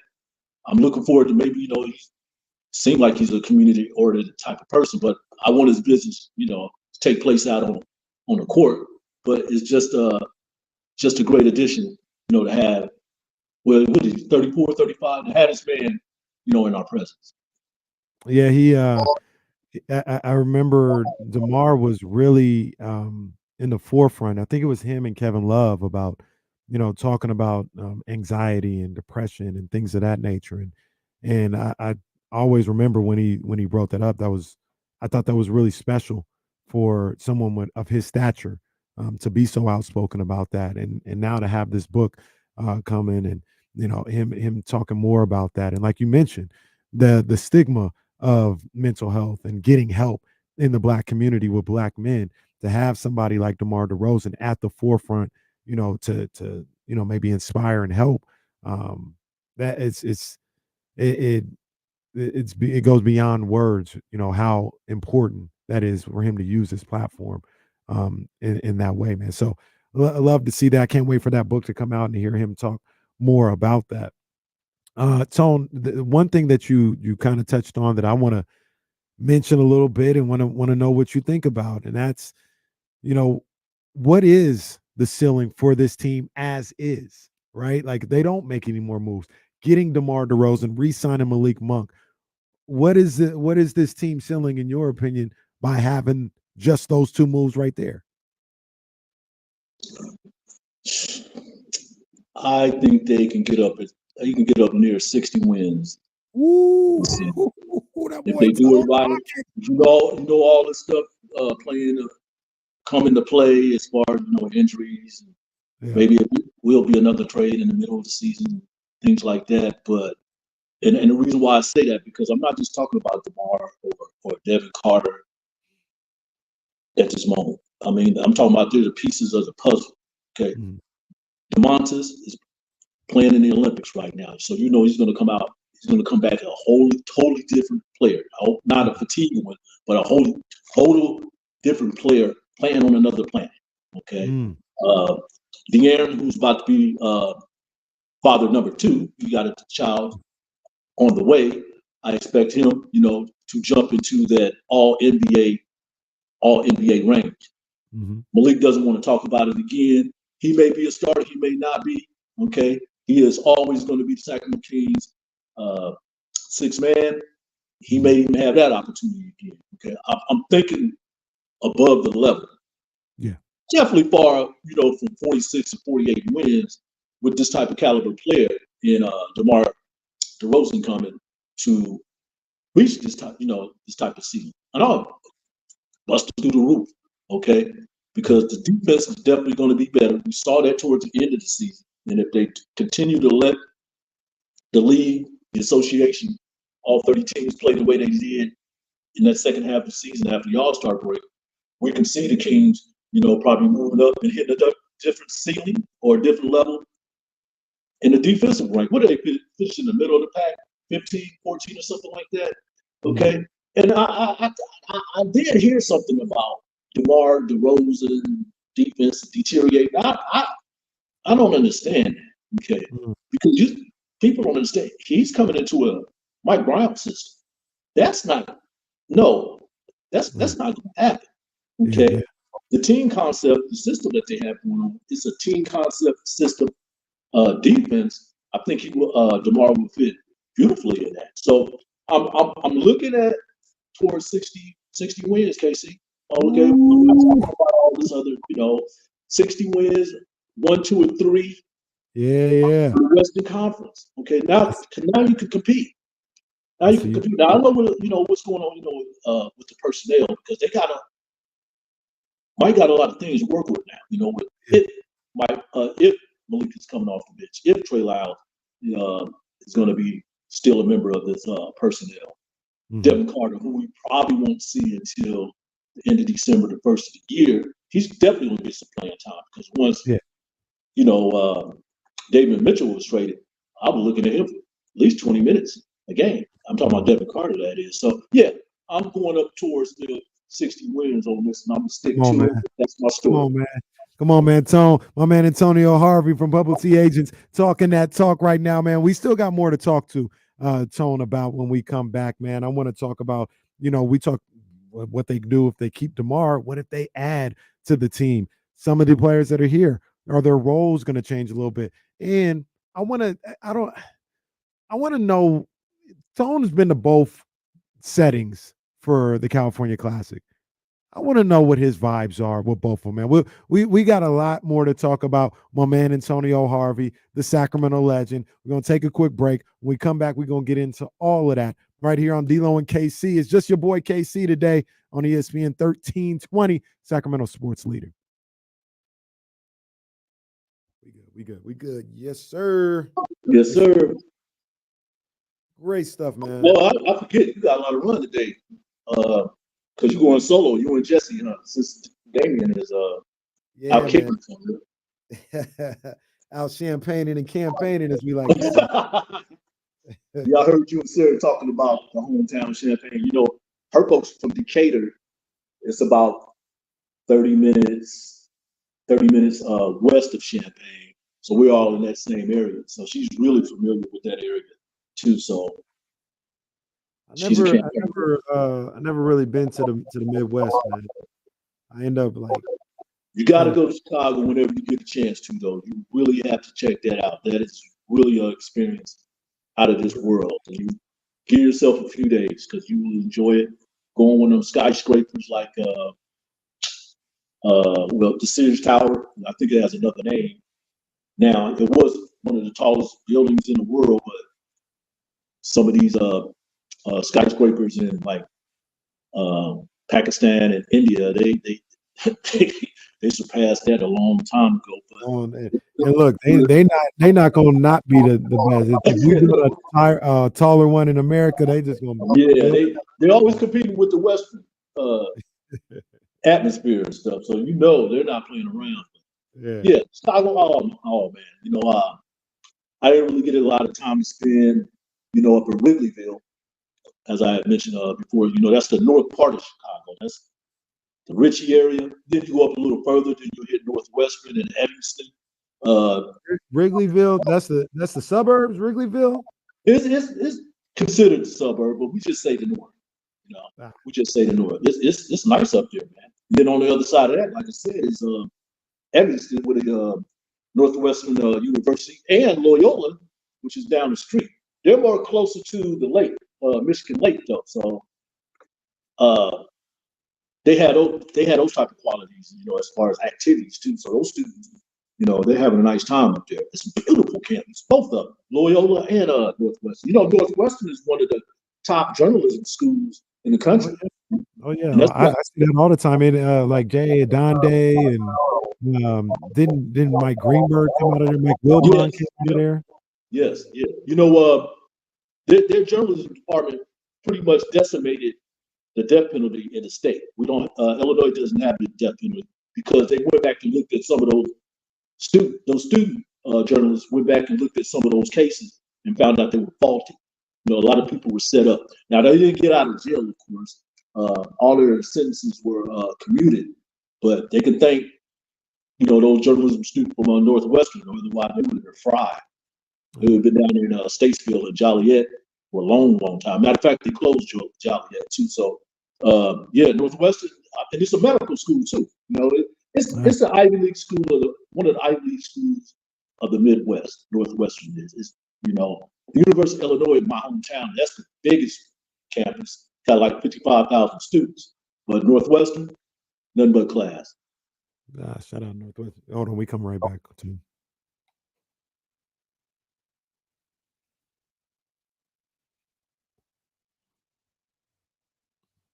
Yeah, that's my joint right here, man. Absolutely. D-Lo and KC here on ESPN 1320 on this beautiful, hot, but still beautiful Wednesday afternoon in Sacramento, California. Tone, you've been here for a long time. And is it getting hotter during the summers? It feels like it's always kind of been this way, but is it getting hotter? I say these streaks are getting longer. You know, of course, you know, this 110, 106, 100 every day stuff that's going on. That's been stretched out, but it's basically been about the same. It's always hot here, you know, Sacramento Valley during the summertime. But yeah, I've been here maybe 36 years. Next month. So, you know, when I first arrived here, there were only like 2 skyscrapers. One of them they were building. It looked like a can of Raid or Darth Vader, that brown building that was built by the Benvenuti family. Those Italian real estate developers. I think they still have an interest in the Sacramento Kings too. They were just building that. And then, well, we probably got about like 15 going on 20 skyscrapers. So I like to say that I have grown with the cities, because you know I'm a high riser guy. I love going to see cities, and especially San Francisco, and you know, and Oakland, the little bit that they have there in San Jose, LA, you know, their landscape. San Diego, I just saw that a couple of years ago for the first time. I'm just that type of guy. And that, matter of fact, I heard you know, Sarah talking about I don't know what you call Gilbert Arenas was talking about, man. This is a beautiful city. You know, I've been here for 36 years. And we got some hot women up in this town. What are you talking about? Hey, have you seen Sara Hodges' Instagram? She and her girls posted some photos. They was in bathing suits. Come on, man. Gilbert, you better come here, have dinner, and really check this place out before you start talking about, you know, what people look like here. All right, I don't know where that came from. Hey, we got some beautiful looking people here. You know, people come out here and take a shot at Sacramento, and then really you spend no time here. You fly into the international airport, the first thing you talk about is accounting. Okay, it's like 2.5 million people live here. I mean, 500,000 in the city. Okay, but you got Folsom border in Sacramento. You got Elk Grove border in Sacramento. El Dorado. I mean, it's a 5-county region. You know, parts of Yolo County. It's a lot of people that live here. Okay, so what are you talking about? Okay, this is an urban area. It's still growing. Okay, then you go far, you know, 30 miles, 35 miles, you know, south of Sacramento. Then you have Stockton, which probably have about 1 million people. Okay, there's a lot of things going on here. If I want to go to Lake Tahoe to ski or Reno, I can go up in the hills and have a nice time. If I want to go to the beach, I can go to LA, 5 to 6 hours away, you know, hit the East Coast or San Francisco, you know, and hit the beach. There's just so many things to do in this area. There's so many beautiful people. And I'm talking about physically and stuff. You better shut up with all that, you know, that. And I've had conversations with Gilbert Arenas when he was playing too, because he was so high on Tyreek Evans when Tyreek was here and stuff. Then you gonna come out and say something like that? You know, he's always coming off the cuff saying something too, because I watch his podcast every once in a while. Okay, come on. The only thing you say right, you know, about Bronny James. I mean, you know, everybody was really, you know, hot on Bronny, man. Leave that 19-year-old man alone. You know, that's the only thing I agree with. But Gilbert, you need to come here for a few days and really understand how these people are. Like Sarah did talking, we had a lot of sports athletes that stayed here. Mike Miller, Brad Miller still lives here. Okay. I still think that Bobby still has residency here as well. Okay. Ken Thompson, you know, made a home out of it too. Doug Christie's still here. Okay. He was living here in LA, you know, before he got back with the Kings and stuff. Okay. Hey, I'm sorry I had to rant on that though. Oh no, this is fantastic. Tone letting them know. Tone letting them know. Gilbert need to see this right here because it's going up in Sacramento. He need to know that. But you're right. I think you know Devin George. He lives here. Like I think Roseville.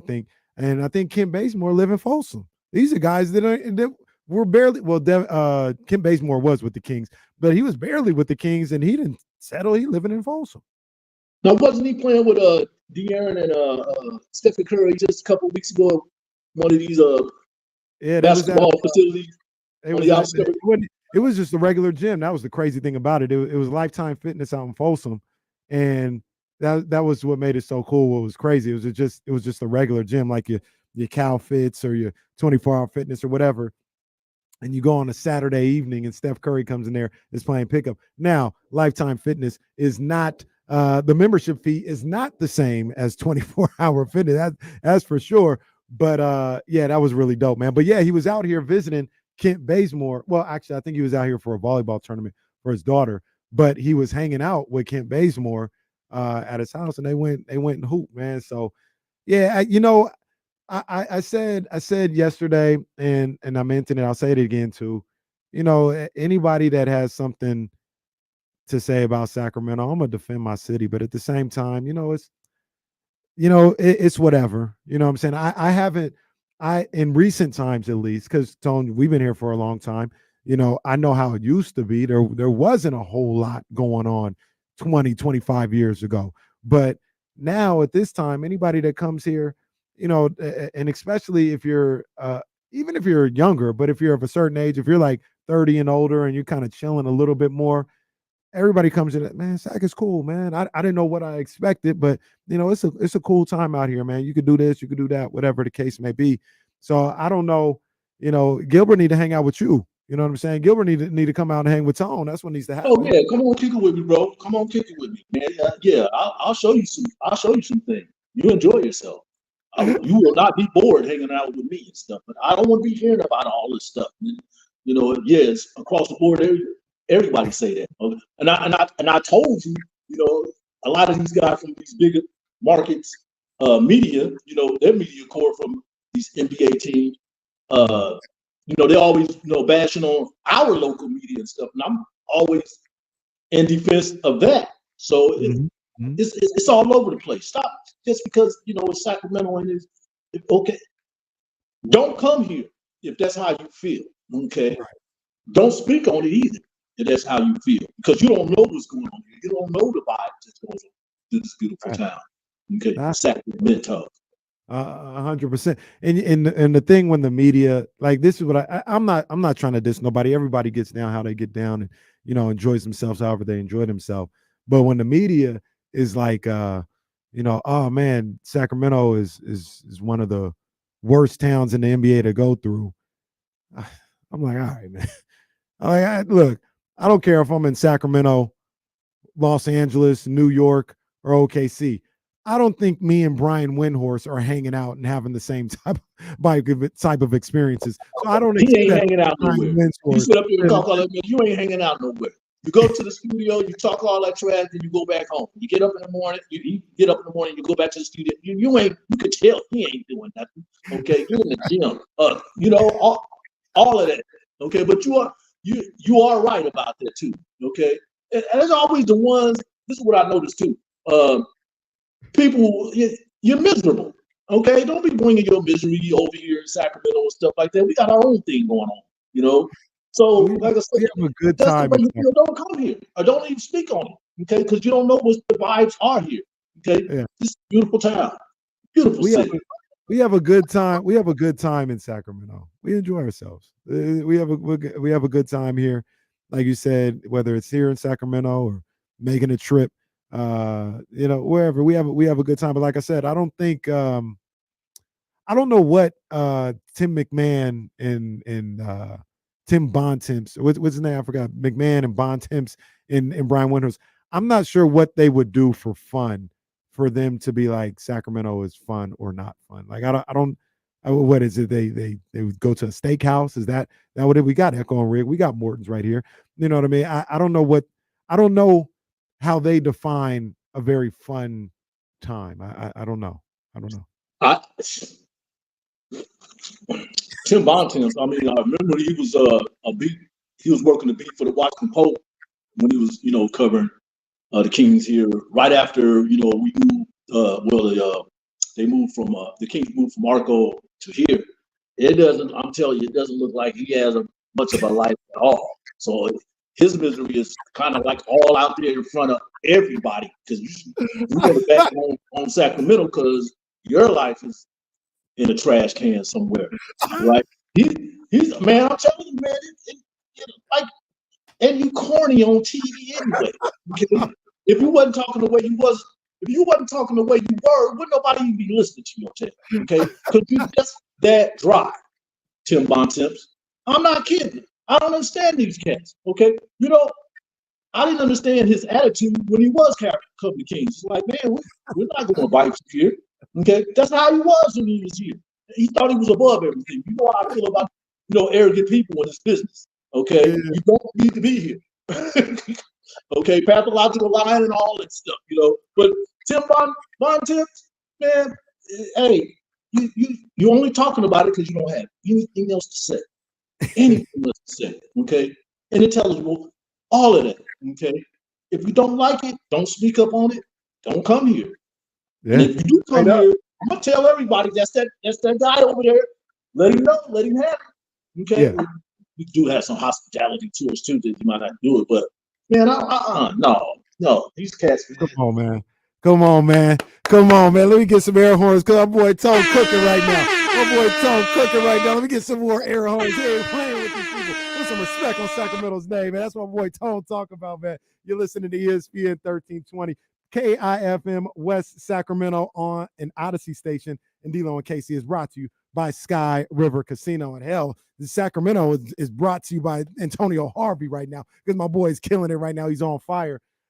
We gonna leave the haters alone for a second, and we gonna bring it back to what we got going on here with the Sacramento Kings.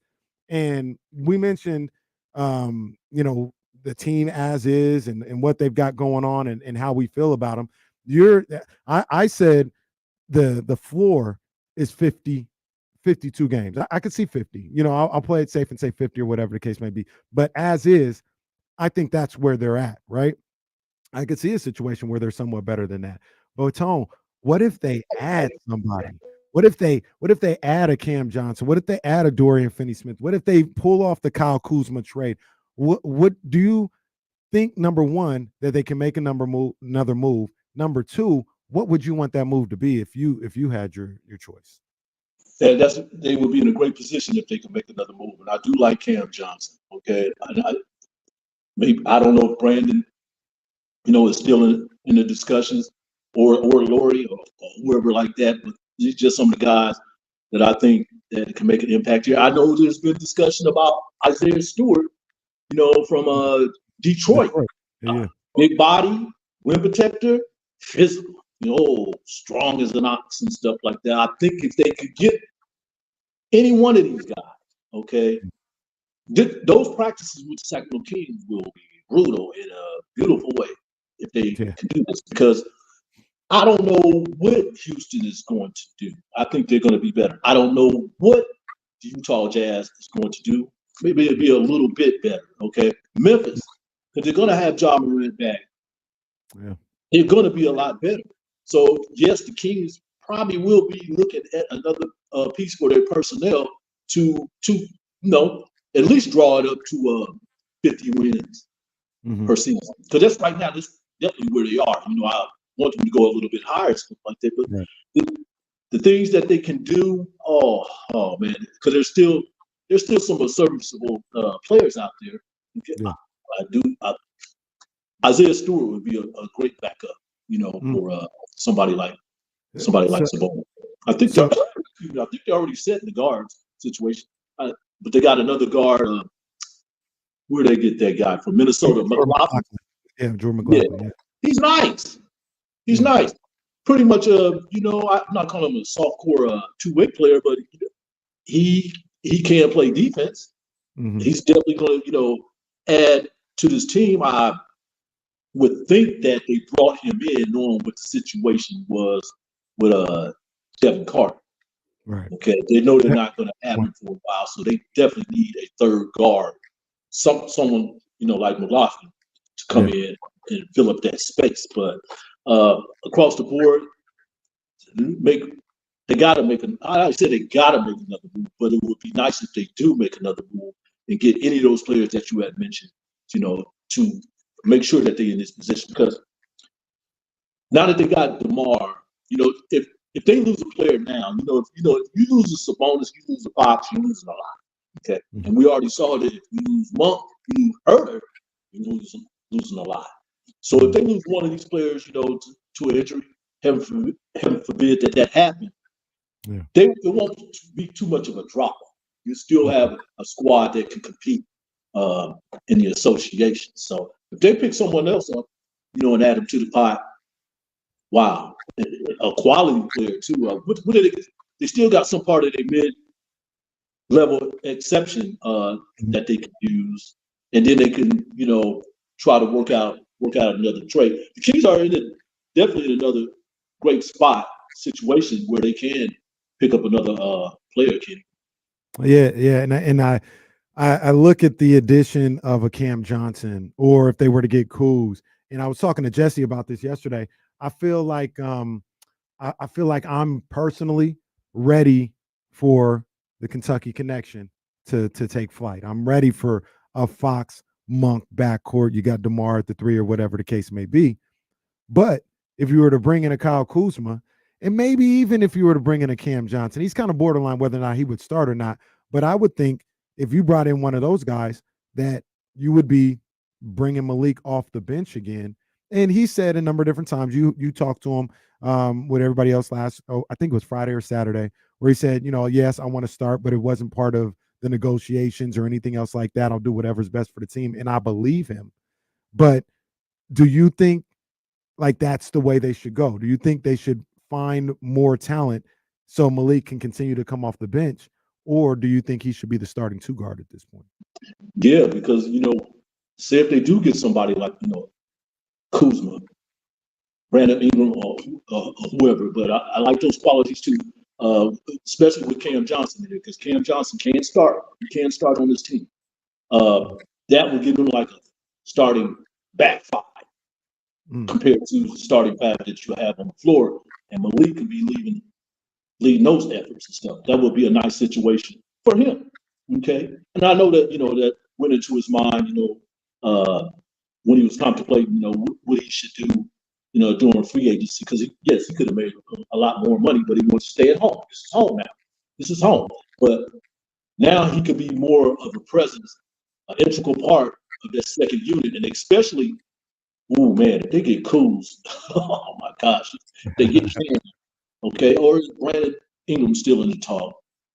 That's just going to up the ante of what this team could do, and that would definitely make whoever's coming in that second 5. That'd be like the second back 5 right there.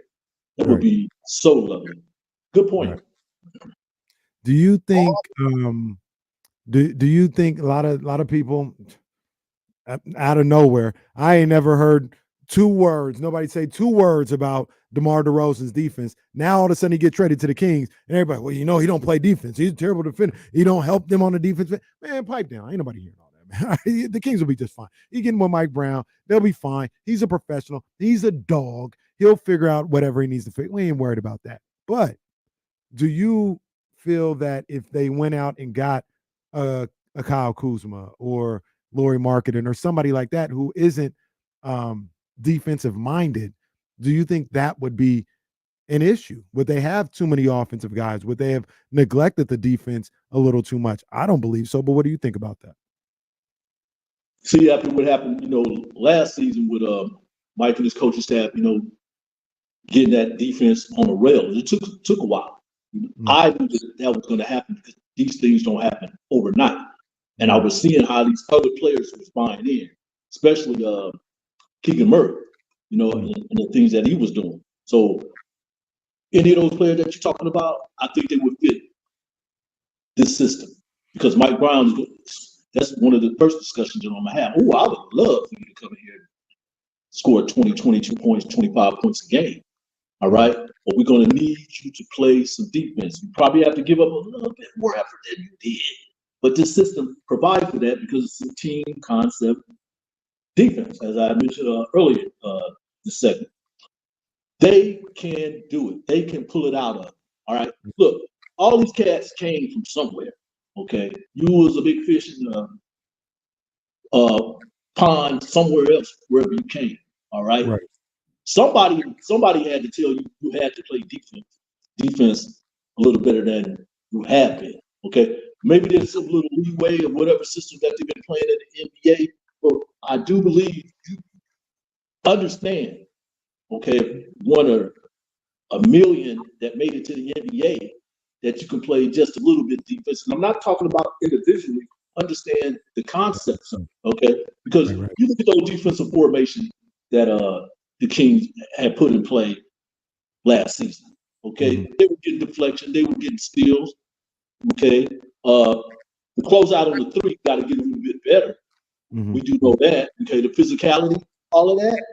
That's Mike Brown teaching team concept defense. So Laurie, Cam Johnson, Kuzma, all that. I do think that they will buy into it, and I do think they will put a little bit more effort because, hey, he had to, get his point across to Kevin Huerter. Kevin Huerter, when his shot wasn't falling, he rebounded. He's getting assists. Okay, he's making better passes. On the offensive end, those things will happen. They're all professionals. You just said that. I do believe that they can come in and even with their skill set.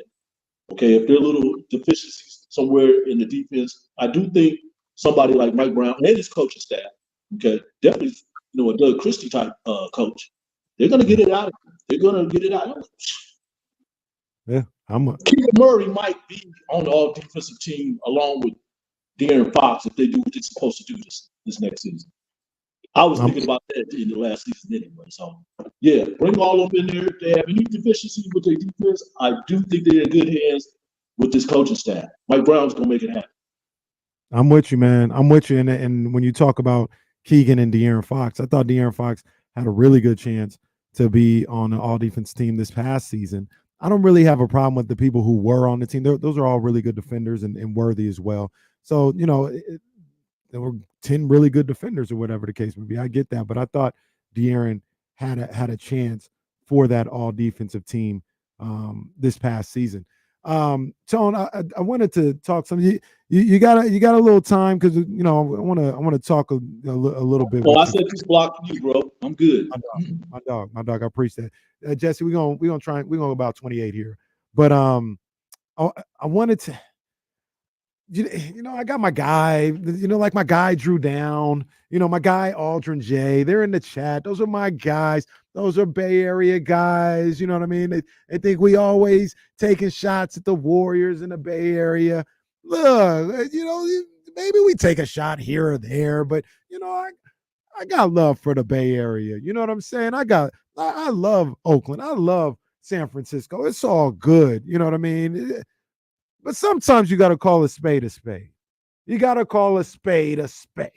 All right? Are they going to keep this whole facade of having the California Classic in the Bay Area moving forward? Because you were there for day one of the California Classic in San Francisco. Am I correct? And were you there you were there? Yeah, because I was there the second day. I was Saturday night. I was at the California Classic G1C, and then I rolled down to the Chase Center, thinking I was going to see Bronny James because I was on assignment for Associated Press, and that didn't happen. But yeah, what was the scene, man? What was it? Because look, I don't want to diss nobody, but it didn't look like the same type of atmosphere in the Bay Area that it is when it's here at the Golden One Center. But I wasn't there. That's why I want to ask you. I'm just being perfectly honest. For my opinion, I was a little crushed when I went down there Sunday. I mean, they had a lot of people down there, and I think they had them there because they wanted to see Bronny James. But I'm looking at this, and I'm comparing it to the night before the Golden One Center. Of course, they had DeMar DeRozan there, and everything was off the hook. You would have thought it was 19,000 people in Golden One Center, but I think they just filled up the lower bowl. Okay, that was a lot.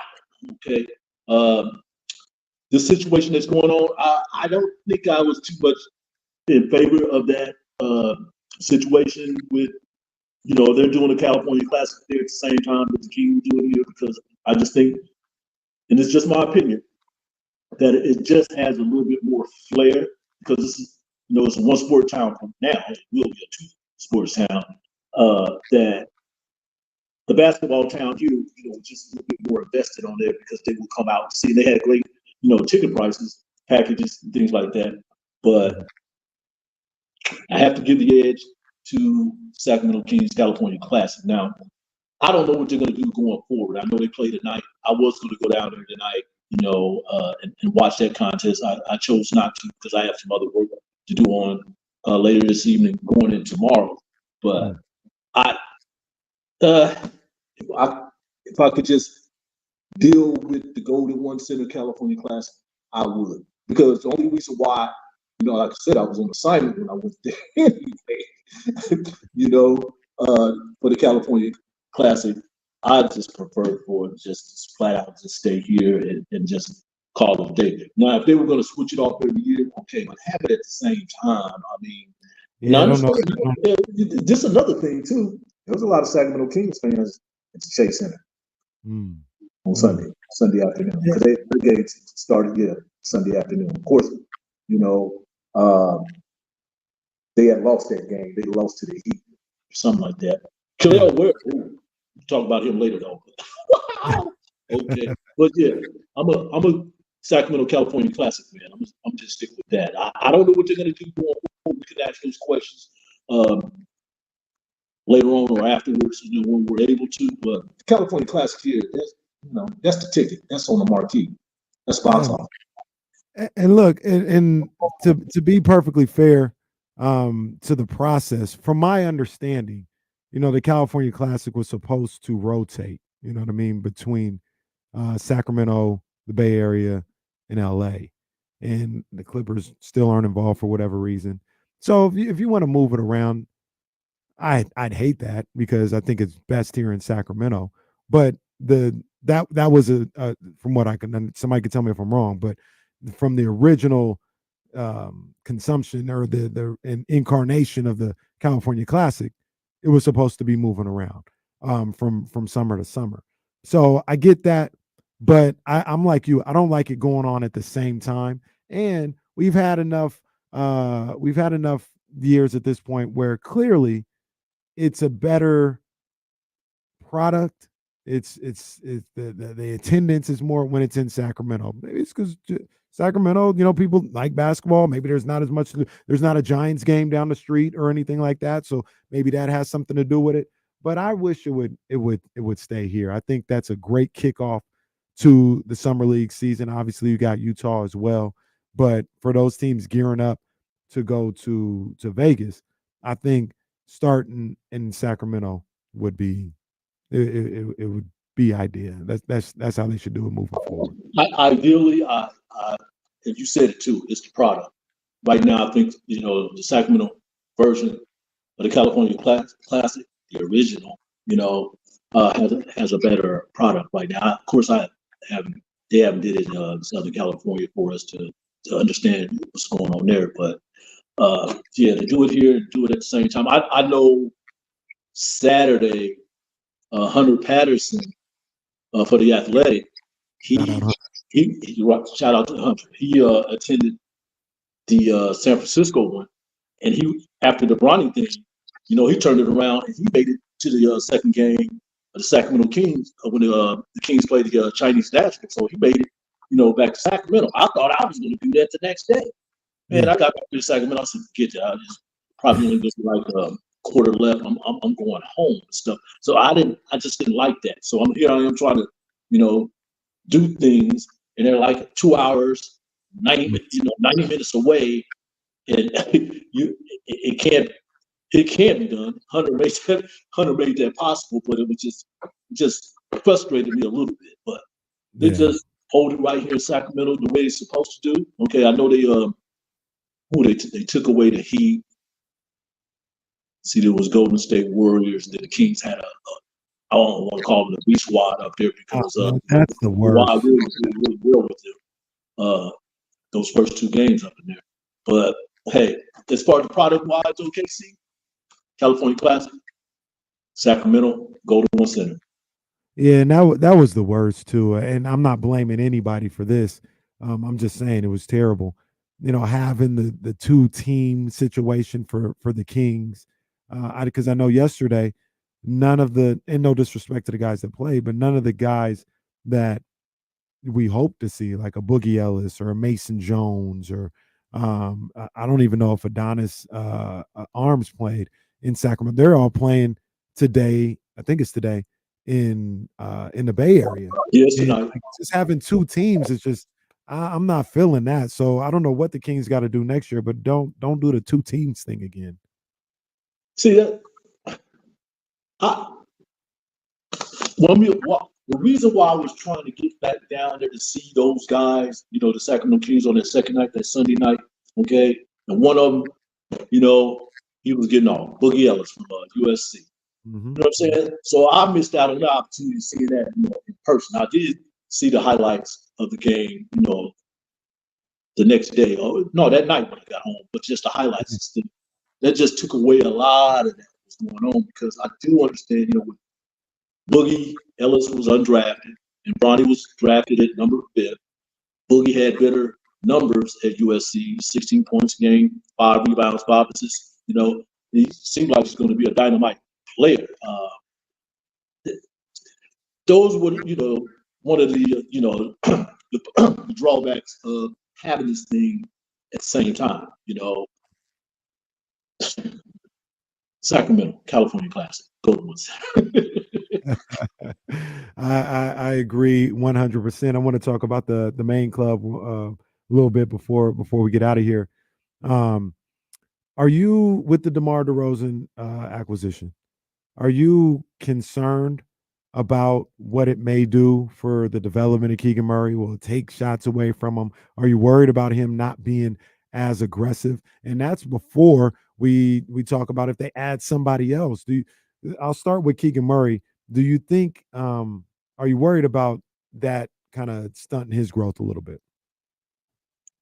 Man, you be coming up with some great talking points here. I don't think DeMar. I don't think Keegan.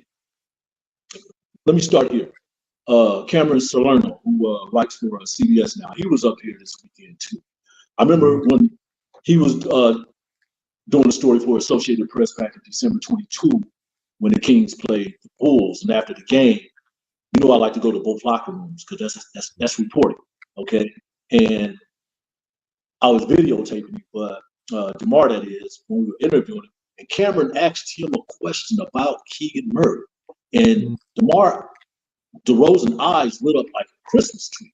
Oh, he's going to be nice. He can shoot. He can do this. He can do that. You know, I would like to play with a player like Keegan Murray. Mm-hmm. Reason why I say that, you know, I'm going here with it. Yeah. DeMar DeRozan was instrumental in Ayo Sumu's development with the Chicago Bulls. You know, Ayo used to play for the University of Illinois. Okay, Yep. I'm watching the game. This is DeMar DeRozan's first season in Chicago. They didn't been to half seasons. This is probably like December 2022, 2021. All right. Mm-hmm. He drives down to Champaign-Urbana from Chicago. He drives, and it was snowing that day.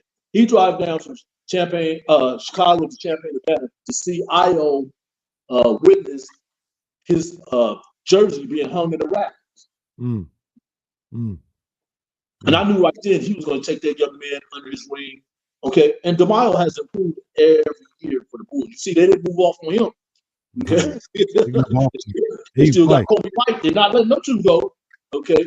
I think Keegan is going to be in great hands with DeMar, and I don't think that's going to affect him at all. Now, the Kings bring in any other player to add to their personnel. I don't know. Okay. But I do know Keegan, he's playing for USA Team Select. He's going to be coming back with something new. You know, getting this type of experience. Cooper Flagg is getting off. Man. Come on now. Jeez. I knew he could go, but man, he's taking it to another level right now. He's taking it to another level. Keegan is going to be okay as far as his development. I don't think he's going to, you know, add any adding flaws or anything like that, setbacks. I think he's going to be in great hands with a veteran like DeMar, because DeMar wants to play with these young guys. He did talk about a little bit about that, you know, during the news conference yesterday too. I think that's something that he's looking forward to, is working with a shooter like that. Not only that, he's working with a two-way player in Keegan Murray too. So that part is going to be okay. If they add another piece, if that's going to affect, how Mike Brown is. Hey, if you ain't producing, I got to go somewhere else. Keegan understand that. Okay, if you're not doing, there was a few times when Keegan wasn't doing nothing. He went to Kessler Evans. Okay, I'm not playing around. So that would only, upgrade his position as far as development. You know what you got to do. You got to be highly competitive and be a part of what we're doing. And if somebody has some veteran leadership like DeMar DeRozan, you need to listen to him. Yeah, straight up, man. So, man, let the people know what you got going on right now, man. You're a busy guy. The Twitter is popping off. If you're not following them right now, where can they follow you? You know what I mean? Tell the people what you got going on, man. Well, you can always follow me on Twitter, okay, at Tony Ray Harvey, Publicity Agents, okay, and I'm trying to upgrade my web page on that, so we're going to be coming out with some more stories, and that could be at www.publicityagents.org. We're about to pick it up though, KC, because I've been talking to Nisha Britton. We're going to try to combine and start doing some commentary, but not just on sports, pop culture, sports, politics. She likes to talk politics too. We're going in all those type of areas. Also, I work for California Black Media, so I'm covering a lot of state capital stuff, which I really do love. I mean, because it's basically statewide stuff and national stuff. I was working at the other newspaper. Things were mainly, local stuff. I'm trying to finish up my second true crime book, American Vamp, which I've been working on for years, but there were some things going on that we could talk about in the future, and I'll address that matter, but I'm still trying to knock that book out. I still have one out on the bookshelf right now myself, Homicidal Handyman of Oak Park, which came out in 2012. It's still selling moderately, not like it did when it first came out, but it's been out for 12 years. And I'm appreciating, people still interested in buying it. I remember Ann Rule, one of the famous true crime writer. She passed away a few years ago. We was texting each other back, and she said, "The thing about writing these type of books is you got to write 1, 2, 3. You have to keep that flow going on." So I will write a few more books, going that way. And the bottom line, hey, about 40-45% of my work in journalism is Sacramento Kings, covering the NBA, covering the NBA as a whole, and that's with Antonio Ray Harvey, Tony Harvey. That's basically what goes on in his life. That's my lifestyle. That's what I do. That's what's up, man. That's why you're a legend. Oh, my bad. There you go. Sorry about that. I wanted to say one thing. Shout out to you, Jesse. You do great work. I like your commentary. Okay. You also you got a little comedian in you as well. So great work with what you're doing too. I love you, man. Everything that you do. My dog Tone, man. Hey, man, you represented for the city of Sacramento today, man. You had the people buzzing right here, man. You had to let them know what time it was, and you had the people buzzing, man. So we appreciate that. And I definitely always appreciate when I get an opportunity to talk with you, man, and talk in length and have you on the show, man. It's always love. I've been living here for almost 36 years. August of next month, 36 years. Okay. That's for a reason. Okay. I love living here. I graduated from Sac State. I was going to another university, Southern Illinois University in Carbondale before I came out here. Came out here for a visit. Okay. Thought I was going to be in the Bay Area. My family's like, hey, come to Sacramento. That was it. Home. And I've been here ever since. There's been some ups, there's been some downs, but I adapted, I acclimated, to this environment, to this region. And I will always defend Sacramento. I don't want to hear that crap, coming from But anyway, though, thank you for your time, KC. Okay, we went at a little bit longer than we normally do. I did set a lot of time out for you anyway, but everything worked out. Keep doing what you doing. Thank you, dog. Thank you. I appreciate you, man. Antonio Harvey, go check him out. Publicity Agents, man. You already know the vibes, man. We're going to come right back. More King Talk when I come back, man. It's D-Lo and KC. It's ESPN 1320, Sacramento's #1 sports station. My dog, man. Appreciate you, Tone. You the man, Anytime, dog. man. Anytime. Nice little conversation. I love. I got in a little bit late. You and Sarah was talking though, but that was a great conversation. She's just, She did a great job. Her and Jake, man.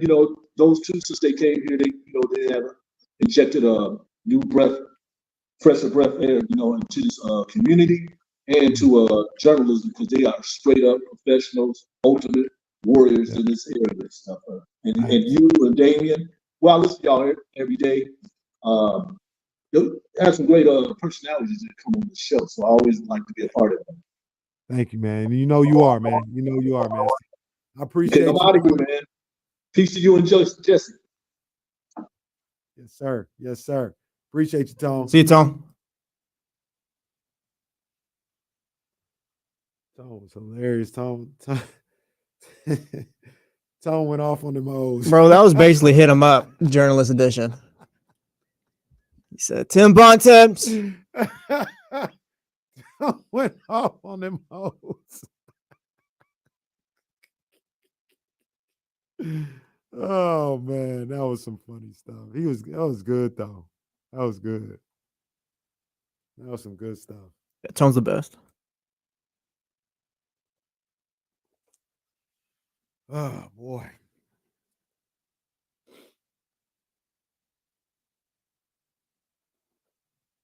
We got tickets to Six Flags Discovery Kingdom. Yeah, go to ESPN1320.com too. Oh, yeah, ESPN1320.com. Hell yeah. This is like a diss that I've never even thought of, but it works. I've never said that about someone, but if someone said that about me, I'm like, damn, that's tough. Oh, man. That was crazy. That was crazy. You guys got Chatty House. I'm gonna go Spain. Spain's played good all tournament. I'm gonna go Spain. I can't believe England won too. I'm gonna go England for my boy Beckham. I like Beckham. Shout out, David.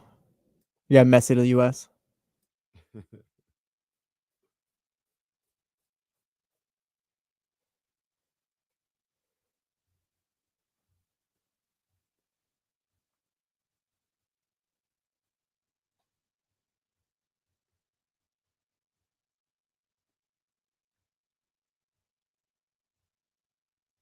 Greg Berhalter fired from Team USA.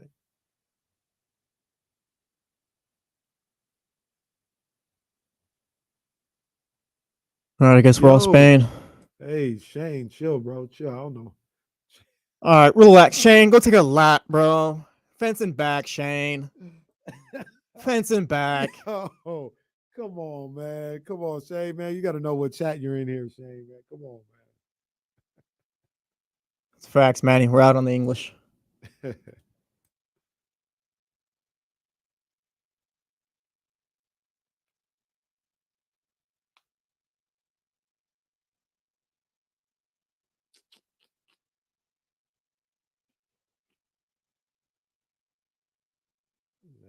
I don't know, John Bull. I'm just watching the game, John Bull. I'm just watching the games. That's all I'm doing, man. I'm trying. I don't even know. I ain't even who said I was courtside. I'm up there with the media, man. I don't know what y'all talking about.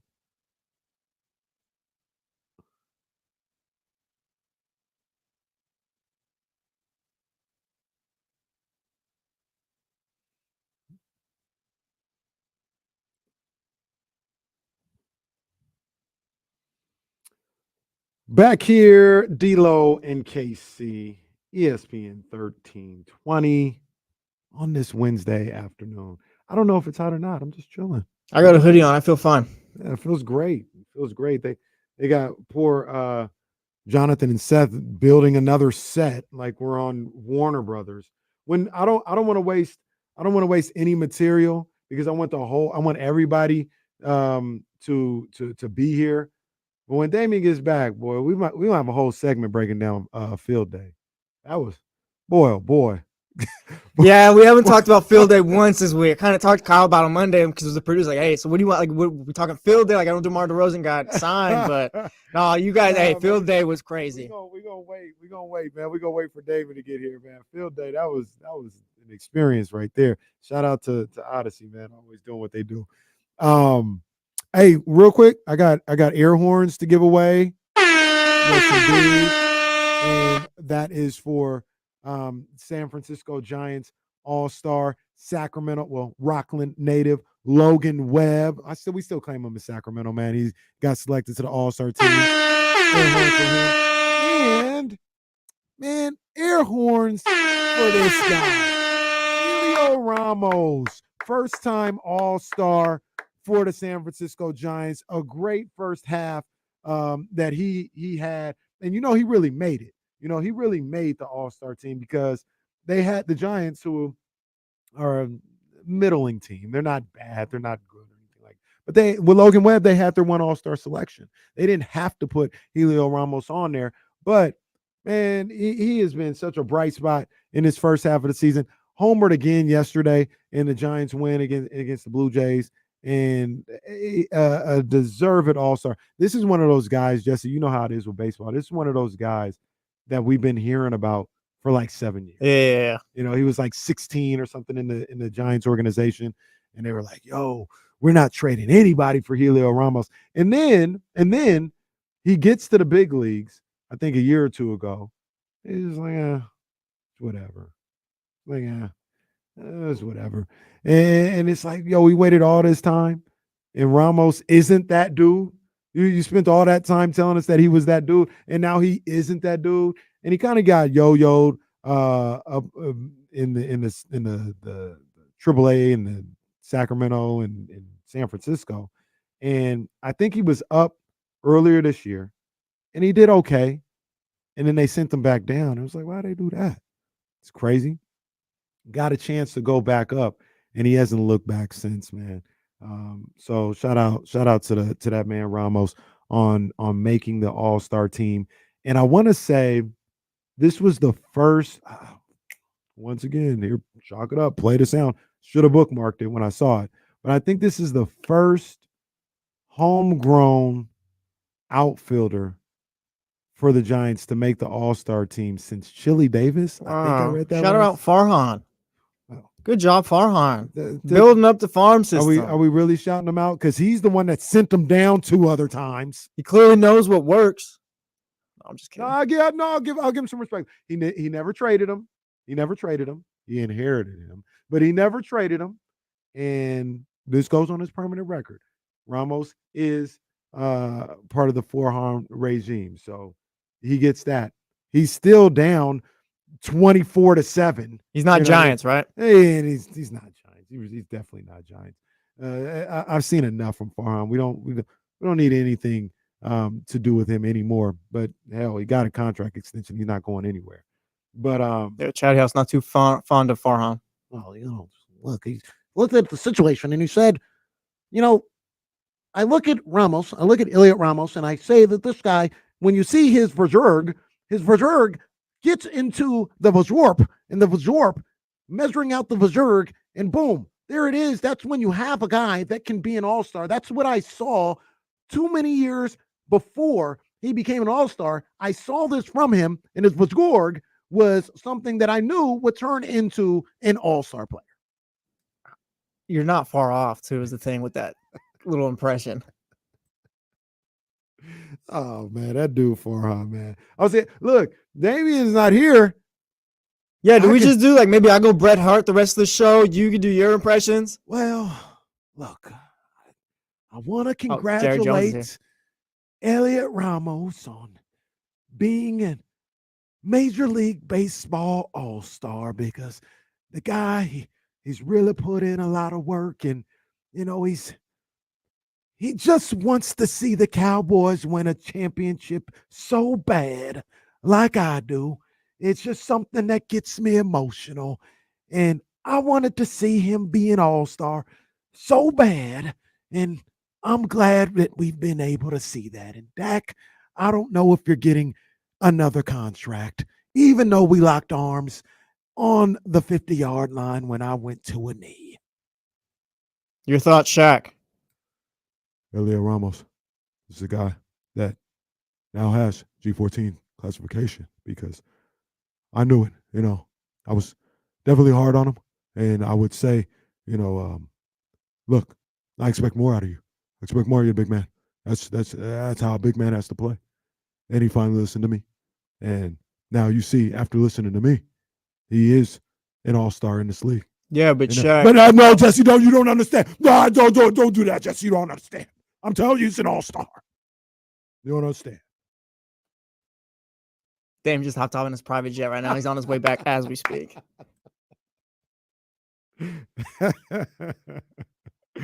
Yeah, man. But I wanted to give a shout out to those Giants, man. All-Star game. Are you a big MLB All-Star game guy? You watch it? I used to be. Now it's just kind of. It's still pretty cool. It's cool. I think it's still pretty cool. I like it better than the It's the best out of the All-Star games. I think I'll watch it over the Pro Bowl. Watch it over the NBA All-Star games. I think it's the best one. So out of all of them. I like it. You want to get to Ramsey and TC? Oh, yeah, my bad. I didn't even see the Brodies on there, man. Yeah, let's get to these phone lines, man. 916-909-1320. Let's go with Ramsey first, man. Ramsey, what's going on, big dog? I'm good. Seeing the Damian's going on, can we get a live 13th round on air for a minute? Yeah, he's really coming back now. Now we're breaking all the rules. We're breaking all the rules. Let's break them. I know you've been gone for a minute, and I know you were gone last weekend. Yeah. I need your opinion on Ryan Garcia, that clown Ryan Garcia. Ryan Garcia cook, man. This guy. I mean, it goes without saying. We all know the guy. He's got. I don't know what's going on with him, but he needs to stay far away from the limelight. He needs to stay far away from boxing. The WBC suspended him. I think it's indefinitely. I don't even think they put a time. Expelled him. They expelled him. So to even fight, be eligible for one of those belts, the WBC belts, he'd have to reapply and do all this other stuff. You think we've seen the last of Ryan Garcia? I hope so. I'm out on him. I hope so too. I'm out on him. I definitely hope so too. And I've been a supporter of Ryan for a while, but the last, between the cheating and then all the racist comments or whatever. Dude needs help, but there's not I'm not gonna give you a pass for that. There's no pass for that. I agree with you. I think we have seen the last of Ryan Garcia. It's boxing.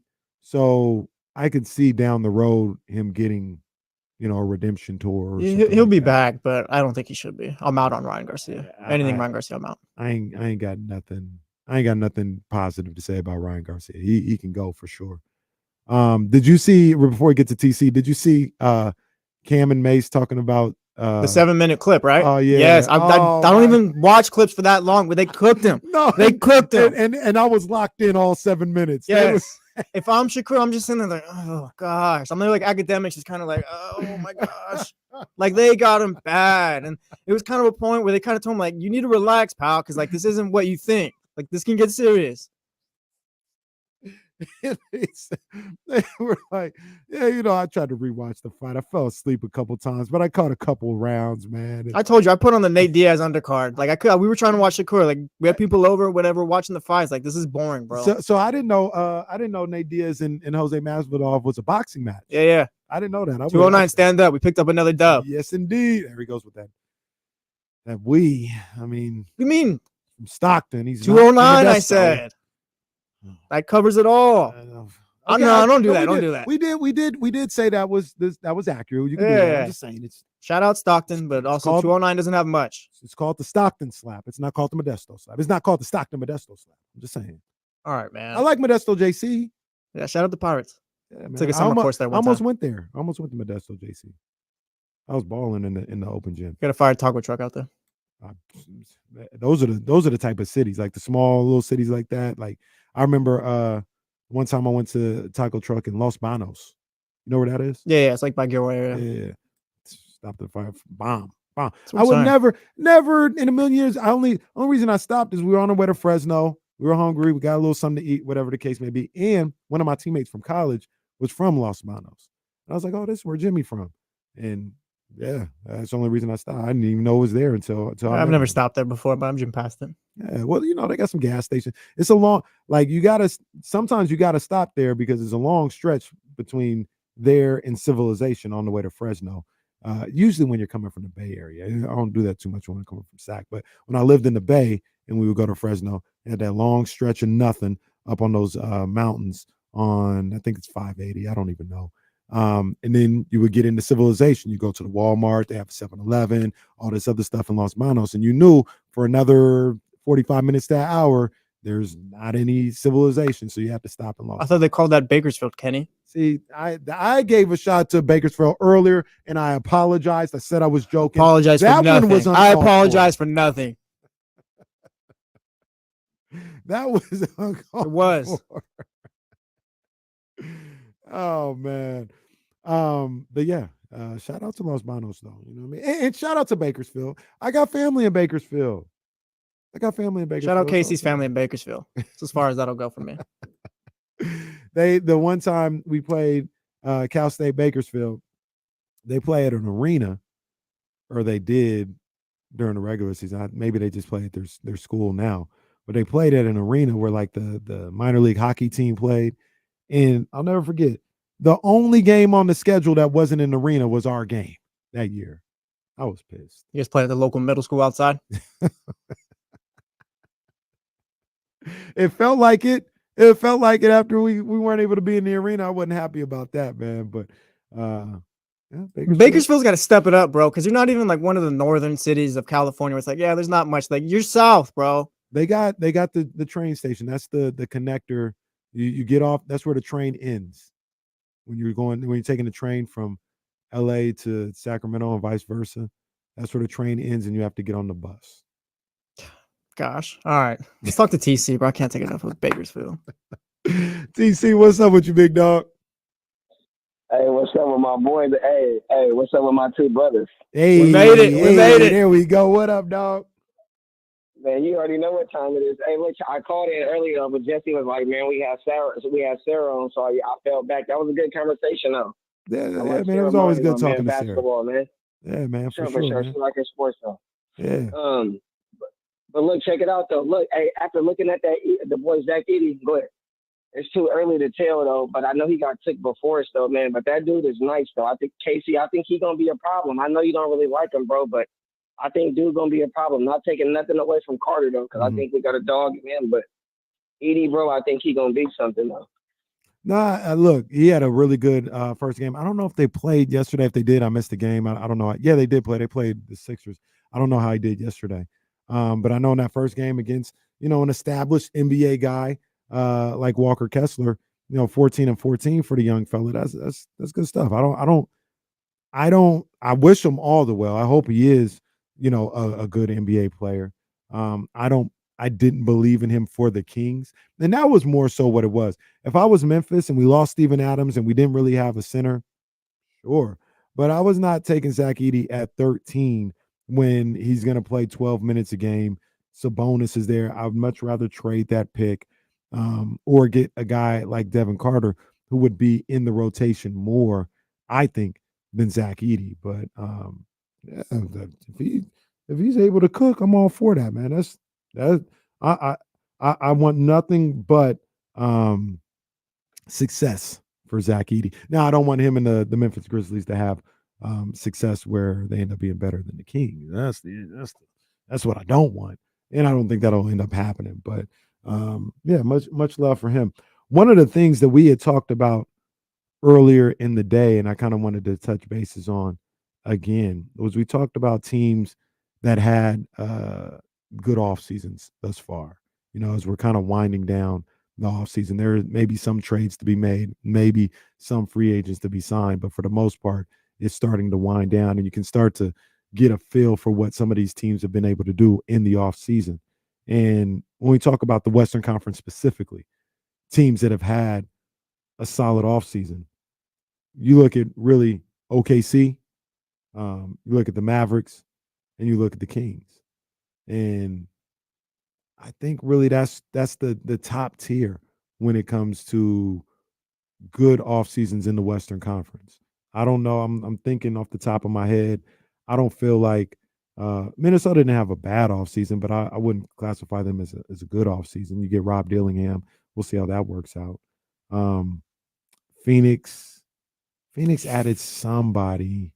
Oh man, they added somebody, and I was like, They re-signed Royce O'Neal. I know that. They That was the most re-signed Royce notable thing I think I O'Neal. saw. And they signed some. It was just kind of it wasn't a game changer, but maybe it helps with the depth. And then you start to get into the category in the range of people and teams who had a disappointing or bad offseason. And you look at teams like the Lakers right now. Would you classify their offseason as being bad merely because they weren't able to add to that roster? Yeah, it's bad. You didn't take any steps forward, and like maybe JJ can coach, but the whole optics of that thing is kind of embarrassing. Like the way it's just kind of, like him being LeBron's podcast partner. Like I get JJ's playing the league and all that, and like he's not the first guy to go from broadcast booth to coaching and all that, but just the whole optics of it all. Like I don't hate the Bronny thing, but just you didn't do anything else. You didn't like try to cover up the distraction points, I guess. Like you didn't do anything. Yeah. Ramsey says Mason Plumlee. Maybe that's who I was thinking about. Mason Plumlee going to Phoenix. I mean, that's almost saved the Kings one year. Butts in the seats right there. That's not going to get the job done. But sure, good enough for them. But yeah, I mean the Lakers, whatever. Now they got potentially, maybe Zach LaVine out there. And once again, I think people are jumping out the window with their Zach LaVine disrespect now. Like people not jumping in for sure. I'll tell you that. People acting like he is certified bum. He ain't no bum out there. That you get Zach LaVine, you're better. You're a better team than maybe you were the year before if you're like the Lakers. I thought even with the Kings, if you got Zach LaVine, you've upgraded from a Kevin Huerter or something like that, or even a Harrison Barnes. You've upgraded in talent in that respect. So that's still out there potentially for the Lakers. The Lakers they got too many moves. That's one thing. One team I'm really focused on that's really missed it with this offseason is the Rockets. How so? Well, they didn't lose anybody. That's the thing, though. You didn't add to anything either, though. Because Woj, I think it was a few weeks ago or whatever, Woj said, "Oh yeah, they're putting all these picks together. They're gonna go for a big fish, whatever. They're gonna try for KD and all that stuff." Like you obviously were aiming for something, and nothing happened at all. Yeah, that's a good, and that's a team that you look at and you would probably want them to take a step this offseason, and they essentially kind of just ran it back a little bit. And I think they're going to be faced with some decisions to make. They're going to have to move off of one of those young guys, whether it's Sengun, Jabari, or Jalen Green. I don't know if and you could wait around, for them to develop to a certain where they could be a big three or something like that. But if it seems like Ime and those guys, they might want to contend a little earlier. And if that's what you want to do, one of your moves is to move off of one of those young guys and bring in an established guy like a DeRozan or something like that. I think that's what you got to do for them. So this is probably a season missed when you talk about getting into that playoff conversation with those guys. Yeah, I think so. I mean, like I said, just for the simple fact, like it was out there, like they were trying to go for something big. They were trying to make a big splash, and just kind of came up short, I think. And then what you think about the Warriors, man? I don't think. I think I was gone. I was definitely gone. Signed Buddy Hield. Yeah, they did. I said it. I was talking to Vontae Hill about this, and he was kind of asking what I thought about Buddy. Buddy in the right situation might be a solid player, right? If you got him in Sacramento where it's all bad and he feels like, yo, if we're gonna win, I need to step my game up. I need to have that Mamba mentality. Hey guys, get on my back. I'm gonna take us to the promised land. That's the worst case scenario for Buddy Hield. What about Philly though? Philly wasn't this dysfunctional organization where they needed this, and that, and he didn't fit there. Didn't fit in Indiana. Yeah, I thought he did all right in Indiana. He's not there though. Is it true? They did end up trading. They did. I mean, Daryl Morey literally came out in a press conference once and was like, "Yeah, this did not go the way I thought. We'll just move on." Well, he's not the best talent evaluator, I don't think either, or team builder for that matter. But I think in the right situation in the Warriors and Steph Curry and Steve Kerr and all that might be the right situation. He might not be bad. Over under 1.5. Steph throws his mouthpiece because of Buddy. I'm going over. All right, yeah. See? I'm going over. But I think in a situation where Buddy has a defined role, a minimized role, and can lock in, I think he might be all right. That's Clay right there. Huh? That's Clay 2.0 right there. Well, I wouldn't go that. The Warriors, I don't like what the Warriors did as far as like, if this is the last few years of Steph's career, like you should have went all out, I think. And maybe you didn't put yourselves in position to do that, but that's also on your front office. They didn't want to get rid of Kuminga. That's really kind of what it come down to. And I don't know. For the right piece, for the right player, and maybe Lauri Markkanen is that guy. Maybe I move. Like Kuminga, I like Kuminga's talent. I just don't know, like, if he's going to be like an all-star type player. I think he's talented, but I think he's just kind of, I don't know. Do you think he could be a 20-point per game scorer, like just consistently? Maybe after developing and all that. We'll say he's still developing right now. Maybe. I think he can. I think he can, but it kind of feels like they'd be like how I felt in the playing game. If Kuminga's scoring, fine. That means Steph isn't. So fine. Let Kuminga get points. I was never afraid of the impact of Kuminga having a big game. Well, just the two timelines thing doesn't work. Like that's what it comes down to, probably. Yeah. Like Kuminga's a good player and he's gonna become a very good NBA player, but it's just on Steph's timeline, it just doesn't work right now. Yeah. But I don't even know what the Warriors' plan is, if they're trying to win or just build or what. I'm not sure they know, to be honest with you. Not sure they know. But they maybe Kuminga as like a second guy or a third guy and him putting up those numbers, maybe it doesn't have the same impact if you gave him the keys and put everything in his hands. Maybe it'd have more of an impact or be more scary to me or something like that. I don't know. I want to talk about this more tomorrow. Just kind of looking at the Western Conference as is, who may fall back, who made improvements, because I feel like the Kings are right up there as one of the teams that made a major improvement and could be looking at a major jump in the standings this upcoming season, man. So want to thank Sara Hodges, want to thank my main man, Antonio Harvey, and we'll be back again tomorrow with more KC and Friends, a.k.a. D-Lo and KC on Sacramento's sports leader, ESPN 1320. Vamos, gigantes!